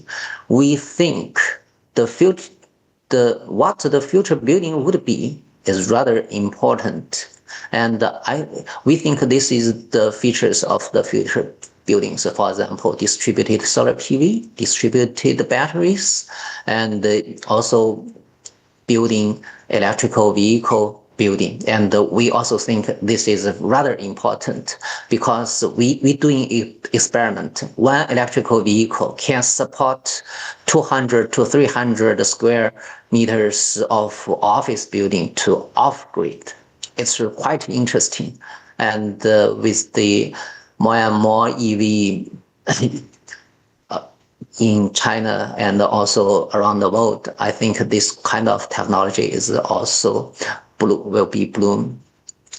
So how to connect all these things together? No doubt, we need to adopt DC microgrid, and so that the demand flexibility and APR, which is active power response, according to the grid requirements. Yeah, so these two are why we adopt the LVDC, and we think it can solve the problem of the futures. Finally, I would end my presentation using this one sentence: one for all was yesterday, all for all is the future. I think it's illustrates the structure of energy, but also the structure of human beings. Thank you, Chairman. That's all.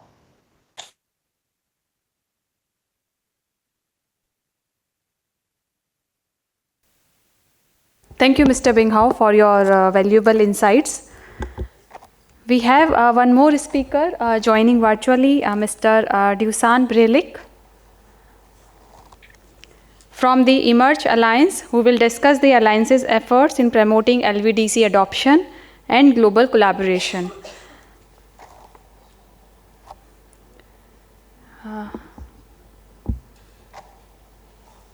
Yeah, I don't know if you have my slide up there, but it says thank you.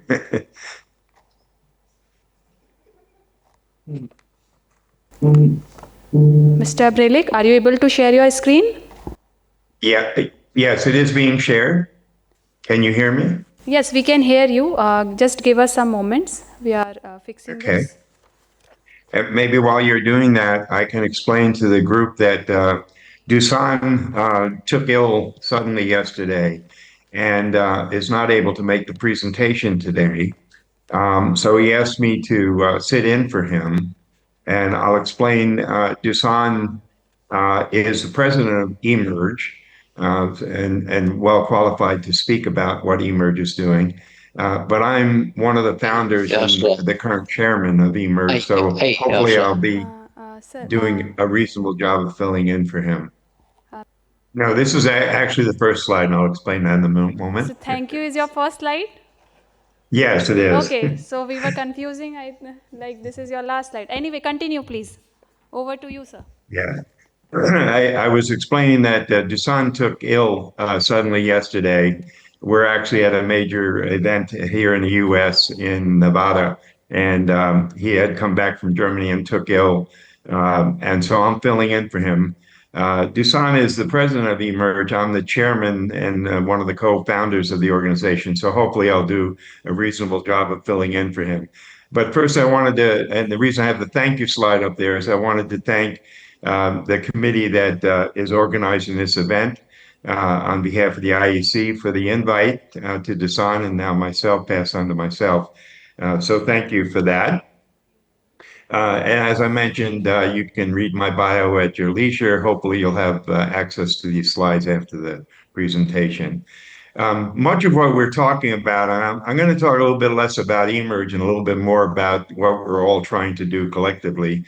The electricity demand is going to put a new strain, if you will, on a lot of the reasons that all of us as technologists believe that it was a right to move from an AC paradigm over to DC to get more control and ability to articulate electricity in systems that are moving from hub and spoke central generation type topologies to distributed topologies where there is essentially no frequency momentum because we don't have large rotating generation momentum in a renewable energy field.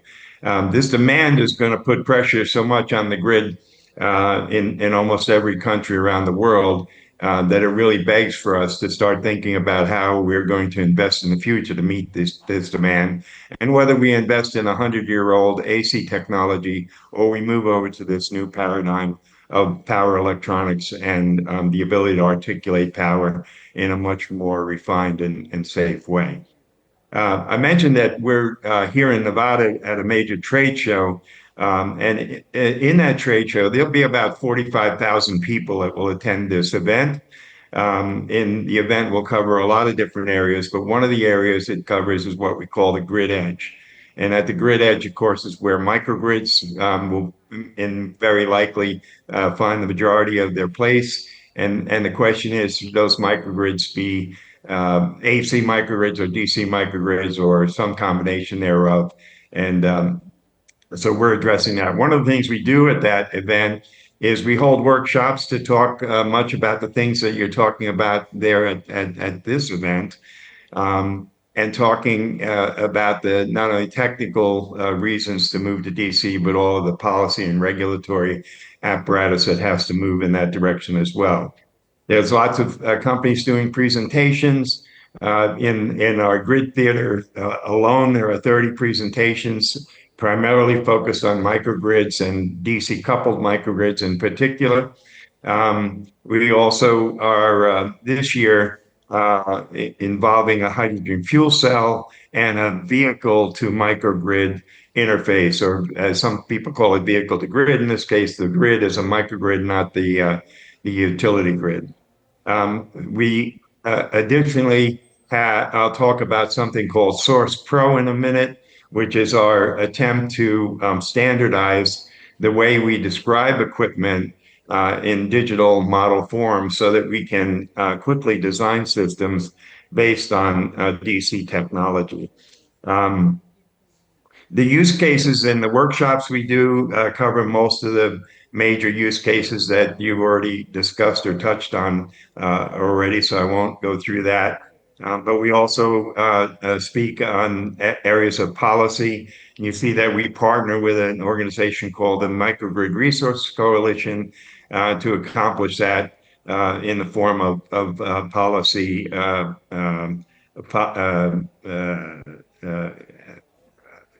I guess you call it policy advocacy with the government and so on. So those workshops are done now because that was yesterday. But the Grid Edge, as I mentioned, has a venue where presentations are made. And this is where we currently have a live microgrid. We're going to call it a hybrid microgrid. It involves a variety of vendors of different equipment from sources of power to control or management of the power, and then finally loads. This is not intended to be a selling product per se, but to be provocative in thought about how future microgrids, particularly based on DC coupling, might and should be built. They are this one is built, off the eMERGE standard for a hybrid microgrid, and we can talk more in detail about that later if you wish. But it's probably better if you just go to our website and you can download our standards that are open source to everybody. So you see, what we're trying to do here is to be provocative with the industry and with the public about why we should be moving to DC with our microgrids. One of the things that we realize is that since DC is an unfamiliar form of power to a lot of people, particularly in big power, I'll call it, or in grid and distribution of large load power. There's a whole bunch of education has to be done, but also people are having to search the internet and find all kinds of different ways of finding equipment that can be used to execute on a DC microgrid or a DC coupled microgrid if it's a hybrid. So one of the things that we've embarked on is a program of setting up a data model schema that will enable manufacturers to characterize or describe their equipment in standardized terms such that designers can quickly determine their interoperability from a physics standpoint of power flow. And this is moving very quickly. It was announced recently, and we have about 1,500 different companies that are involved in listing their companies and products. And I think there are over 2,000 products already listed in this digital form and in what will be an open source online catalog that's available 24/7, 365. So it's something that was embarked upon by eMERGE Alliance in cooperation with the organization that holds these major trade shows called RE+, and with Direct Energy Partners, who are members of I think Current OS, maybe ODCA, and as well as eMERGE. So everybody sort of has their finger in different pies right now. Hopefully, we'll decide that it's really one big pie, and we'll harmonize all the efforts that we're talking about to really make the resources count. eMERGE itself does have standards. We like to call these vanguard standards. They're very minimalistic. They're trying to lead the market as opposed to follow the market. And some people would call them guidelines and not really standards. But in many areas where standards already exist in the IEC or IEEE or NEMA or other organizations, we subordinate our efforts to those organizations as they refine and delineate more detail in the standard based on the preliminary work. As you know, microgrids can be fairly complex with lots of different sources. I mean, the function of a microgrid is really to take a very diverse mixture of sources, which I think will continue to evolve over time. We're seeing more and more new sources all the time. Storage devices, same thing going on.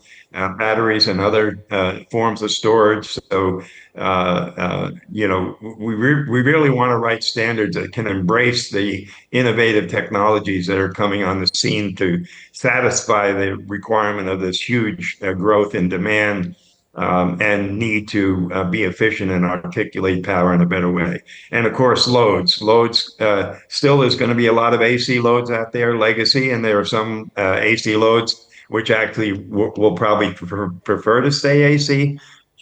But many of the new loads, of course, are DC and they're nonlinear. So we have the challenge of making sure we have systems that can feed those loads.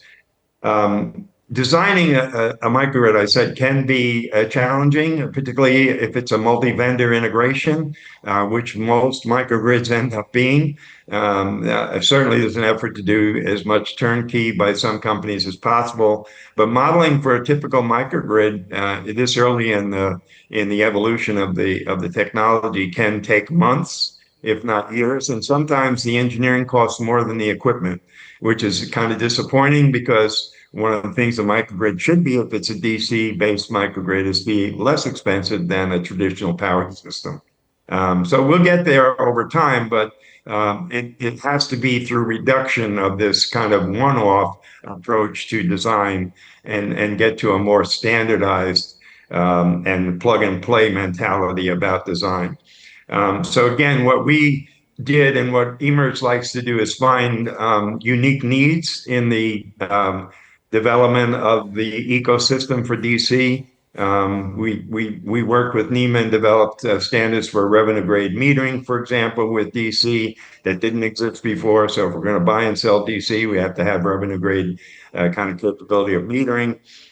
Just as a simple example, and standardization of data models to describe equipment is another area that we felt was a serious need. So we set about to do that about a year or so ago, and went through the standard process of committee work and so on to develop what we now call the Device Interoperability Data Model Standard, which really defines a framework of the critical characteristics that individual devices have that need to be considered when you put them into systems, particularly in this case DC or hybrid AC/DC systems. We're actually on our second revision of that standard, and it is being used again to as the framework for the electronic online catalog that I just talked about. The schemas are done in JSON format or JavaScript object notation. So they're very portable into a variety of design systems and so on, very easily accessed and loaded. In fact, we're using AI tools to help the manufacturers actually load the data in. So for example, if you're a circuit breaker manufacturer and you have 100 or 500 different circuit breakers, you don't want to have to manually load 500 schemas. So we've developed some AI tools to help do that. This information will all be open source. We're looking for continuous improvement of the IDM modeling strategy for design and to help design. So it is open sourced on GitHub for those who are familiar with that. And also you can download it off of eMERGE or off the RE Plus websites as well. In the data modeling, we have a committee in eMERGE that works on that. They're developing the open source portal in GitHub to allow others to contribute, whether they're eMERGE members or not, really doesn't matter. And then make it available to designers and to OEMs to populate those models so that they're useful to designers and design systems. It hopefully will allow a simplified comparison between products and needs to provide for some cost reduction in the engineering effort. We think there's probably as much as a 10-to-1 time of engineering reduction, so you don't have to go out and find everything and manually load data into various design programs and such. That it will enhance integration of equipment because there'll be a better alignment of the interoperability characteristics of electrical transfer. And of course, it'll help in the digital transformation by making people aware of what digital forms and control methodology might be applied to the equipment. It also allows us to really do data validation. Each manufacturer is responsible for their data and obviously subject to commercial law and penalty for that. That there's clear documentation, the definitions, many of which are really following the standards of IEC and IEEE to define things like nominal voltage or tolerance of such and such. So the documentation clearly makes that available so that instead of having different manufacturers with different looking data sheets, you get data sheets that all have the same format. So they're easy to interpret and read, and you know what the definition, when somebody says nominal voltage, it has one definition, which is standardized. There'll be interoperability data also if there is additional information. And with some people, the way they will put the catalog together, like we did with SourcePro, will include even manufacturers' application notes and brochures and their own company data sheets, as well as a standardized data sheet if they want to promote it that way. As I mentioned, this whole program that eMERGE started with the standardized data model with is called RE, the first implementation is called the RE Plus SourcePro. We recently distributed to all, there's about 1,400, I think, exhibitors at the conference here. We'll have about 40,000 or so attendees. We think maybe 45,000 attendees. They will all have free and open access to SourcePro and be able to find the products that they're really looking for and instantly have the critical characteristics, power characteristics of those products in order to immediately implement them into designs. Here are just some of the early companies that started to populate. So we had a list of companies that sort of piloted this work with us. We appreciate that for those companies that loaded up their data early, or at least some of their data early, so we could test things out. We're monitoring and can do analytics on the people that are looking at the sources.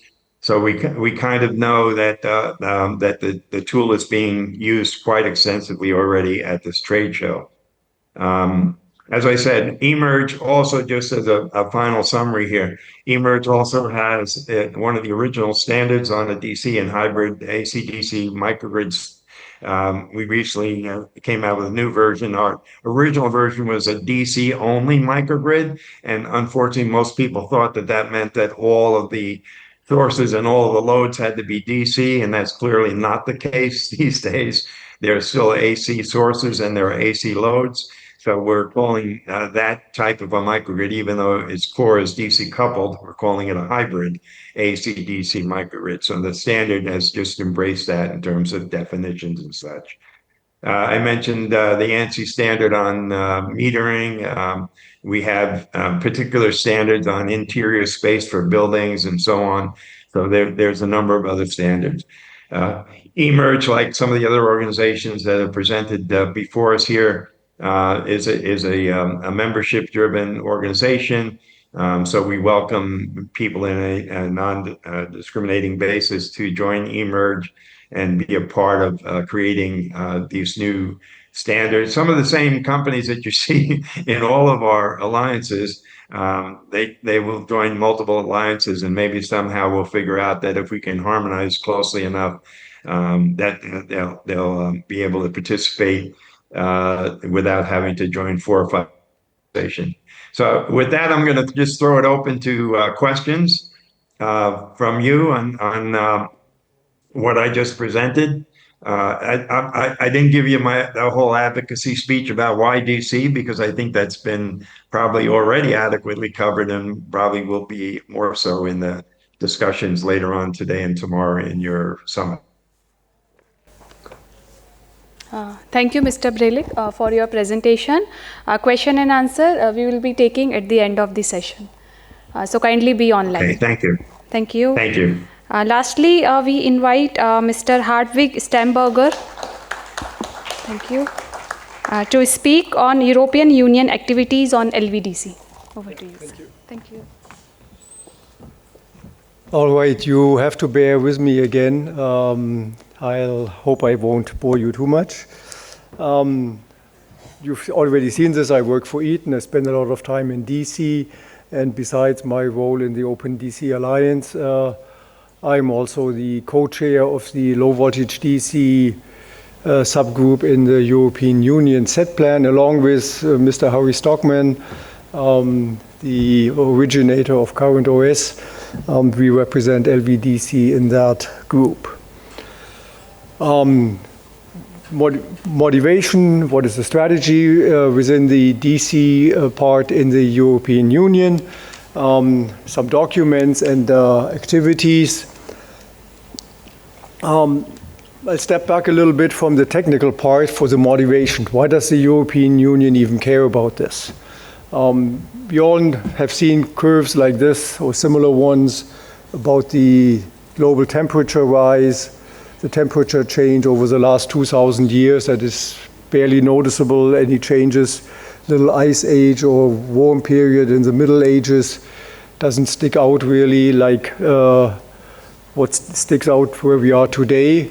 The past 10 years have been the warmest years in more than 100,000 years of this planet. And we know that it's the CO2 emissions, the greenhouse gas effect, that is the root cause for this. And power generation, industry, buildings, and transport is the key contributor. The International Panel on Climate Change, it's a consortium of scientists that has been tasked by the governments of basically all members of the United States to evaluate scientific evidence and make suggestions. So they don't make any new research, they look at what is available and make suggestions. And in this summary for policymakers, they came up with 10 key solutions to mitigate and counter the climate crisis. And one key solution is the energy efficiency and clean energy, the topic that we have been talking about since this morning and will continue. And this is where direct current plays an important role, as we have heard from previous speakers throughout the day. Another motivation besides the scientific, technical aspects is international law. We are based or part of a rule-based society, believing and knowing that having certain rules and guidelines that one abides to helps the greater good. And 10 years ago, I think in 2 months, the Paris Climate Agreement was achieved with the goal to limit the temperature rise globally to 1.5 degrees. It's easy to write goals. The implementation is difficult. And that is where just recently this summer, 2 months ago, the International Court of Justice stepped in and ruled as binding international law that the Paris agreements and similar agreements are not just paper, but they demand action. And if you don't do that, you violate international law. That was really a groundbreaking step, which highlights what I mentioned at the first. We are a rules-based society. When there are requirements on us, we follow them. And this is a call to action. What does the European Union do in the aspect of reaching these climate targets? They have set up a plan that is called a Strategic Energy Technology Plan, short SET, and that contains, it's part of the technologies needed to reach the what the European Union calls the Green Deal and towards the transition to a more climate neutral energy system. And there is a number of technologies that are covered in this system. It's about a little bit more than a dozen. And direct current is directly one of these technologies recognized as a driver and enabler to stay in line with and reach our climate commitments. There's also energy efficiency topics, and it's report by a esteemed member of the European Union, Mr. Draghi from Italy. He was the chair of the European Central Bank for a long time, also served as Prime Minister in Italy. He was asked to write a report on what needs to be done to what it was called European competitiveness, but you can adopt that for globally. The key messages were renewable energy, electrification, the new loads, like we have decentralized loads that poses a grid, a challenge to the grid, and the existing AC grid will simply not do the job that to provide the electricity, the energy that we need to substitute burning fossil fuels. What is the part of direct current now in this set plan, and specifically in the set plan DC technologies? Originally, the DC technologies was called high voltage DC, as in long distance, high power transmission between, let's say, across the ocean or across the subsea cables, or long distance point-to-point connection. It has been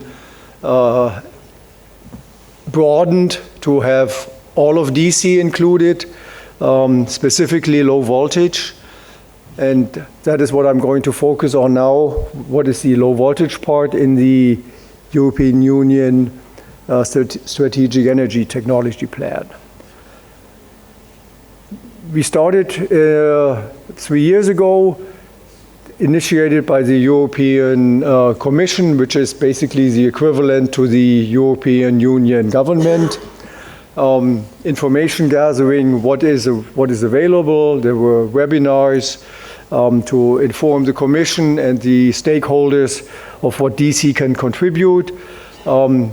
A group of experts worked out a plan, an implementation plan, and it was officially expanded to be a DC technologies group in the coordination meeting for these strategic energy technologies last year.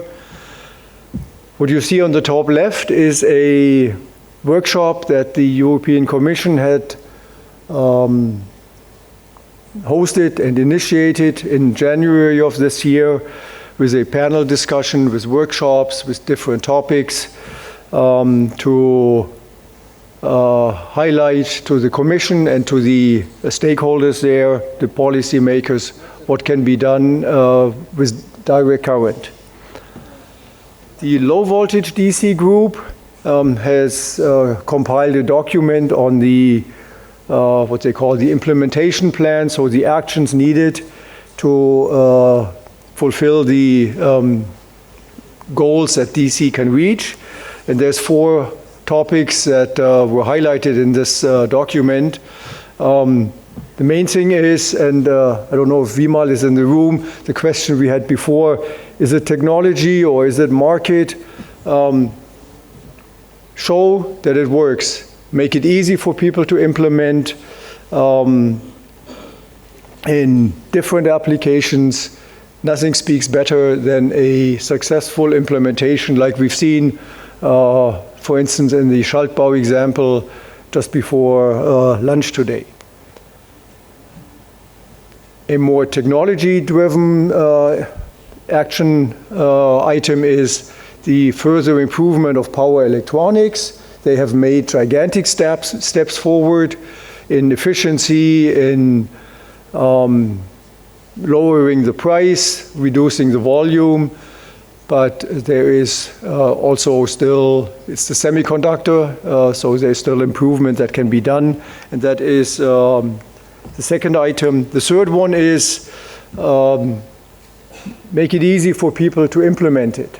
Make openly accessible rules, guidelines for installers, for planners, that they have the confidence that what they are planning for their end customers does work. And last but not least, it's raising public awareness, it's education and training.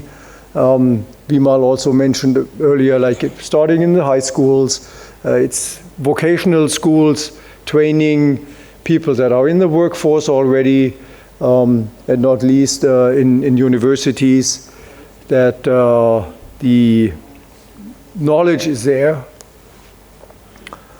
Some activities in that area, I have mentioned briefly that workshop on the DC technologies on a slide before, where a lot of people gathered and some keynote speeches were given.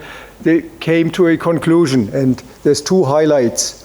One is DC is an enabler for the energy transition, and it does not only bring the electricity and the power to where it's needed, but it also reduces the stress, relieves the AC grid.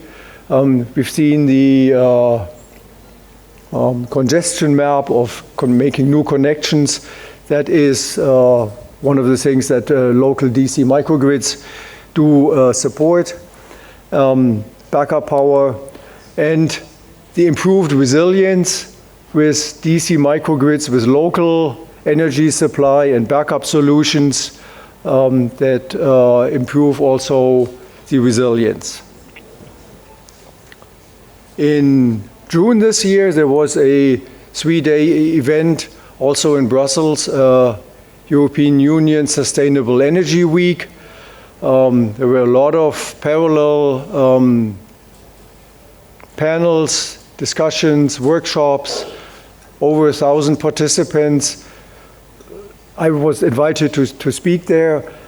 It felt like I'm at home. Like everyone was talking about flexibility, efficiency, doing good while doing good, with a strong focus on DC.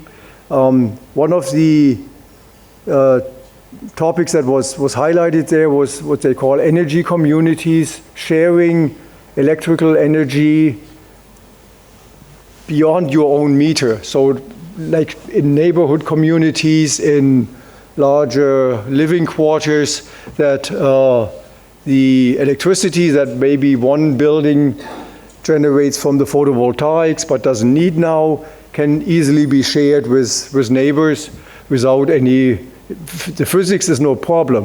The regulation and the metering issues were a problem. So that is one thing that is permitted. Some nations are still slow to implement it in Europe, but that's a good way forward. And with that, I hope I haven't extended my time too much, and will hand over to our pleasant host for questions and answers. I don't know what exactly is coming now. Thank you very much.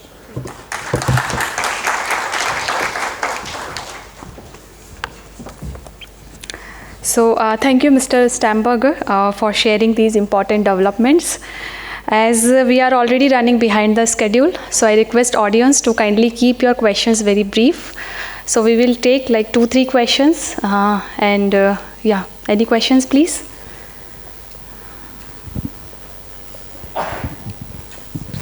Hello, my name is Tanmay. First of all, thanks to all the presenters for giving an overview about what are the different initiatives happening across different geographical locations for the adaptation of DC grids and the development around that. I have a question to Mr. Silva. You mentioned that current OS is developing standards for the DC grid products, and also this needs to be certified for current OS marking. So I just want to understand, IEC already developed standards, and there are already CE certification requirements, for example, in the European Union. So why is this additional layer of certification requirement from current OS? Why this cannot be directly integrated in the IEC standards? Yeah, thank you very much for your question. That's an important point. And in fact, I was saying that we are not competing with the IEC when developing standard. We are talking about interoperability. And all the IEC standards today for DC products, typically, but not only for DC, also for AC, of course, they are used by the different conformity assessment scheme of the IEC. The CB scheme, for example, is one of them. I know that quite well, being involved in that for more than 15 years. So the basic safety of a product will always be certified to the IEC standard or to the local standards. It can be a UL standards in the US, a GB standard in China, for example. That's the basic things. The certification regarding current OS is mainly towards the interoperability of the product. So that means if you have different products with the current OS logo, at the end it means that they can operate between them. That's the key point of the certification of current OS. There is a prerequisite saying if your product is not compliant with the local regulations, local standards, you cannot get the current OS logo. That's the example for Wi-Fi products, for example. You have the Wi-Fi logo on it. Are you sure that the product is safe? No. There is nothing about safety, there is no prerequisite. We are talking about DC product, and that was part of the discussion in the morning and beginning of the afternoon, how to develop the confidence of the different stakeholders. So we are saying that we are making products that are safe, that is done by the normal certification, and on top of that, they are interoperable on a microgrid. And this is the meaning of the current OS certification program today. So it's complementary, it's not in opposition, it's not a competition. It's really to develop the confidence of the stakeholders. As we say, DC has not always a good image today when we are talking about safety of the users at the end. Can you touch the bus bar, typically? So if we want to convince them that it's at least the same level of safety as the AC, we will gain part of the spread of the DC technology. So that's the aim of the certification scheme. Thank you very much. One more question, please. Anyone? Okay. Thank you, Hartwig. Thank you for your nice presentation about the EU activity on LVDC. You told that SET plan changed HVDC to DC, expanded to DC. Is it related with the IEC activity also? In IEC, there is a TC 115 take care of the HVDC. And is that the possibility of HVDC TC is changed to general DC? Thank you for your question. I'm not quite sure if I understood it correctly. Like, is your question about having standards in IEC for DC regardless of voltage level? My question is, in your presentation, SET plan, strategic energy transition technology plan, SET. Yeah. In the SET plan, in 2024, in the Budapest set plan conference, the HVDC changed to DC. Yes. Yeah. Like the rationale was to emphasize and highlight that direct current does not only mean high voltage transmission across long distances, but does include DC microgrids on the low voltage level, like we have seen in buildings, in industry settings. We will see in data centers the huge installations of photovoltaics. That is all low voltage DC in line with the sustainability targets. Yes, I understand that story. So the set plan covers all DC, HVDC, MVDC, and LVDC. Correct. Yeah. That is the purpose why that was renamed from being high voltage only. My question is the SET plan effect to IEC activity? In IEC, there is a LVDC System Committee and HVDC Technical Committee. Yes, like that is, it is not in opposition to or in competition with IEC. Within the European Union, the IEC rules apply. This is about, I mentioned the European Commission, the European Union has the authority to impose certain regulations and to guide the Commission in making those regulations and enabling, like I mentioned, raising awareness, guidelines, education, provide funding for this. That is the guideline. It's not about writing a different standard, not at all. Okay, I will change my question. Does the SET include the MVDC also? Well, the SET, the Strategic Energy Technologies, is a name that encompasses these, I think, 15 different technologies that are in the focus of the European Union in order to achieve the sustainability targets, the commitment of the Paris Agreement. It is not only DC that can flick that switch and then everything is done. Of course not. There's a lot of other aspects. That is the purpose of this this group. You didn't answer my question. Yeah, thank you. Thank okay, you. we can talk later. So, can we now conclude the session? A small question. Okay. My question to Mr. Howe, I'm not able to spell it correctly, but from China, he mentioned about members of about 120 members they have under PEDF. So do they certify get their product certified from the independent agencies or the independent laboratories? Yeah, you mentioned about the 120 members, right? Yes. So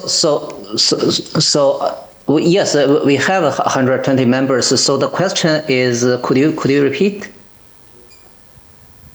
Yeah, coming again. You mentioned about 120 members you have under your association. Yes. My question is, do you get the product certified also from the independent agencies under the LVDC categories?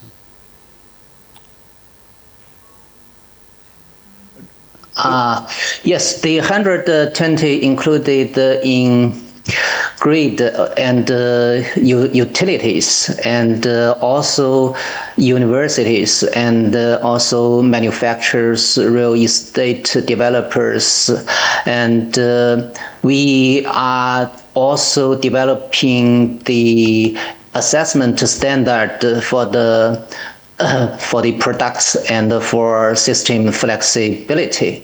And in China now, the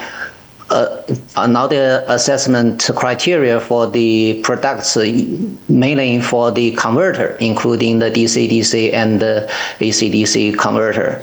And also we have the certificate program for the flexibility, because this kind of we already have the local standard for the flexibility, and needed get the approval both for the building sector and the grid Yeah. Okay. Thank you. I'm not sure whether meet your requirement. Thank you. Thank you. So with that, we come to the close of technical session 2.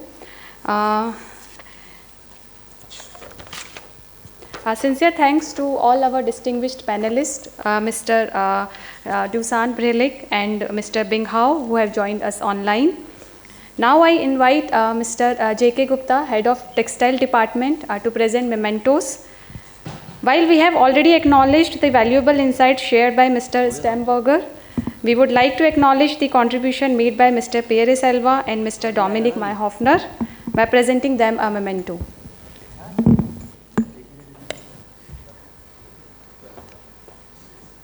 To Mr. Pierre Selva. May I have a big round of applause for the speakers?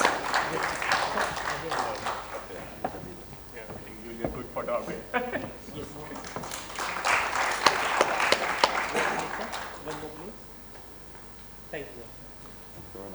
It was a lovely presentation, but very nice to be here. Thank you. To Mr. Dominic Mayhoffner.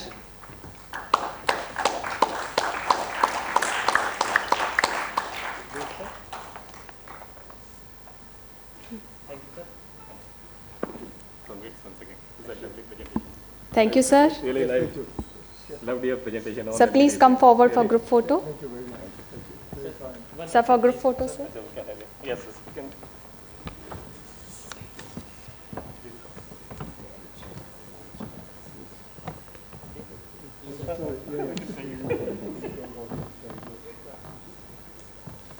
Wait, please, sir.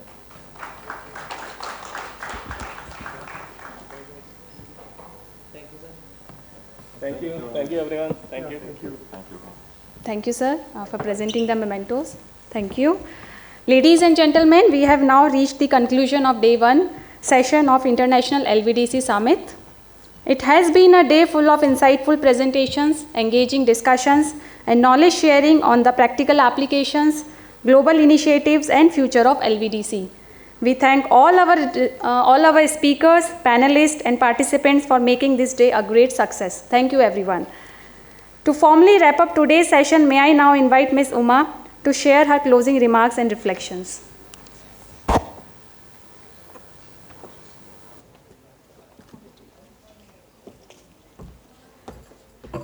So, first of all, thanks a lot to all the participants here, the speakers, and everyone who has been listening from morning. It's not just that we are here together today to discuss and listen. Actually, today is also forming one of the days where low voltage DC technology is moving forward, because right now we are in the phase where LVDC is developing and in a tipping point where it's going to move much more faster.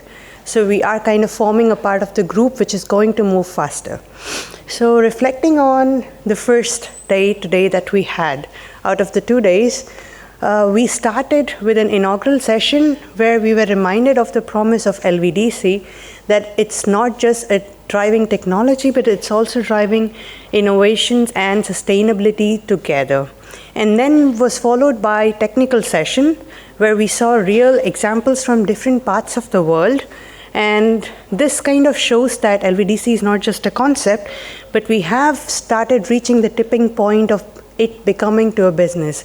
That's where we ended up in a panel discussion in the afternoon where we had a good discussion talking about where are we right now, how could we bridge the barrier, and as standards, how could we help it move forward. Then later in the evening, we had consortia from different parts of the world showing collaboration is one and only way to move forward to bring this technology. So if you want to take one thought away together with you, then I would propose or recommend strongly that think about it this way, that LVDC is not just a future, it's here, and we have to build it together. All the participants here who are sitting in this room. And by closing day 1, I would like to invite you to an exciting day 2, because day 1 was about real-time examples, and day 2 is about the latest research in the project, because there were a couple of questions. So all about what is coming up with switchgear, how DC is going to help AC, and we have an exciting discussion about the socio-economic topics that comes in and the examples in Netherlands, then followed up by what IEC is doing, the technical committees and the system committees. So it's going to be a lot about what we are working on and how we could build this together. So looking forward to see you tomorrow here at 9:30. See you then. Thank you.